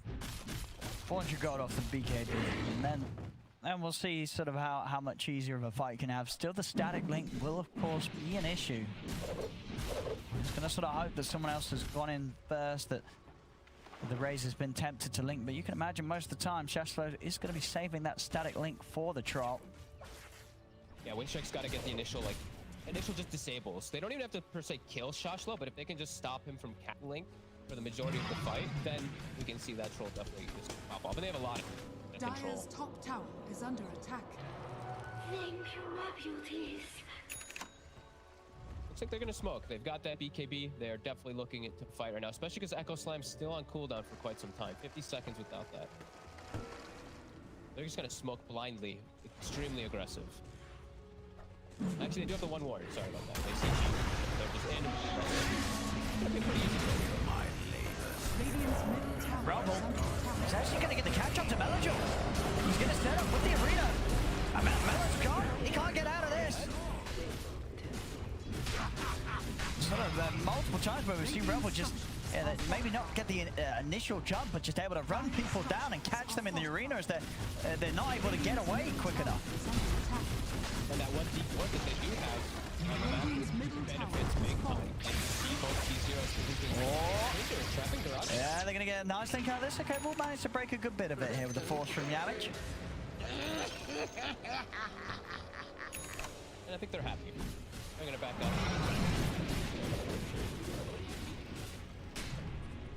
They're still just maintaining this lead, but Extremum, they've got the ults. They're heading out. Echo Slam. No DP, but this may cause Winstrike to not expect this.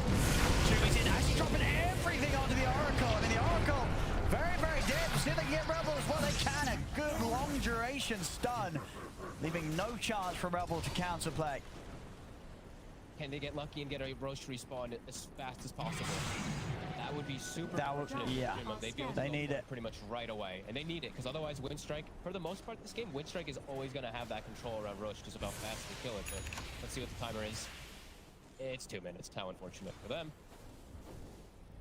She was checking it out, but won't find the chance to have a shot whilst Winstrike are down and out the sides. At least it'll give him time that Echo Slam back up when Roche is up. Maybe make another hit. I mean, they're going to try for chshrct.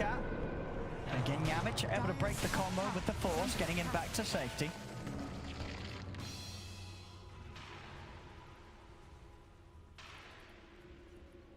So they have to just keep. The sad thing right now too is that you have to keep checking the area because right now you have a chance maybe to get Roche. We have a chance maybe to get Roche, but you can't now with couriers. So you actually have to keep your body there physically to be scouting out that Roche, which you know as soon as it spawns, like Winstrike, they're gonna kill it so quick if they are in the area. So got to stay in this perimeter pretty much as Extremum. Even if bottom is pushing in, you have to stay up here. On disc now for Melo, so he won't get popped as quickly.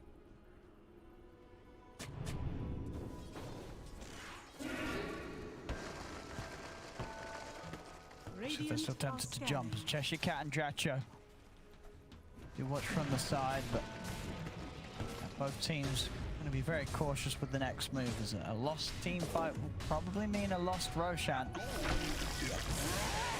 Melo, he has to be careful too of just an unfortunate scenario that could happen for him. You know, he could get gone on and then a purge comes in for the Oracle as soon as this Aeon Disc gets proc. So they have to be a little cautious even with an Aeon Disc on this Death Prophet because there is an Oracle.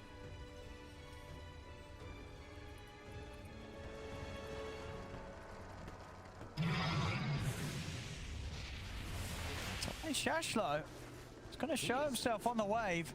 He is so far. He didn't get a glimpse of him for a second there. He actually got away from the move speed. Whew. That'll be pretty much his BKB on the Razor. So now those links are going to be a lot more difficult for Winstrike to interrupt unless they just get the force staff to push him away. But Shachlo can have a lot more freedom of just baiting the spells onto him and giving maybe opportunities for mellojul to actually do stuff in the fights. As we've been seeing, this Death Prophet is really suffering, unable to really get much off most of the time. Arcane Rune and Quickening Charm, though, on this Death Prophet too for the next fight. Oh, they've definitely got some good stuff to throw out around the Roche Pit fight. The Echo and the Exorcism. Winstrike may still have the lead in gold, and Troll does continue to farm it at quite a bit better pace than that of the Lifestealer. 4K lead right now for him. His matchup stays being pretty good too. Like it just continues to get better and better versus that Lifestealer. He just has to watch out for Razor for the most part. All these items, every item that he picks up on Troll is just that much more beneficial compared to like Lifestealer in comparison. Sure, Lifestealer has Halberd, which is good versus Troll, but it's different.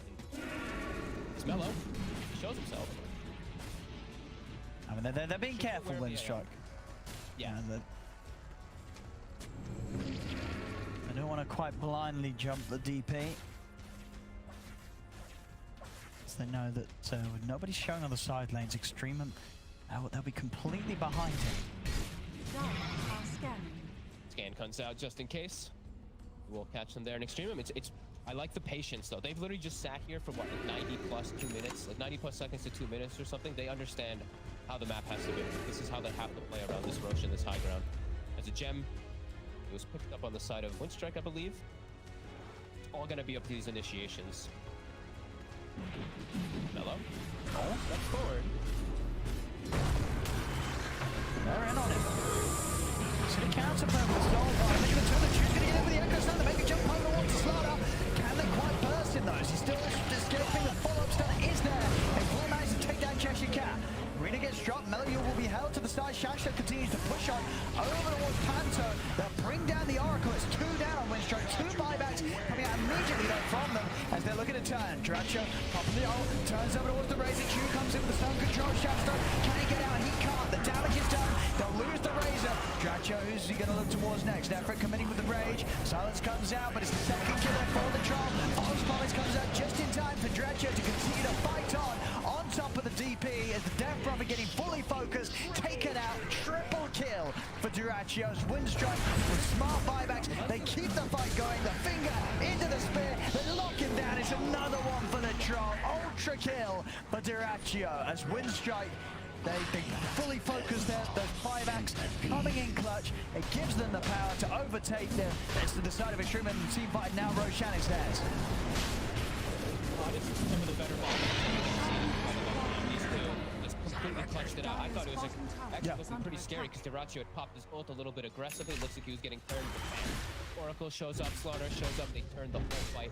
And EXTREMUM maybe overextending a bit much after they did see those buybacks because that Mars ulti, it kind of whipped. They really wanted to take the fight with that Death Prophet ulti going.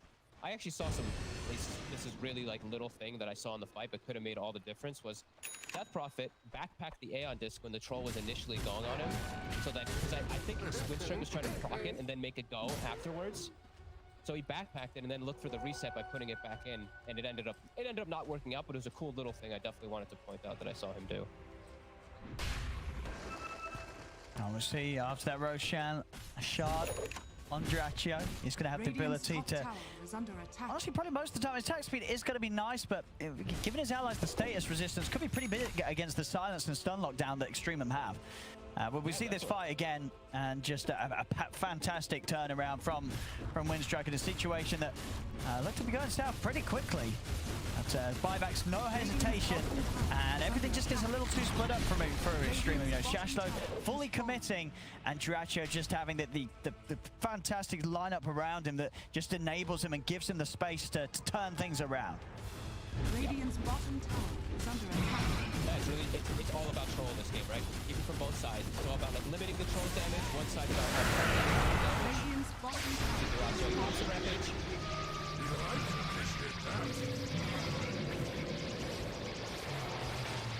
He's going to lose almost the entirety there to the full length. Can Shachlo actually do anything with this though? Still hard with that Aegis on Dyrachyo. Cheese on the Mars. Now Winstrike's super ready for the fight now. A 12k lead now. It's a good job of like these resets and everything. When you see EXTREMUM, they do have some ways to do damage. They can keep people inside of it, but yeah, Winstrike. Oh, ball true! He's in with the Echo. He's been able to blow up yamich. They'll turn over towards the Troll, but the false promise comes out. Dyrachyo, he can't fight back at the moment. He's down 120 damage to static. The rest of them are out of there. Okay, Panto's not. He will get left behind, so they'll lose the 2 supports. Shoot does have the Fisher control. Dyrachyo's going to go for the BKB TP out. There's nothing to stop it. So all things said and done, ultimates committed there by Extremum. They will push back Winstrike, but only getting the 2 supports. They don't find anything more there for their efforts. They didn't find the gem either. The Lion actually had the gem. Look at this courier right now. I see Lion's courier. He's going to get it back. In jungle, it's attempting to look for it. I think he's going to get it. Look at it. Agent courier coming in. Yeah, he's going to get his gem back. So, all right. They may have lost the supports, but the big thing was recovered at least.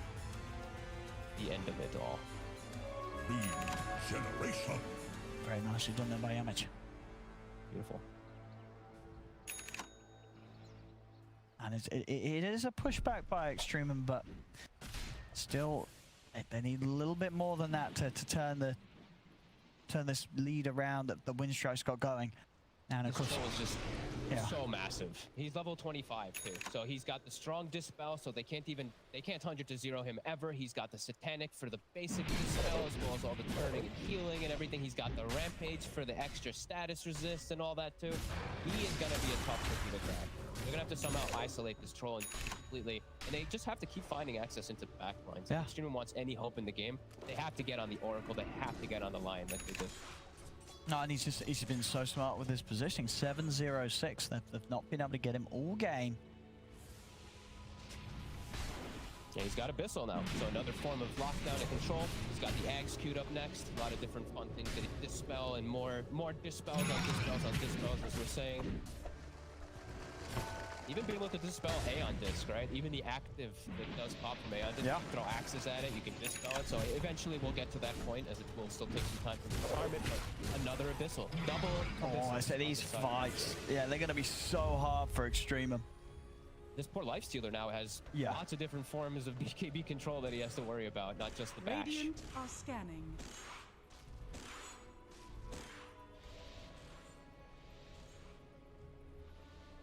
Shachlo, if he steps up and farms this top wave, he could be in a little bit of trouble here. He's going to show. But they're going to ignore him, actually. They're going to keep sweeping over. Maybe they get Shachlo on the way back. They do. Shachlo is on the way back home, but they're ready to put a stop to his way over. Top tower is under attack. Dire are scanning. And the scan, it comes out. It hits all of Extremum. Extremum playing around a ward at the moment. Winstrike looking at objectives, struggle. The illusion over here, he'll send one in for some information, maybe a bait. Oh god, if they jump this illusion. Oh, they won't. Oh god. They won't. They won't. They know. They know. He has it. They know now. They know now. So no echo. Well, they know now. At least no they didn't echo it. Yeah. He kept it cool. He kept it cool. He knew.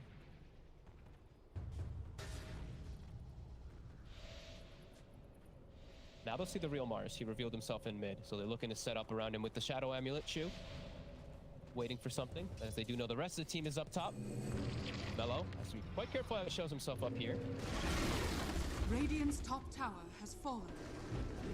And the final outer tower there being taken down by Winstrike. And now they claim possession of this high ground. They put the gem down to check out where that ward is. They know it's up there. They drop it one more time to get vision, I believe. Never mind, Yamich is just dead. I'll take that. He's got a 4-staff. They're not going in here anyway. He's good. Now blink on Panto as well. So the saves. I mean, how on earth do you ever commit onto this troll? I don't know. I have no clue. Yeah. How do you kill him? So big. Like, he's 30k net worth. Yeah. Oh. How do you kill him? Matchup for Lifestealer as is. Throw all the buffs and whatnot on top too that this troll is receiving from his team, plus the rampage that he's gotten. Now they have -4 more armor on the Slaughter too. This is gonna be really tough for Extremum to ever kill him, it feels like. He's just so far ahead there. What we see as well already was getting a good lead against the farm of the Lifestealer, but that, I mean, of course, that ultra kill in the mid just set him just a whole nother level ahead. Yep. And now this is actually never would I think I saw this, but Timeless Relic on a Slardar, probably the best hero they have to pick it up. So. Yeah, you're basically going to be power stunned between the bashes and the crushes. Yeah. Hello. Instantly broken. It's just so hard for Extremum to do anything. Like this troll just has so many buffs he's just going to be receiving that are just going to counteract the debuffs that Extremum's trying to throw on him. And yeah, they'll never 100-0 him because of the strong dispel, because he has panic, he has a horrible behind. Oh, I didn't even know that was all right. A lot of these talents, you know, it's tough to remember all of them. I didn't know that one was one. Plus 15 armor on False Promise. That's cool. That is nice, yeah. 15 more. And honestly, I mean, I don't know what it was before, but it was probably something underwhelming at level 15, right? Was there any crazy? Oh, was it cast range talent on Oracle? It was cast range, yeah. There was. I think yeah. like all of these talents are so much cooler for me because they're actually hero independent. I love Absolutely. them. All right. Well, if you didn't have trouble killing this troll before. Minotaur Horn as well. Another little nice one. Got himself a Penta as well. Oh my goodness. goodness. Toe-to-toe with the Lifestealer would also be pretty phenomenal. He's got money for. I mean, he's getting to the point where he's running out of item slots. I mean, what did you just get rid of the Battle Fury for the Skadi? I mean, what are you doing next in your items? Well, he wanted the Aghanim's Blessing, but he switched it up a little bit here. I mean, we'll see. The next big fight is going to be around that Rosh. And the thing is that Winstrike kills it so fast. Like, the fact that Extremum's even, like, if they show Lifestealer bottom, I feel like they're just in there. Immediately committed to the pin. Oh, yeah. Which I think they're going to probably do quite soon.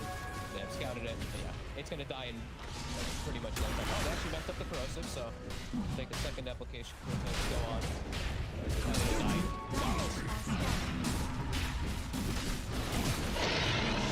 Oh, we got it. Very, very quick refresher shot for Rebel, so he's going to have 2 rounds in the arena in the fight. Sure. Double arena or even maybe double False Promise or something. I think it's probably Rebel, but yeah, lots of different things they could do with this one as the lead is starting to get pretty commanding. Extremum, what kind of high ground defense they had there? I think a lot of pressure on Chu maybe to find some big echoes. It has sort of been the echo slams that set up them for some good fights previously. Now doing it. Have to get a wrap around it. They're gonna go for it. G as well as Chu. Okay. Whole very long way around the side. Shachlo's getting a good link off onto dyrachyo. So the start of the fight with a good bit of damage down. They get the jump over off the line. They take down the line. They get the 2 supports. A perfect wrap round, but of course the buyback from Winstrike come out with no hesitation. Relville's back in. Has the spirit down off the line. They're turning straight over towards him. Can they bring him down? Dyrachyo heading in.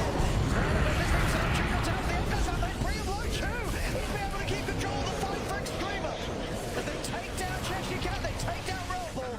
They'll bring dyrachyo down the once. They go it a second time here. Fully surround him, the link is building up. And there is no help for the troll. Extremum, they're going to hold on as Chu, he's making it work with this shaker. Every single fight I feel that we've seen go their way has been off the back of a good echo slam. Chu continuing to pull them out. At this stage, whilst they were so far behind, now it's been shut down to a 4K lead. A huge team fight swing there for Extremum, thanks to Chu. Everything that could have gone right in that fight did side of Extremum this time. They get the Lotus Orb on Nefrit too. Both Abyssal Blades that Winstrike casted on him actually got reflected back on themselves too. So they maybe potentially would have killed at least the lifesteal side of all that, but nope. Little Lotus Orb, big Echo Slam, huge wrap. Yeah, that smoke was... Yeah, they wouldn't have had any chance trying to do that front on from the high ground. A smoke making all the difference, and Winstrike not completely prepared for that. As now it's... they're up to the base. Lifestealer's 25 now himself, even though he's 10,000 gold behind control. And they don't want to buy back Winstrike here. They're going to just let this Rax go. They don't want to spend their buyback with the depth time as low as they are. They do a tier 2 still in the side lane, so they don't need to worry about further base damage being done. But a heavy hit there from Extremum. But you know, in a game where most of the time they've been down 10k, they've been far behind this troll, they're certainly the team that's first to break the base and get a set of racks. Yep, I mean, bring up the graph. The graph tells the entire story of this last situ too. After we look at this beautiful fight from Extremum, just it's literally perfect perfect. Every little thing that could have gone right does. Rebel's reinitiation, it looked decent, but yeah, look at the Lotus Orb. Oh, here we go. This is the Abyssals. That's one Abyssal. Oh, no. Control in a second, too. He's going to run in. He's going to Abyssal himself, too. I mean, dyrachyo, he saw that Lotus Orb was on there for a long time, you know. It wasn't like, I mean, sure, I think if you're a rebel, you could claim, oh, caught me by surprise. Dyrachyo straight up said, yeah, I don't mind Abyssaling myself. Maybe just felt confident because he had the Aegis, but of course by that time that he was coming up for a second round, his team was not in a position ready to help him out. No, definitely not. Even the Grimstroke heal, I actually didn't really point that one out either, but every little thing in those type of instances do kick in. That Ink Swell, of course, coming in, keeping that nice Dispel too. I mean, G gets his Ags online, that's going to be a rather annoying. A lot of money after that fight, and so is Mello. Mello's nearly got 6k gold he's holding on to. I think I'd actually see him build to the Duke. You're not into like a super carry that's like this Terrorblade or something or something that actually benefits. Like it's not crazy illusion. Okay. I think I'd actually like to see him. Well, I do, but just with the Hex or the E-Blade or some sort of damage. I would like that much better. Just any type of control. This time they'll find Chu. The jump on the shake from the side. BKB, the ult comes out, and they'll turn straight over with mellojul. And they will manage to dispel the Eon disc. Taking that off him. dyrachyo, can he continue to go? Shachlo pushing him back, waiting at the Lotus Orb. They'll lose two, but this time it's going to be EXTREMUM committing the buybacks, trying to turn it around. They've got the control on the Shachlo, though. Shachlo goes down. He does not have a buyback of Relball. He's able to get out. And the claim comes in true. With another Echo Slam, he's able to take down Panto. But this time, the cores of Winstrike, they'll survive. And dyrachyo, he's ready to go to work onto the lifestealer. Science comes out and turn them, but Relball's back in with the control. Nefrit haked up by yamich as they take down the lifestealer. Two cores down on EXTREMUM. As the rest, they have to run. This time around, EXTREMUM, they try to use their buybacks, but in a similar situation to that of Winstrike in the last fight, the buybacks won't quite allow them to turn things around as Winstrike will get back to coming out on top. I think Mello should be quite happy that he even scurries away with his life. He almost just gets brought down to full from the Troll and the Oracle at the initial go of the fight. Yeah, this time EXTREMUM, they get jumped. Chu just a little bit out of position. He actually got revealed for a good second and a half, and Slaughter just is able to go on him. Like they didn't react quickly enough as they all get collapsed on, and Troll's actually able to do his full damage. Sure, long team fights usually benefit. Oh, he's in. A little bit deep here. It's fine. He's got a force to get him out. I think at least, I mean, dyrachyo, he's actually still trying to go to it. Going for the kill here. With the jump on him. He's got the ult back up in a second. Off the invisible blade with the Lotus Orb will reflect it. He's going to pop the ult here. The Fisher blocking them off. dyrachyo, he's getting stunned. Nefrit in a haste momentarily. They come out with the crush and the finger, but it's not enough damage. Nefrit's fine. He's going to look to go straight on towards the Charles. Charles able to fully heal up thanks to the Satanic. But Nefrit's got the rage. Good to go get Chu with a three-man Fisher. Locks them down. Allows Nefrit to take down dyrachyo and move over the X1 stun towards yamich. Yamich goes down. chshrct falls in the mid lane as that's 3 dead. I mean, it's all over the place this game. This time around, dyrachyo just running in past the tier 3, trying to cause some chaos. EXTREMUM, they're happy to bring it straight to it. He has to hold his ground. He can't run from the lifestealer, and then the supports just free cast. G as well as Chu just literally sit in the back, spamming their spells over and over and over again onto this Troll. The heals, the stuns, it's enough. Yeah, I mean that. His ground versus this Troll, even though he's so much less farm than the Troll, they have all that control. Yeah, I mean that move was pretty wild, you know. It was. Just straight in past tier 3s and racks under tier 4s. Let's go. I mean, well, one of the situations where his teammates are probably not happy that he brought a Swift Blink, because it definitely made him feel like he could just commit pretty wildly into the base. And you're doing that against the Yule's control, against a team with a shaker, and especially considering how well Chu's played, they're going to punish you for that dive. And now Mello's level 25, so look at all these ghosts. You got the exorcism spirits, buildings are just dropping. Shachlo almost 25 too. Some big mistakes coming out from Winstrike and EXTREMUM. Capitalizing with some nice moves though. I mean, a game that Winstrike was having a pretty solid hold on, and they get 2 racks down now. 2 racks down. The gap being closed. We'll see this again. Yeah, dyrachyo, he realizes pretty quickly that he probably shouldn't be where he is, but at that point, you know, it's just the fight's gone into disarray. Winstrike, they're panicking, and it's like, well, what do we do? dyrachyo's trying to get out of there, but Chu's in. And they just can't take down nefrit. You know, we talked about the survivability of the troll, but amongst all the action, even with the control that they were able to get off onto this lifesteal, and again, another hex from yamich, finger as well. The lifesteal is too tanky. They can't kill him, and Chu just lining up stun after stun with these beautiful fishes. We'll see another one in a second come out again, and he finds the angle, locks the three of them down, and nefrit's just got all the time in the world to get these kills.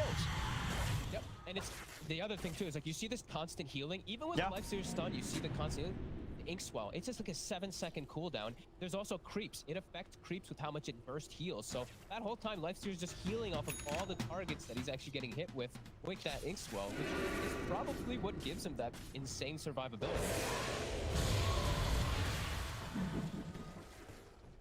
This fight's continuing to be pretty insane.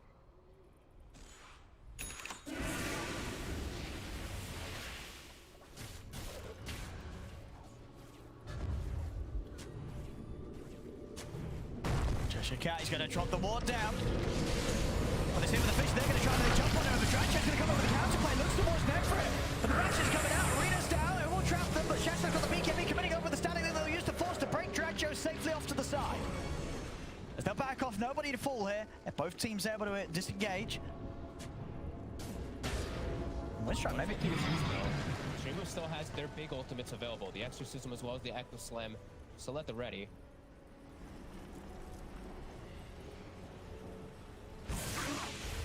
Minute and a half till Roche. That will be the very important next play here for both teams. As chshrct is getting gone on. See if they can catch it. Trasher's going to get the jump in. He's going to look for the Shaker. They get the control and take down Chu, and an important kill, removing the Shaker from the team fight. Now dyrachyo is panicking. The stun's dead. nefrit comes in with a bash. Is there any help for him? There's not. Panto couldn't get in range as Mello was running him down, and Panto, he was having a split. He was not able to get in to help out his troll. EKB gets popped. It's you know, it's that 6-second duration. It gets popped early at the start of the fight, and then that's when G's like, always the buyback. It's a troll. You just get those silences. They force the buyback to try to fight around what they think will be that Roche that's up. Yeah, it's up in about 30 seconds, and they know that the buyback's still on cooldown for Shaker. So Chu can't turn the fight, goes to down. So buying back to secure the Roche, which in all honesty, they probably will. I think it's rather hard for Extremum with 4 of them to push Winstrike away from the pit. They may try to. We'll see if they do try to. If they get away with it, it's going to be pretty huge. But there's the jump. They're in straight away on the death with the arena's down. The Shachlo commits with the BKB. The battle trance comes out. The link is there. dyrachyo, he wants Lotus though. So at the moment, he's not losing too much damage control. Hex control out to nefrit. The force bonus coming out rather early on dyrachyo, keeping him safe. The stun getting Lotus back. dyrachyo, can he quite finish off nefrit? He's focusing him down. Can they bring down the lifesteal? And they can. nefrit goes down. Now they turn over and want the death profit, but the damage from the ghost in Shachlo, it's too much for dyrachyo. The troll is out of the game for 2 minutes. Yamich, he's trying to get back in on this. The silence now. He flicks to the side. The flicker allows him a time to get the stun. chshrct in with the follow. The crush comes down. They burst down the death profit there with the God's Rebuke. Now they go over towards the Razor. But there's 3 down at the moment on Extremum. Buyback comes out from mellojul. Shachlo is trying to step back up. Has to be a bit wary of the blinks, yeah. They're gonna re-go. About it still here. They're gonna get their gem back, and they can go into this Roche. Yeah, they don't need to drop. Big moves there. And crazy fight. I mean, a lovely kill onto mellojul there from yamich. Gets silenced, but having that flicker so able to remove and getting a new position, you know, still lends up Lotus. He's stunning himself. But just another Chu. Actually gonna get He's gonna get the steal. Is he able to pick anything up, Chu? Got the cheese. Nothing else. Nothing else. It was a good attempt there, but not quite soon enough as Winstrike able to get the Aegis. And of course the Aghanim's the big one as well. Who did that end up going towards? Who was able to get the grab on that? They're going to save it for the troll. I think the Mars. I actually would like if he takes it to it. He did, yeah. Mars has got it right. Yeah. Because you can just pop out that bulwark the whole time to be doing even more damage in the fights and be a bigger nuisance as well. That refresher was clutch for Mello in that last fight. It almost ends up winning it for them. He does get it right before the fight kicks off with Exorcism, but jeez. These fights are crazy. This is a wild game. 52 minutes in right now. Look at that. All over the place, this graph. And, you know, we're still sat at 2K difference in the gold. Win probability also been all over the place. Reached about 80% at the moment for that of Winstrike. just checking out all the talents that people are starting to receive too. Any crazy stuff? chshrct, he's got the big one. Level 25, Corrosive Haze, Undispellable. So That's, yeah, best one in the game. There's still going to be a little bit of Reflect and all that, but this is probably the most impactful 25 that we have now. Nothing you can do about it. Nothing you can do. do. A bit of status resistance will help a little bit. How long you've got to deal with it on you, but chances are it's going to come straight back on. He's going to keep that on you 100% at the time. Yep. That's going to make it a lot harder for them to actually stand toe-to-toe versus this troll, because a lot of times it's getting like slightly dispelled for like a second or two here, gets reapplied, but those slight seconds, it's massive, as we see how much Nefrit's been able to survive in a lot of these fights.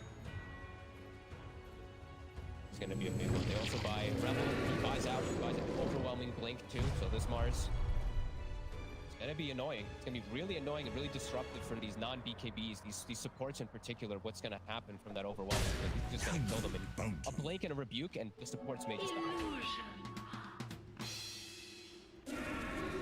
I mean, can EXTREMUM even afford to go for a move whilst they've got the Aegis on Winstrike? They're going to try to do something sneaky. They have the double refreshers. They have the refresher also on Shachlo for his double ult with his Aghanims. Lots of uncontrollable damage coming out from EXTREMUM in the fights. The ghosts, dyrachyo, Razor. We're gonna have the BKB and the link come out immediately. The Lotus Orb was there straight away, so he's not going to suffer out too much from that link at all. mellojul coming in with the ghost straight down the back line, but they've lost the Shaker. There's no Chu comes in with the buyback, silence down onto the troll. He's getting one of the False Boys, comes out from Panto, keeping dyrachyo in fighting shapes. He turns over on Shachlo's BKB, about to come to an end. They've got the stun control and the finger out onto nefrit. They're focusing down on life dealer. Can they bring him down in time? Still over the side, they'll trap him under the tree, but Chu's got the Fisher angle, takes down the Slaughter, but they've lost mellojul. nefrit's trying to go towards Relville, will manage to turn, take down the Linus. It's two dead for 2 minutes on Winstrike. EXTREMUM, they've got to try and get this life stealer out of it, or maybe not. nefrit's thinking about turning back into this. He knows there's only 3 alive on Winstrike. The Phantom's Embrace out onto Relville. They get into him, he's in the trees, he's able to get the blink off in time. As Relville's away, Chu, see if he can find the Fisher controls. Panto, he's holding his breath here. Chu, he's dying. Rebel's gonna get him. And she got him. All right, so diebacks all over the place here. 2 dead on both teams for quite a while. Panto will be able to TP back in 15 seconds. Okay, so the troll actually looked like he was gonna die. I think they passed on the refresher to him in the midst of the fight. He gets a second battle trance off and ends up surviving because of it. Panto will die though, also a dieback. Down for 2 minutes nearly. But how do they know he was still down there? I guess they just knew. They did it. Did they scan? No, still cooldown the scan. How did it was in there? Maybe they saw him go initially. Sure. They kept track of the fact that he was trapped there early. All right, well, he's dead, and he does not have buyback. So actually a pretty big fight, because now the 2 cores left up from Winstrike, they're fighting without the backup of the Oracle. As EXTREMUM make a very big brain play and check the trees and kill him before he's able to TP back. Maybe jump in, dyrachyo. Gonna put the BKB. The link coming out. Trance in place. And he's actually going to start backing away towards the end of the BKB as nefrit trying to take down the racks.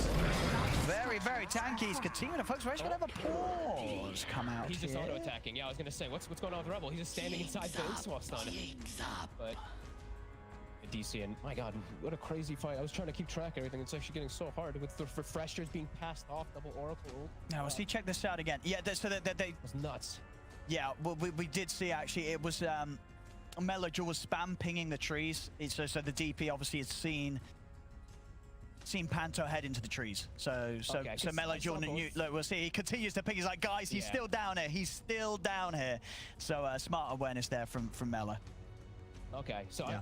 I mean, both teams seem to be doing it a lot, actually. Mostly the Earthshaker and the Oracle, but they're just Shadow Amulet. They're just, like, in the midst of these fights where all this crap is happening, there's no sentries and gems are taken out, they're just Shadow Amuleting and trying to survive versus these crazy farm cores. Back in action here. Just a little unfortunate with the timing of this pause. One thing that did happen just now, we did the link came out, but it was actually onto Relville. So dyrachyo still has his full damage to work with if there's any chance of them committing, and no stat battling for 15 seconds. I mean, do you think these two, can they commit onto nefrit here? Or is nefrit fine? I mean, Rage is still on cooldown for 10 seconds. Like, is this lifestealer in any trouble? I don't think he should be. I think he should still be fine because he has Lotus, you have the protection too. There's no mana on G. Out of mana. Yeah, wait a minute. Okay, he should back. Summer's up in 15. Okay, yeah. And I think Nefrit starts to probably get away immediately after this ink spawns. Between G and Shachlo, they've got 3 eyes, Gemma's true sights here. You know, so. They do. And G's carrying 2. Yeah, they got 3 of them here. So making a nice little collection, the 2 of them. But yeah, this looks a little spooky. I mean, what is it? Does the lifestealer die here, or is he fine? Well, what do you reckon? Can Rebel and Dyrachyo gonna get stunned? Yeah. Right now, He's stunned. So he's gonna be stunned for a very long time. I think it should connect also onto the troll because the AOE radius is massive at level 25. Sure, but if he starts running, Dyrachyo will have blink up in a couple of seconds. So he could chase him out of the base. Could chase him out of the base. I'll say, well, at least we get to see the fight again. It was we get to see the chaos. Crazy fight on the side, and we see the fight from the troll. I think the biggest thing is watching his inventory. Is he swaps in the refresher at some point, like pretty soon, right around here, because he's dying. You see the false promise. He's not getting healed enough. Pops a second satanic. Pops a second BKB. Pops a second rampage. Pops a second battle trance, and it will keep him alive. Because otherwise he dies if they don't get that second one off. Oh, wild stuff. Fight. Wild stuff. I mean, I still. It's crazy to see that there's only 1k gold in it at 56 minutes in both teams. I mean, if you had to sort of call it the moment, who is going to take this game? You know, Winstrike, for all the holding lead that they had, the farm they have on Dyrachyo, you know, EXTREMUM giving an insanely good fight, despite how big the troll is. I mean, who's taking this one? Just from like a feel, with the like the way that they did that comeback, comeback in the top lane, they have to be feeling so amped up right now. I feel like that could be something that drives them for its win, but hey, who knows? This one is really up to so many small things inside the fights. It's gonna come down to someone missing buyback or something like that. Or hey, maybe 60-minute items. Maybe we get maybe we get Giant's rings on Lifestealer, no Giant's ring on Mars or Troll or something. Like, who knows? We could have some crazy stuff kicking off very soon here. Well, so this ain't great. Hopefully he's back soon. Of course, rules are rules, and 10-minute pause time has collectively over the duration of this game nearly been built up by Winstrike. So only a minute left here for Rebel to reconnect. Otherwise, the game's going to have to go on. So hopefully he returns. Yamich does say he's coming, so fingers crossed. I also hope that EXTREMUM would be like, you know what, we don't want to unpause. This game has gotten so hyped that we don't want to. But you know, we'll see. But the free win is a free win. No, exactly. It's not up to the players. It's up to the rules and the admins. And, absolutely. You know, if the game plays on, you've got to keep playing on to your best ability. So we'll see. Reconnecting now. He's going to make it. Hopefully he's going to make it. 1 minute only. Oh, I mean, well, they're getting a minute. A minute's a minute. You know, there's we don't do any deals here. We stick to the rule books. Oh, there we go. G's being nice. I mean, of course, the players are allowed to do this. They're absolutely allowed to do this. There's no pressure on them to do this. The sportsmanship, it is there from G. So respect to him. Doesn't have to do this. Absolutely doesn't. There's no pressure, but they can, of course. You know, the admin can't say, well, you're not allowed to pause. If they want to pause, they can pause. Okay, okay, never mind. Ignore what I said. Apparently not. You can't give them your pause. Okay, I thought, you know. I mean, okay. I feel like if you wanted to, you just pause the game and say, hey, yeah, we need to pause toilet, or, you know, a cat jumped on my keyboard. But, all right, I don't know. He's back anyway. It's all good. He's back anyway, and still shout out to G there. He had good intentions. Yeah, that's a good question. Those 5 minutes, are they for each specific game, or is it, how much is this per series? Well, I believe, according to the admin, there was 10 minutes. You get 10 minutes in a game. It's 10 minutes. Which is pretty bad. I thought it was only 5 minutes, but 10 minutes, apparently. This is the Rebel is just DCing a lot. Oh, yeah, that's true now. Don't DC again. Could be a bit spooky. Okay, no Shaker, 15 seconds, no Oracle, 30. Winstrike still looking for perhaps a jump at the on top. There we have it. And they go for the start. They're going to need to jump on G, but G's got the urges. Go to the side. They'll get on top of the line. The line's gone. Dead for 90 seconds here, Yamich. The Chester trying to go here. The Winstrike, they get the stun back, but Chester pulls the refresher. Ready to go to the static link. Draining the troll. Taking down Dyrachyo's damage. Choosing the epicenter. They bring them down. 4 dead on Winstrike. None of them with buyback, as EXTREMUM should have a pretty good route here to close the game up, as there's no buybacks available. So much more. Exposed throw. And they've got it. They've got it here. From Rebel. He just reconnected. Oh, reconnected, but this feels bad. But there we go. Game 2, EXTREMUM, they will do it. And a game that, again, you know, halfway through, it began to look like it was going to be nearly as tough as game 1. Some good turnaround, some little sort of sloppy, maybe too comfortable with the situation plays from Winstrike do get heavily punished.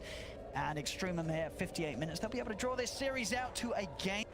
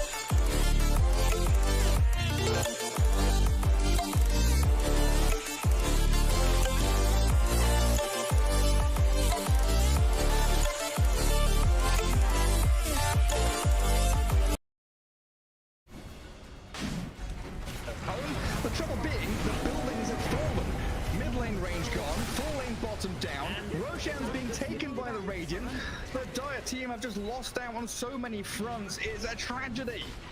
Oh, man. It's too late. Roshan's gone. They've used up the DP. Arrow catching him, and they're going to retreat. They don't want to commit for a kill.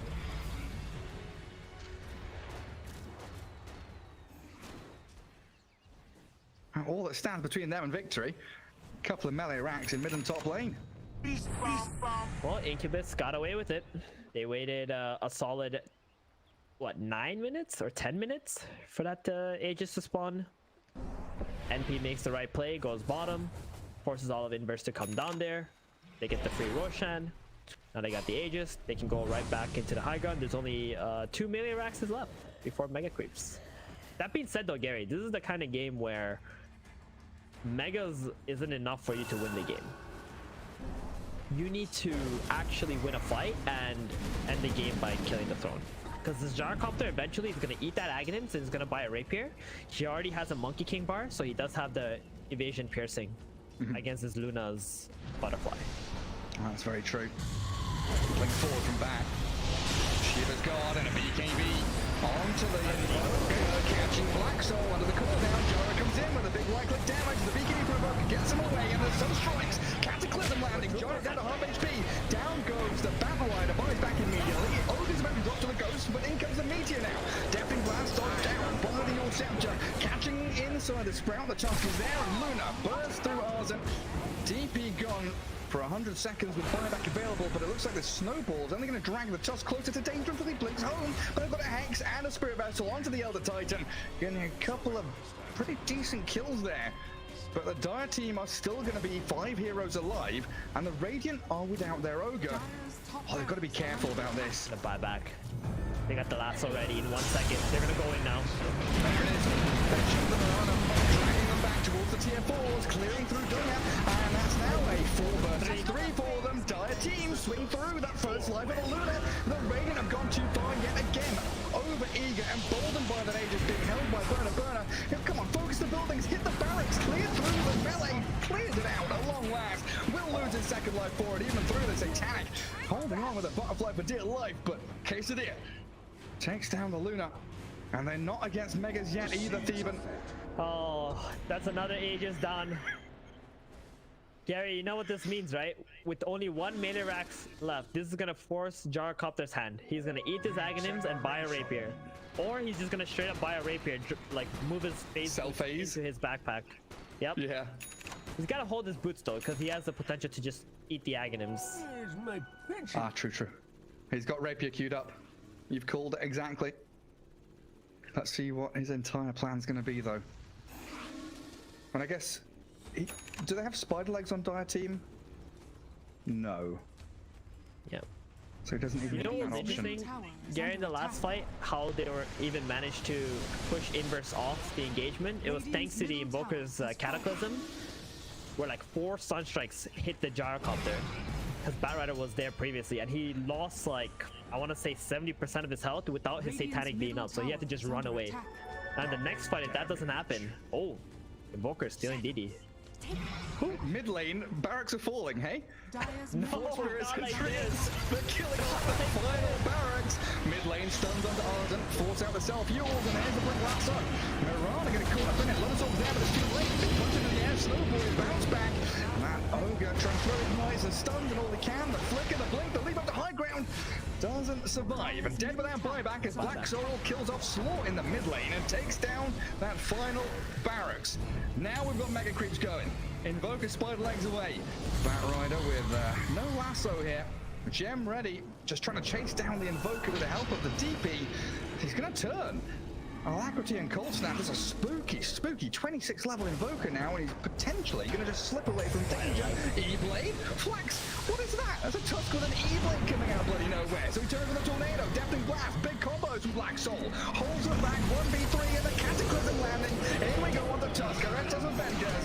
Towards Arzen, who's forced to Exorcism, and Batrider RBP can't be trying to fight, so Burner walks straight in, the lasso, running towards the Gyrocopter with a big damage. Miggy with a double kill, and Luna's dead for 100 seconds, so's the Invoker. No way. They've got him. Gary, what's going on? Invoker was making all the big plays, but they just had to back off. The Gyrocopter was on the way.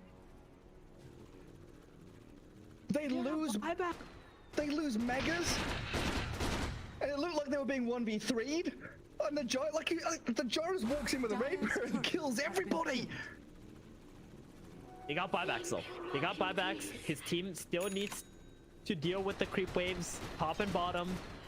Don't have the Shachlo on the Batrider at the moment. Okay, DP also with the Shachlo, but no access to the up. Gyro's alone middle. There's still potential for the Divine Rapier to be lost here.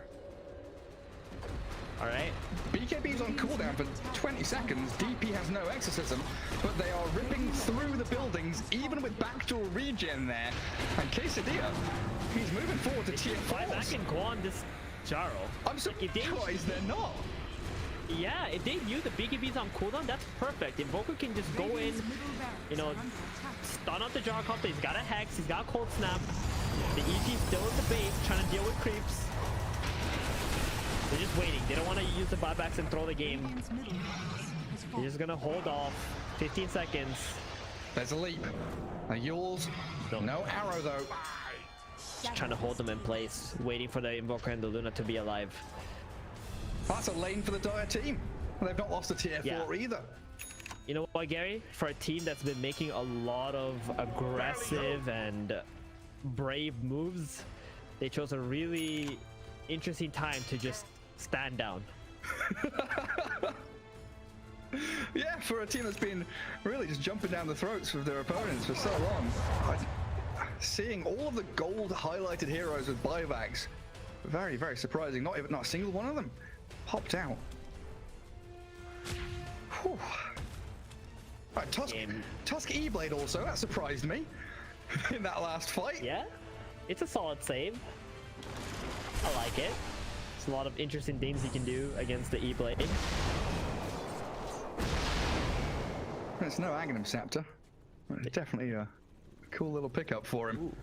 Check out what Gyrocopter's going for. Swift Blink. He just wants to be able to get right on top of the Luna or the Invoker or whoever the Batrider lassos up. Yeah, those 6 flat cannon hits are going to be immediately dispersed out with all that rapier damage onto the...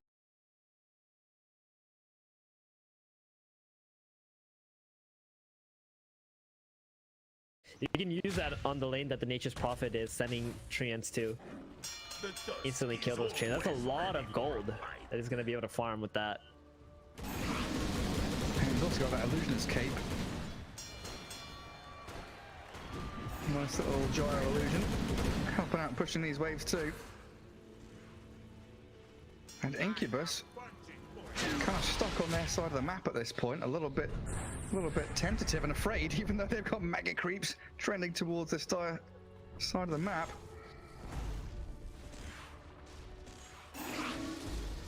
What's the plan for them? Do they still just want to slowly keep pushing until they get the state of the map where 3 lanes are on the dire side? Think about the next Roshan? What is it? They gotta wait for Roshan. That's it.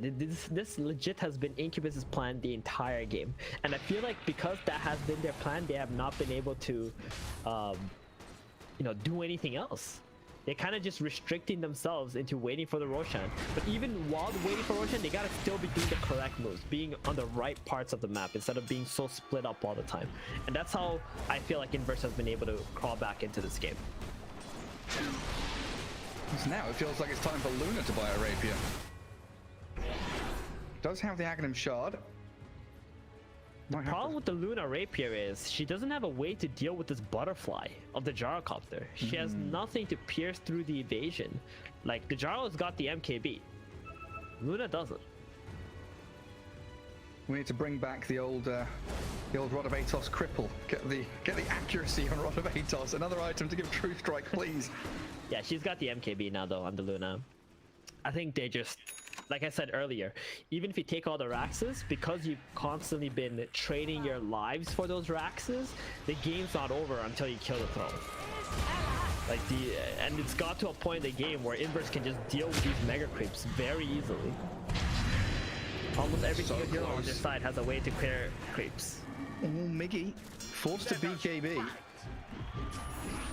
And so close to Roshan respawning too.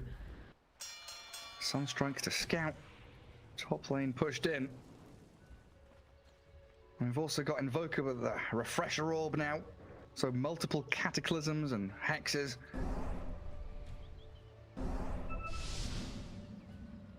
And the Radiant also the ones to scout out inside the pit with Forge Spirit.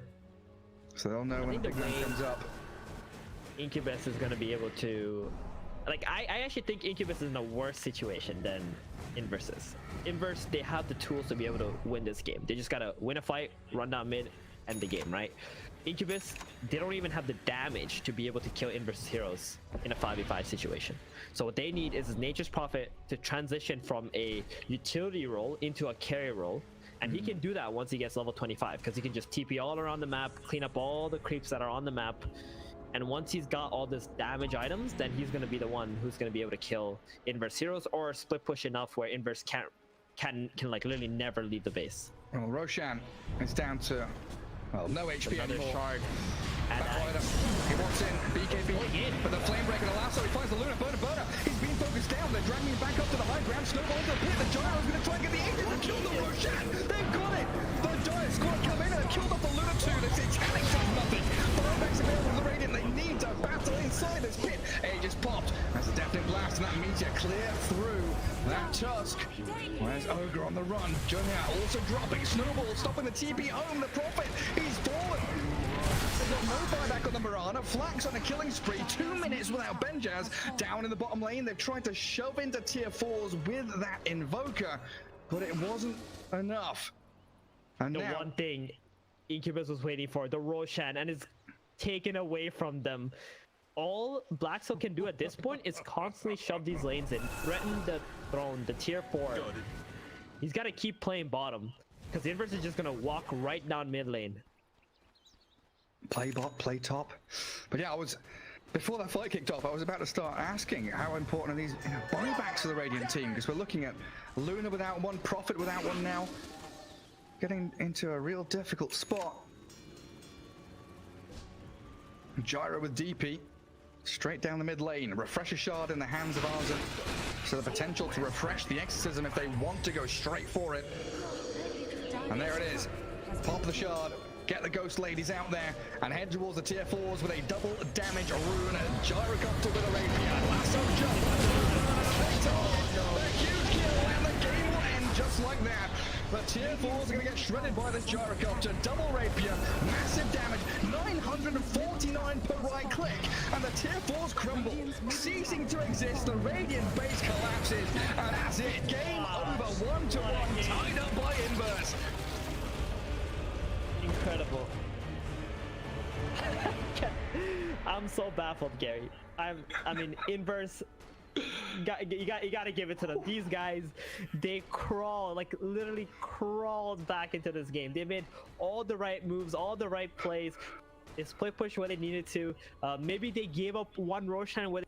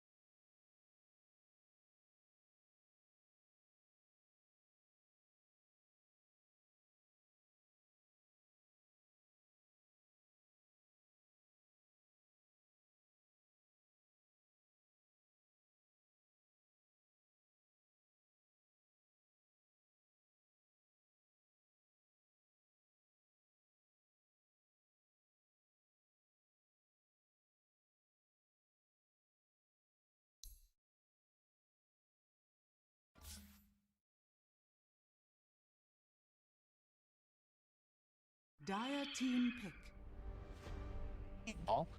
The Lion will have a rough game for sure, but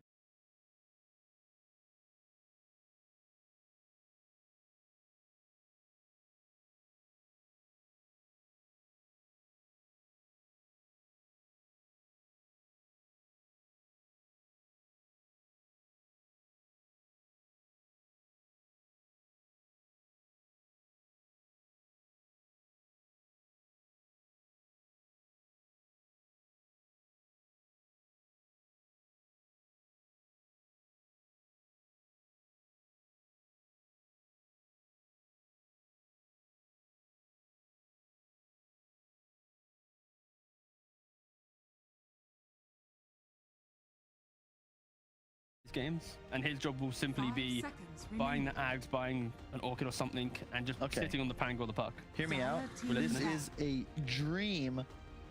That's right, sniper game for Winstrike. What year playbook are you bringing us up? Hear me out. It's always been really good against Puck Dusa. You outlane Puck, and it's just really annoying to play against it. It's weird, sure, but you can't really get on top of him very easily in this game, and it also guarantees you have the late game plus great synergy with all the front line you already possess. Robson has his hand up. Yes, Robson. The Puck and the Pango will sit on this sniper like no tomorrow. Yeah, this sniper will not have a fun You can make that argument against literally any hero they could possibly pick. That's why you need your mid to be somewhat independent, so that if the sniper, if the Puck and the Pango want to jump this mid lane, he buys enough time to survive that engagement and take the fight. It's hard to pick these types of heroes because you want to pick like a Kunkka or something, correct? You know, but that Kunkka isn't that good into Medusa. No, it's not. I mean, aren't they picking an offlaner anyway? Yeah, it's a good point. Unless chshrct plays the voice for it.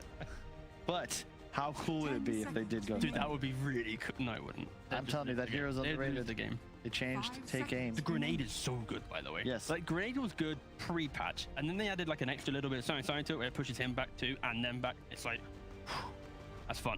Position 4 sniper, it might be up in value. The Ags into shard play, very strong. And now Winstrike, you know, I don't know if you're going to get enough value out of an offlaner to make it last. That's they need a 5 pods. Puck mid, Pango off lane, Lion 4, last pick 5 to enable the Medusa. Could also just be 5 Lion, Pango 4. They could go for the Darks here you were talking about. It wouldn't be bad here. But I think it will just be a 5. Yeah. It's like a casual lich. Be really boring. Team pick. Even better. There you go. Just dominate the laning phase. You already have the Lion, so different concept. We discussed like Lion Oracle. This Hex mechanic with save is quite nice. Undying has absolutely 0 lockdown. Lion has all that you need, so it's a really cool combination. And Undying, of course, arguably the most dominant 5 for the first 5 minutes of the game. Hopefully he carries the TP, so we don't have a repeat of yesterday.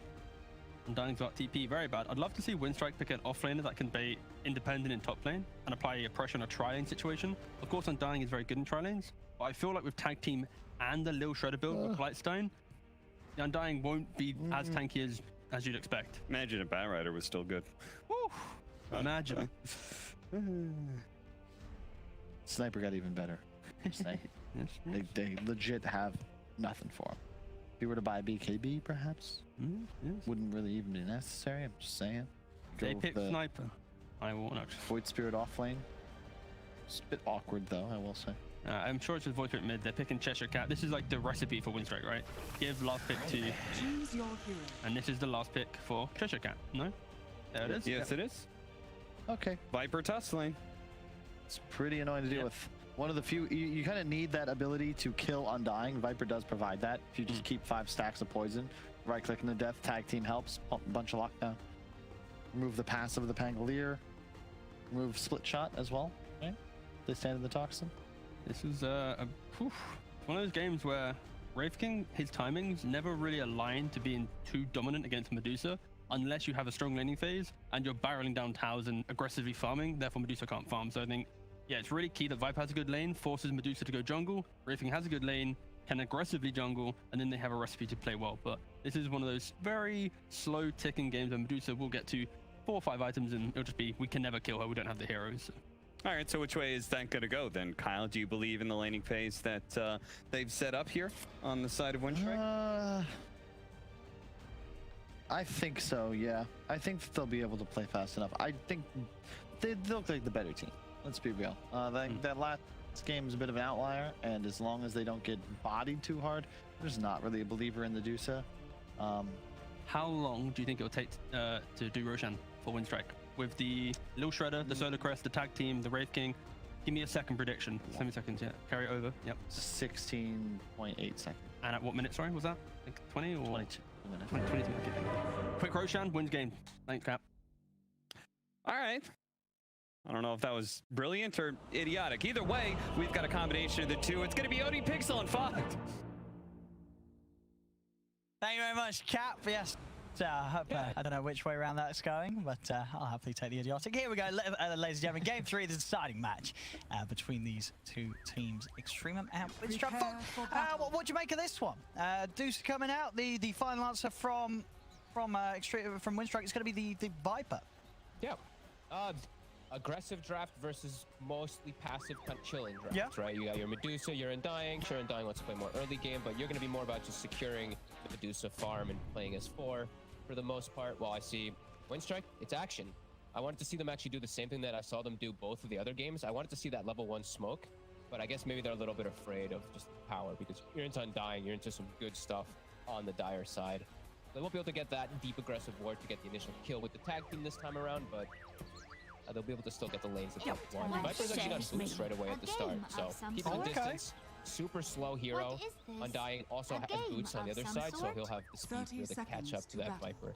But I like this Viper pick. I think it's a, it's your non-traditional kind of offlaner that always doesn't really care if you're playing versus Undying because you're not strength. Most offlaners, your strength decay feels horrible when you're playing against it. Viper does not.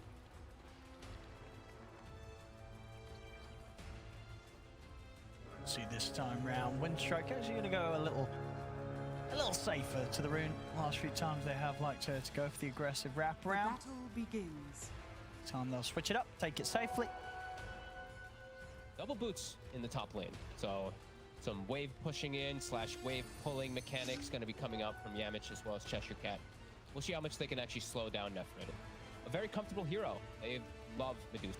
Team Extremum last season as well, they were even opening up with it, I believe, in some games, like first 2 picks and just like being like, okay, come at us. They're big fans of this hero. He used to do the rapier timing a lot of times when he did play, just like Manta to rapier and stuff like that, but it's been nerfed. It's been changed, I should say. Well, we'll see what the option is they're starting tri-lane.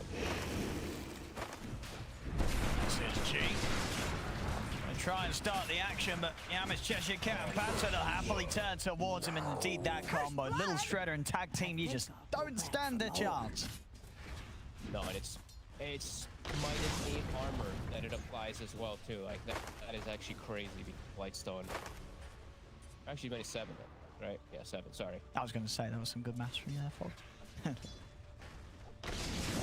sorry. I wasn't being sarcastic. Good match from you. Good match from you there, Fox. Damage. But they're getting the tri-lane right back up there, so it just says that. Or Yamich. Game, they want to secure it. They'll get another one. Down bottom. Panto.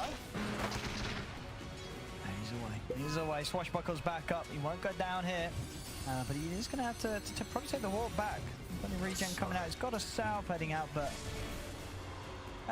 he's going to stick around the lane. Just pop the south rather than go back for the full reset. They're going to pull the side here. Panto, he's going to try to get it. He should be able to, and that's going to deny almost a whole wave from Shachlo. He's going to struggle down here, absolutely, especially if he's left completely alone. These two will kill him over and over again if he's not careful. And they have to do this Extremum. This is best for the lane setup, not having a support down here with him. They've got to have the 2 top. It's securing the Medusa farm, so yeah. I don't really mind it, because otherwise what ends up happening is like Viper's going to be getting these kills, forcing the wave in, and they're going to kill the Undying over and over again. This is causing problems for chshrct. He's a little awkward. He's not playing the lane, and he's dying. Guys, I mean, it's like, top lane's crazy. And the brawling coming out between the two. Oh, Yamich is fine. In fact, Extreme, they might just be able to tell. I would say he's fine. He's not fine at all. He is not. He's dead. There's Extremum. This tri-lane's just completely handling what Winstrike's trying to throw at them. I love it. They're gonna both. All right, we're kind of low on mana. Let's just go back to base. You know, there's nobody top anymore in pressure or Medusa, so we're not gonna be there at the moment. Really good stuff. Extremum starting out the game That's for the Medusa, who's now, it's like you're guaranteed now on the Medusa pretty much. You can get. Yeah. And you know, what you just said, you're happy to take that trade where Shachlo's just not really going to get any farm out of this bottom lane.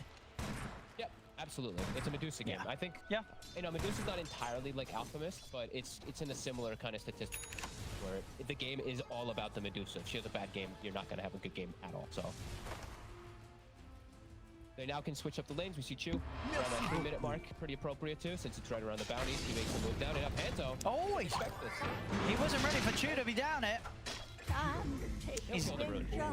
They'll kill him. Chu, killing spree on this line. 3.5 minutes in.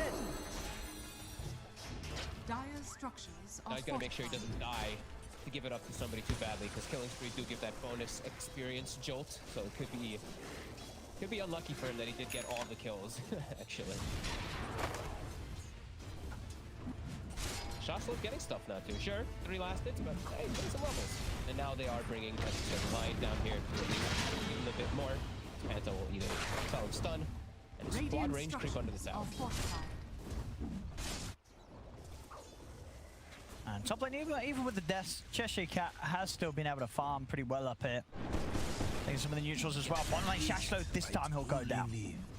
Another subject for the bone king. So much damage. I'm actually loving this build now. I think this might just be the thing. Yeah, there's 2 points in Shredder. Yeah. Since it got buffed so much, the damage is absolutely ridiculous, especially with a built-in crit hero too. Like, they're -8 armor, so this mortal strike comes in, and it's truly mortal. Oh, it's been looking very good on Panto. He's been able to do in the laning stages. As you see just the trade there with Chu. Yeah, you just don't stand a chance. Crazy. Now, he actually might just get the kill. He's gonna be able to cook E in a second, and he's actually got another Shredder up in 5 seconds. So Chu's gonna have to turn and stun. Second now. He's got Mellow here. But I mean, you're seeing the potential. Just you can't trade with this. No, and how does an offlaner get trade with most of these? Like a 5 position that has this in a lot of games. It seems very strong. Shachlo still cooldown on his swashbuckle for a second here. I mean, one more hit and he's gone. Can Panto find him? Oh, the cookie. It's in and he's out. Still dead.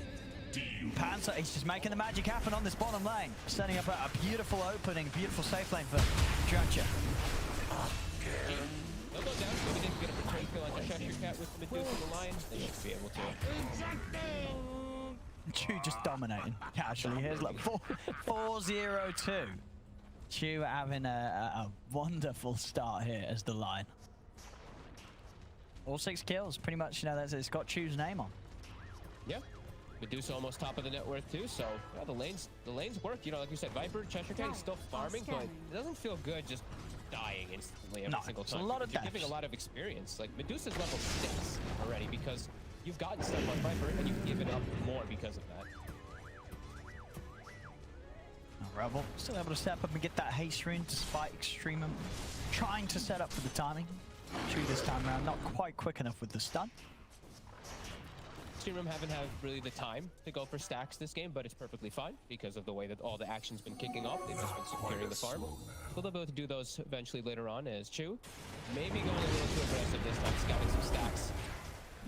Looking pretty dead here. I'll let it go the way of Rebel as well. So Rebel will be able to end that streak, yeah.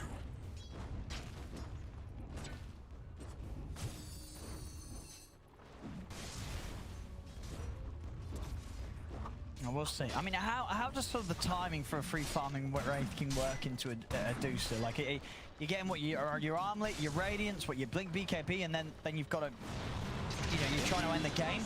You don't want to continue to farm against a Deucer. I think it's gonna be something similar like that. Also, just playing around Roche. I think even like armlet into Roche might be the play with the little Shredder when they have like enough skeletons and stuff like that online. If they see an opportunity, I'd like to see them go for a really early one. But yeah, I think they have to just, you know, you want to be playing as aggressive as possible, and they do still have a really good lineup. As another disconnect. What's going on here? Oh, this time it's EXTREMUM, so hopefully they're fine. They got a good TP setup down bottom right now. I mean, do they have the catch? They don't quite have 6 yet on Shachlo, but yeah, they've got the coil. Ultimate at the ready though. Yes. On Wraith King. He just skills it right away. Let's see. They don't get the snap fire. They can get dyrachyo twice though. They get him once. Shachlo's still not got 6 though. And dyrachyo knows. He's straight out with the TP, both towards the tier 2 as we're heading to the jungle. Top lane yamich, chshrct coming in with the dive onto G. There's no help available for him as they bring him down. Yamich, he's kind of stuck in by the zombies though. He's taking a fair bit of damage there from the tower because of that. Yamich is able to roll his way out of the situation. Get out of there. chshrct will now be able to push this tower. He's gonna go rushing for this Atos, having a little bit more forms of catch for himself, keeping the Deuce in there too. You know, Nether Toxin might be something that can be powerful too versus Deuces, and she just stands there and definitely counteract that split shot later on into the game too. True. Mellow's in the area. No coil just yet, but he's got a DD.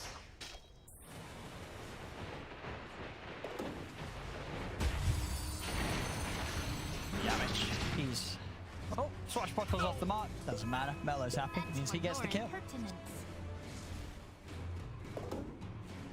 Bottom, Panto, he's gonna just take the lane. Gotta hit 6 early. Is that what that means on the Snapfire since they've had a good time down here, and Wraith King's just straight jungling. G finds an opportunity to sneak in, get some deep wards in. At least watch where that Wraith King is farming. Now I want to see some stacks though. Now I want them to get anytime they do have a moment to get those G. Actually, potentially getting solo kills. Panto just goes for it. He just goes for it. G's not ready for that amount of damage. Very nicely done, Panto on his support. Snapfire just looking fantastic. And Tower's also going to take a significant amount of damage now from this snap too. This is a bit of a mess up there from G, where he could have maybe been stacking his damage this time. Stop. Another kill on Yamich. By a little time. But yeah, this top lane seemed to be a deadly place for Winstrike. Winstrike, though, overall, they are winning out on the farm. Mainly because of the fact that Shachlo is falling behind a little bit as the pan go down bottom, not really being able to find much farm at all. In fact, he's moving up to the top now, as he's just trying to get some of that progress, make up for the tough time he had in the lane matchup. Again, down bottom. Just, oh my god. The damage is insane. The Mortal Strike comes in with the minus armor, and he's just... Yeah, I want to see people picking this in my lane when I play this. Snapfire support. It's... Yeah.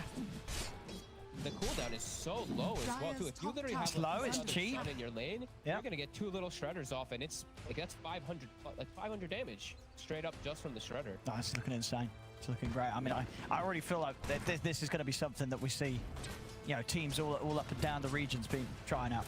Now already, you know, Snapfire support, you know, this hero in any role, mid.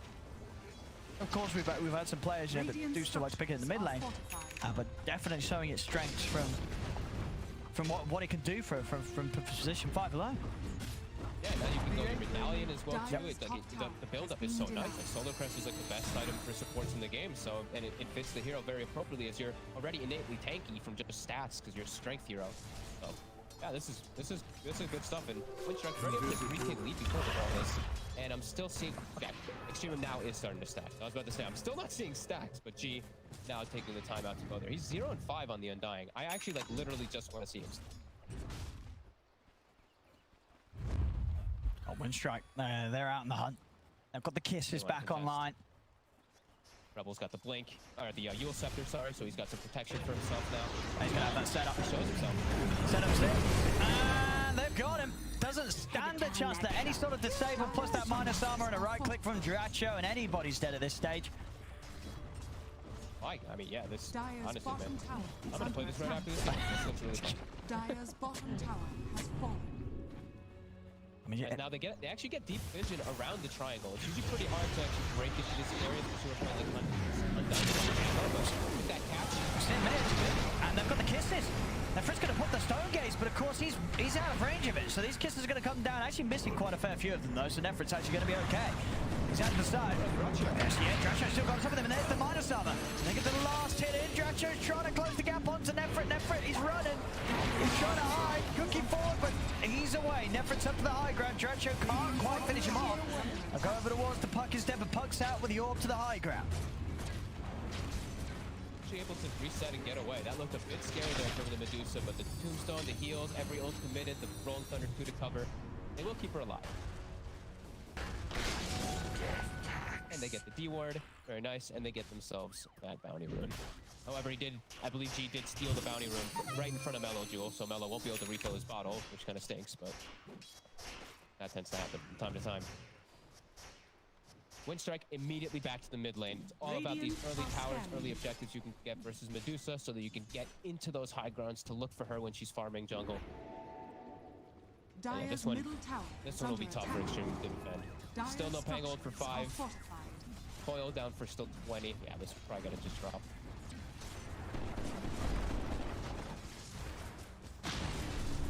Dyer's the middle speed. tower Minus armor on towers feels really nice. Radiant's bottom tower is under attack. Yeah, we saw this in the other game as well when they had this Winstrike just taking such early objectives.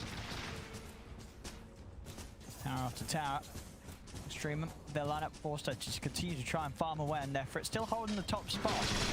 The 3 cores of Winstrike right behind, and Shachlo's game still continue to be very, very slow. Sitting on the same farm as the Snapfire right now.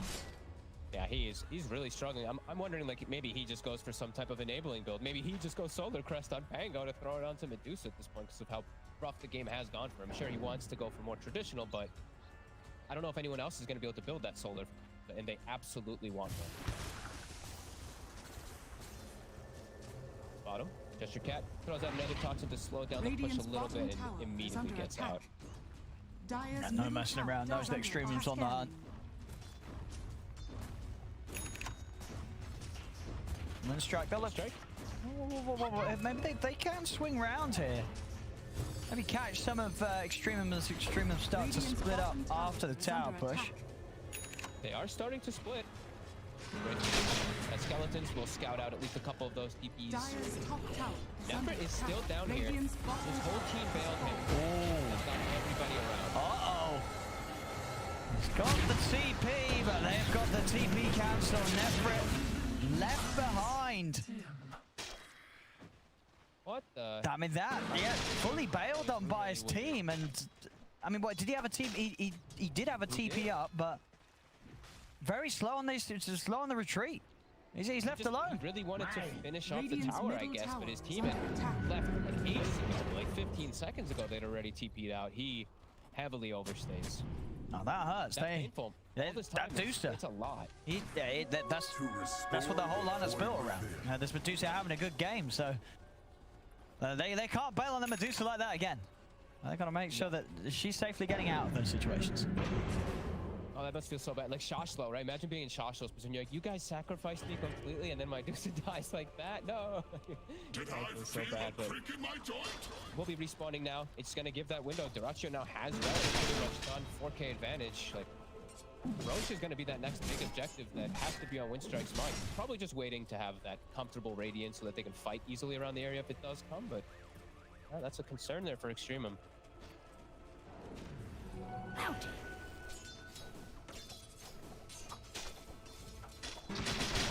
So they're getting out-farmed across the board. chshrct shows himself mid. Drop the tombstone down, but chshrct sees the out of range. In fact, he's thinking about turning things around, but no, he doesn't want to commit into the tombstone. Shachlo trying to get the hit. Oh no! He's very dead for that. Tips coming out as well. They know Shachlo's having a rough one. They want to make sure he knows as well. Rubbing it in with the tips. Yeah, they're just having to play fully defensive. G's just having to literally run around following the Medusa everywhere he can. He's going for Holy Locket. I actually like this build a lot on Undying. I think it might be one of the better pickups you can, especially with the Doosan in your draft. You can heal up the mana, etc. Amplify his healing too. Yeah, this continue to apply this pressure, shrink them out. They're just getting so much more farm. They can't let nefrit go down again. No, like one more death and it might feel like the game. Very sad. This already feels kind of rough. Does he have to do this? He's going for the Manta into the BKB, having to get both of them when you're sort of this 4-1 lineup. He still has to do this? Oh, gee. I mean, they're going to have no damage if he does this, but maybe feeling he has to kind of the Toxin and the Viper, but they'll find the Wraith alone. He's got back up on his way over. See if Winstrike can turn this around. Nefrit's going to put the Stone Gaze. Kiss is coming in from the side. Coils down onto Wraith King. G stepping up towards dyrachyo. Nefrit focusing the Viper that bring down chshrct. G getting low shots. Won't quite get him. G will actually live. Okay. Dire's bottom tower is under attack. See if they can catch any more. Nice. Snowballs off the tree. And they're still going for him. Actually, missed quite a few spells there, but they won't miss the finger. As Chu will seal the deal. Secures his Blink Dagger with that kill too. Nice fight there from EXTREMUM. Great positioning, and yeah, Winstrike just unable to. They wanted to help the Wraith King. They at least bailed him out, but it cost them a life around that area. See a jump forward here as Mello.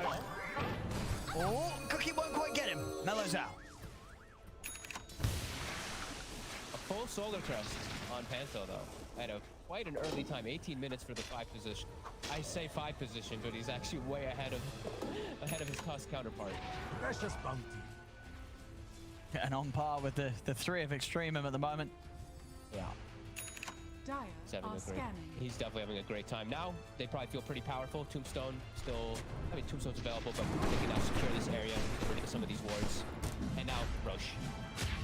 The tag team, they just used a little shutdown, unfortunately, but they've got Solar Crest. And the cooldown, you know, just up in a few seconds. Yep. Here we go. Like this, get a nice big server. They can't make it in time. No, not at all. They're smoking up, but it's too late. Aegis in the hands of Rebel.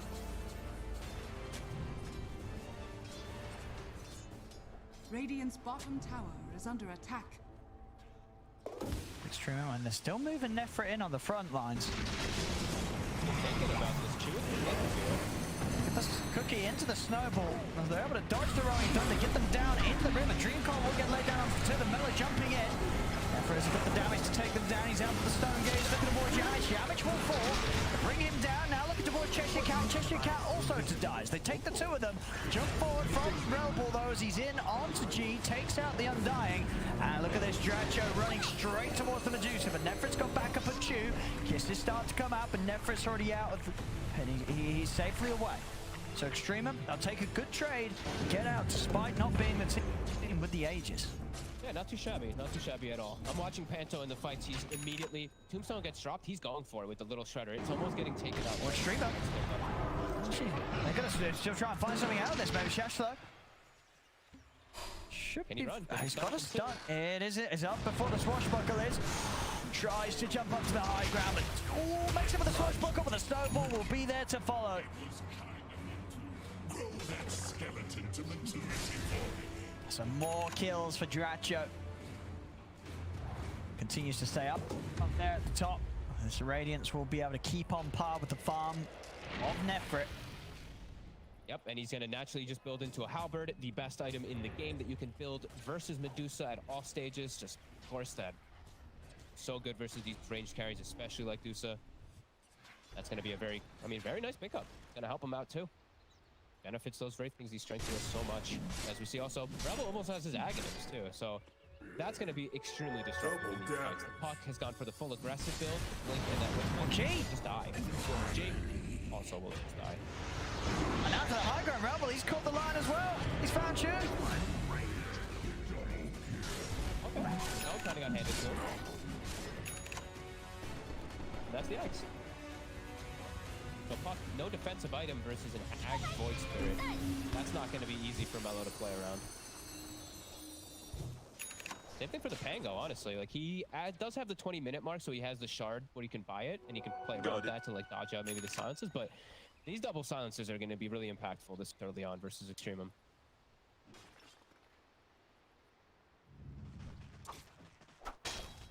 Yeah, 6k lead right now for Winstrike. Farm is still there. And he full committed. Just by the way, he went full BKB Manta, so he's fully defensive. It's gonna take some time. It's gonna take that next big item. It really feels like it's gonna have to be a big one. Like rapier status starting to feel, but I mean, I'd hope so, but he's not going to do that, I don't think. I'd love to see it. A lot when he's played it with this team, though. When they used to pick the Medusa a lot, they went for the timings. Sure. Yeah, we'll see. I mean, mate, as you said, if you're going to go this defensive, you're definitely looking to protect some sort of a big item, and you know what better would that be than a rapier? I mean, we can always dream, we can always hope. Very aggressive coil, and the whole Winstrike team is here now. Oh, they got to run extreme. They got to run. And jumps in straight away on a G. G's gone. Take down the tombstone. Maybe not, because a good rolling thunder comes in with Shachlo as well as the stone gaze. And committing him with the BKB, they'll turn over towards Panto, take down the Snapfire. Relbull will finish off the tombstone, get the plus 200 gold. Now the jump forward over towards Shachlo. He's already used the swashbuckle, they've got the control with the rod of Atos. Winstrike will still come out on top as they take down 2 and only lose their Snapfire. I can't believe they only lost the one hero, actually. They all just like fully reset away with almost full HP. The Stone Gaze and the Pango ult was cute to try, but yeah, the coil was used just way too aggressive, way too early for Mel.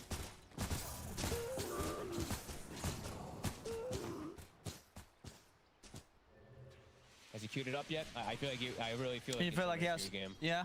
I think you're right as well. Benefit. If you're going for it's better in a way too.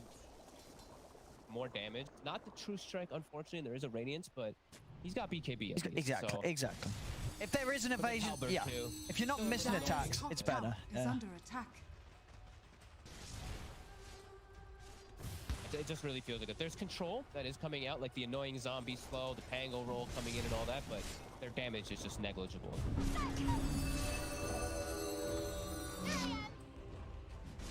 See, is dyrachyo now working on this tower. They're actually going to bring the Deuce up here. Stone Gaze up in 10. Aegis has now been reclaimed.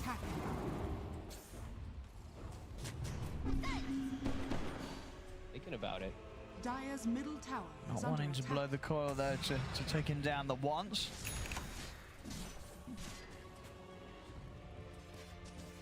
They forced everybody up here. The whole map is now kind of open for Drake, depending on how they want to take the fight. They still have the high ground. They still have the wards here too. Is G shoot? No, he's in. Yamich. He's going to get the jump straight away onto the line. Tuesday. Over to the side, they're trying to control chshrct. They've got him with the coil snap, so they will take him down.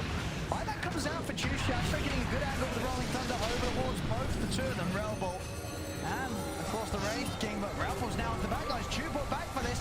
He's going to be able to live with the stick charge. Yamich, he wants to make sure that he goes down again. They're rolling straight in, but the silence is out. Big Kiss is coming in from the side, and will kill Yamich for that deep, aggressive dive. See what nefrit's able to turn towards Cookie in. Jump forward, over towards Shachlo. Shachlo, he's got the stick charges. He's out to the side with the swashbuckle. Shachlo still alive, but he's burning to the radiance. Shield crash over the high ground. Shachlo will live. As he gets away, dyrachyo with the armor toggle keeping himself alive long enough to have that reincarnation ready for a potential turnaround, but the buyback comes out from Mello. Got the Hex onto the Wraith King, BKB popped by nefrit as he commits over towards him. The burn from dyrachyo ends up killing off G. And over to the side, Shachlo, as he got the damage to take him down. Relbull still alive, another step to the side, but the swashbuckle it misses. Relbull, he's actually able to get away. And Shachlo, has he got anything more? Jumps in. Oh, he's not got him. He's out. Relbull's away there with the TP. Oh my god, and dyrachyo just takes the long walk away. chshrct respawns, gets the force snap, and he's able to get out as well. And that was, EXTREMUM did such a good job actually kiting around that fight, even with the buybacks, but now those buybacks hurt. I think it was what, both? Was it Chew and Mello that bought back? It was Chew bought back, it was, right? So, and Mello did as well at the end of it. So that, yeah, economy damage for sure. Still haven't seen nefrit queue it up, and there it is, man. The rapier, it's been queued. I mean, he needs it. I think he always wanted to. Maybe the team wasn't totally on board, so you know he was just gonna hold on to the goal, wait for another bad team fight, then just go, look guys, we need the rapier. Let me do it. And they're like, all right, go for it. Yeah. But you're right. It's the only way. You're going BKB Manta in this 4 protect 1 lineup. You know, if you rapier or bust. You know, this is what you've got to go. Agreed. Yamich, his courier just walks in and dies. Send him some support over the tower. They live. Let's kill it. And EXTREMUM, they're actually looking. They're trying to fight once they have this 4,500 gold uninvested on the Deucer. Send down onto the high ground. Now open things up onto the Wraith King. And they'll take it down very quickly here the once. That's what I said. That he's just some nice armlet toggling here, dyrachyo. As he'll finally fall over to the side. Rebel gets the jump onto the back lines, chews out for a minute. BKB and Stonegaze being used pretty early here by nefrit. As nefrit's now got to run, Rebel might actually have the control. Can he find him? Oh, the Duke's actually nefrit. He's going to be moving in a way that Rebel's actually not going to have track of them. So nefrit will get out of there. He's got to get this rapier finished. He does. He has so much. Like, that's the difference. Is not 9k gold. No, it's like 14k. He's holding all that gold, maybe even higher than that. As they looked for that fight onto the high ground with the tombstone, but it dies fast. Tombstone. There's vision there, and there's a snapfire. You just like 6-hit it. You kill it almost instantly in these fights. I've been watching him almost every time from Panto going for it. Dire's middle tower is under attack. Now forced back in their base. Oh, they're gonna jump, they're gonna jump! They're gonna make the jump straight on the Medusa, they've got him! He's out for 75, no buyback! A beautiful ward and a jump there from Yamich. As he sped up on the relic, meaning that there is not the goal for buyback here. And he didn't have his mana shield on. He actually toggled it on. Oh, he didn't! Oh! And a tombstone drop, so he'll clean that one up. Oh no! Back for 70 seconds. I mean, even if he did have the mana shield on, he didn't have BKB or Stonegaze, so probably would have died anyway, but still, that's gotta hurt. Rack's gone. And they might just be able to take a second set here. Winstrike heading straight to the top. I mean, it's such a quick heads-up play there with that Warden and willingness to jump, knowing they could get away with it. Yeah, just now the whole game is just completely broken. Poor Medusa, not even gonna get the hopes to get that rapier online. It seems like Winstrike. Very commanding jump. Play the big lead now finally. Yeah, brilliant move. Which has felt like they've had for some time, but this one now feels like, man, EXTREMUM just can't kill anybody. We'll see it again here. Straight in and just so much damage, as you said, especially if you haven't got your mana shield on. Just evaporates in an instant. Let's see. See if he can still get the rapier on before the game end. Still got a tier 2 down bottom. Yeah, he'll get it. He'll have it right. He'll have it. Next 2 creep waves or so, he'll have it. So at least we'll get to see the power of it. Yeah. He also took a talent that I don't see most people take anymore. He took the -3 Vision Snake rather than the Stonegaze duration. I always see the Stonegaze now because you can get the double, the double stone on people. But yeah, I didn't think he's going to be having the chance to cast so many anyway. But it's not that big a deal anyway. Oh. 70 gold. Oh, and they're so close as well. It's a spooky area of the map for EXTREMUM. He's got it. He's coming. He's got it. Alright, there we go.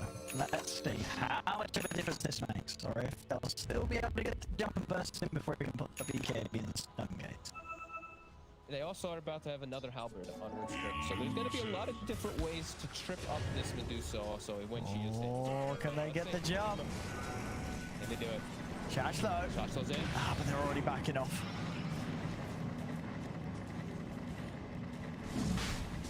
She's going to start on Roshan here, dyrachyo. I mean, might as well. Yeah. Good vision, great vision in the area. Now they still have that ward in the high ground where the tombstone was with all those 3 sentries. Oh, they see them, yeah. They see the information. They see everything. Can they get in the pit? Roshan's low.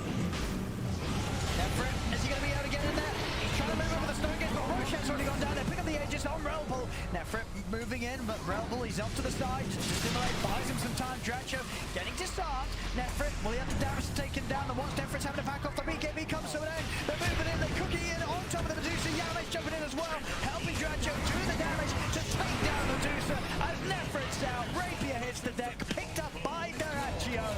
As this will be it. GG, it's called.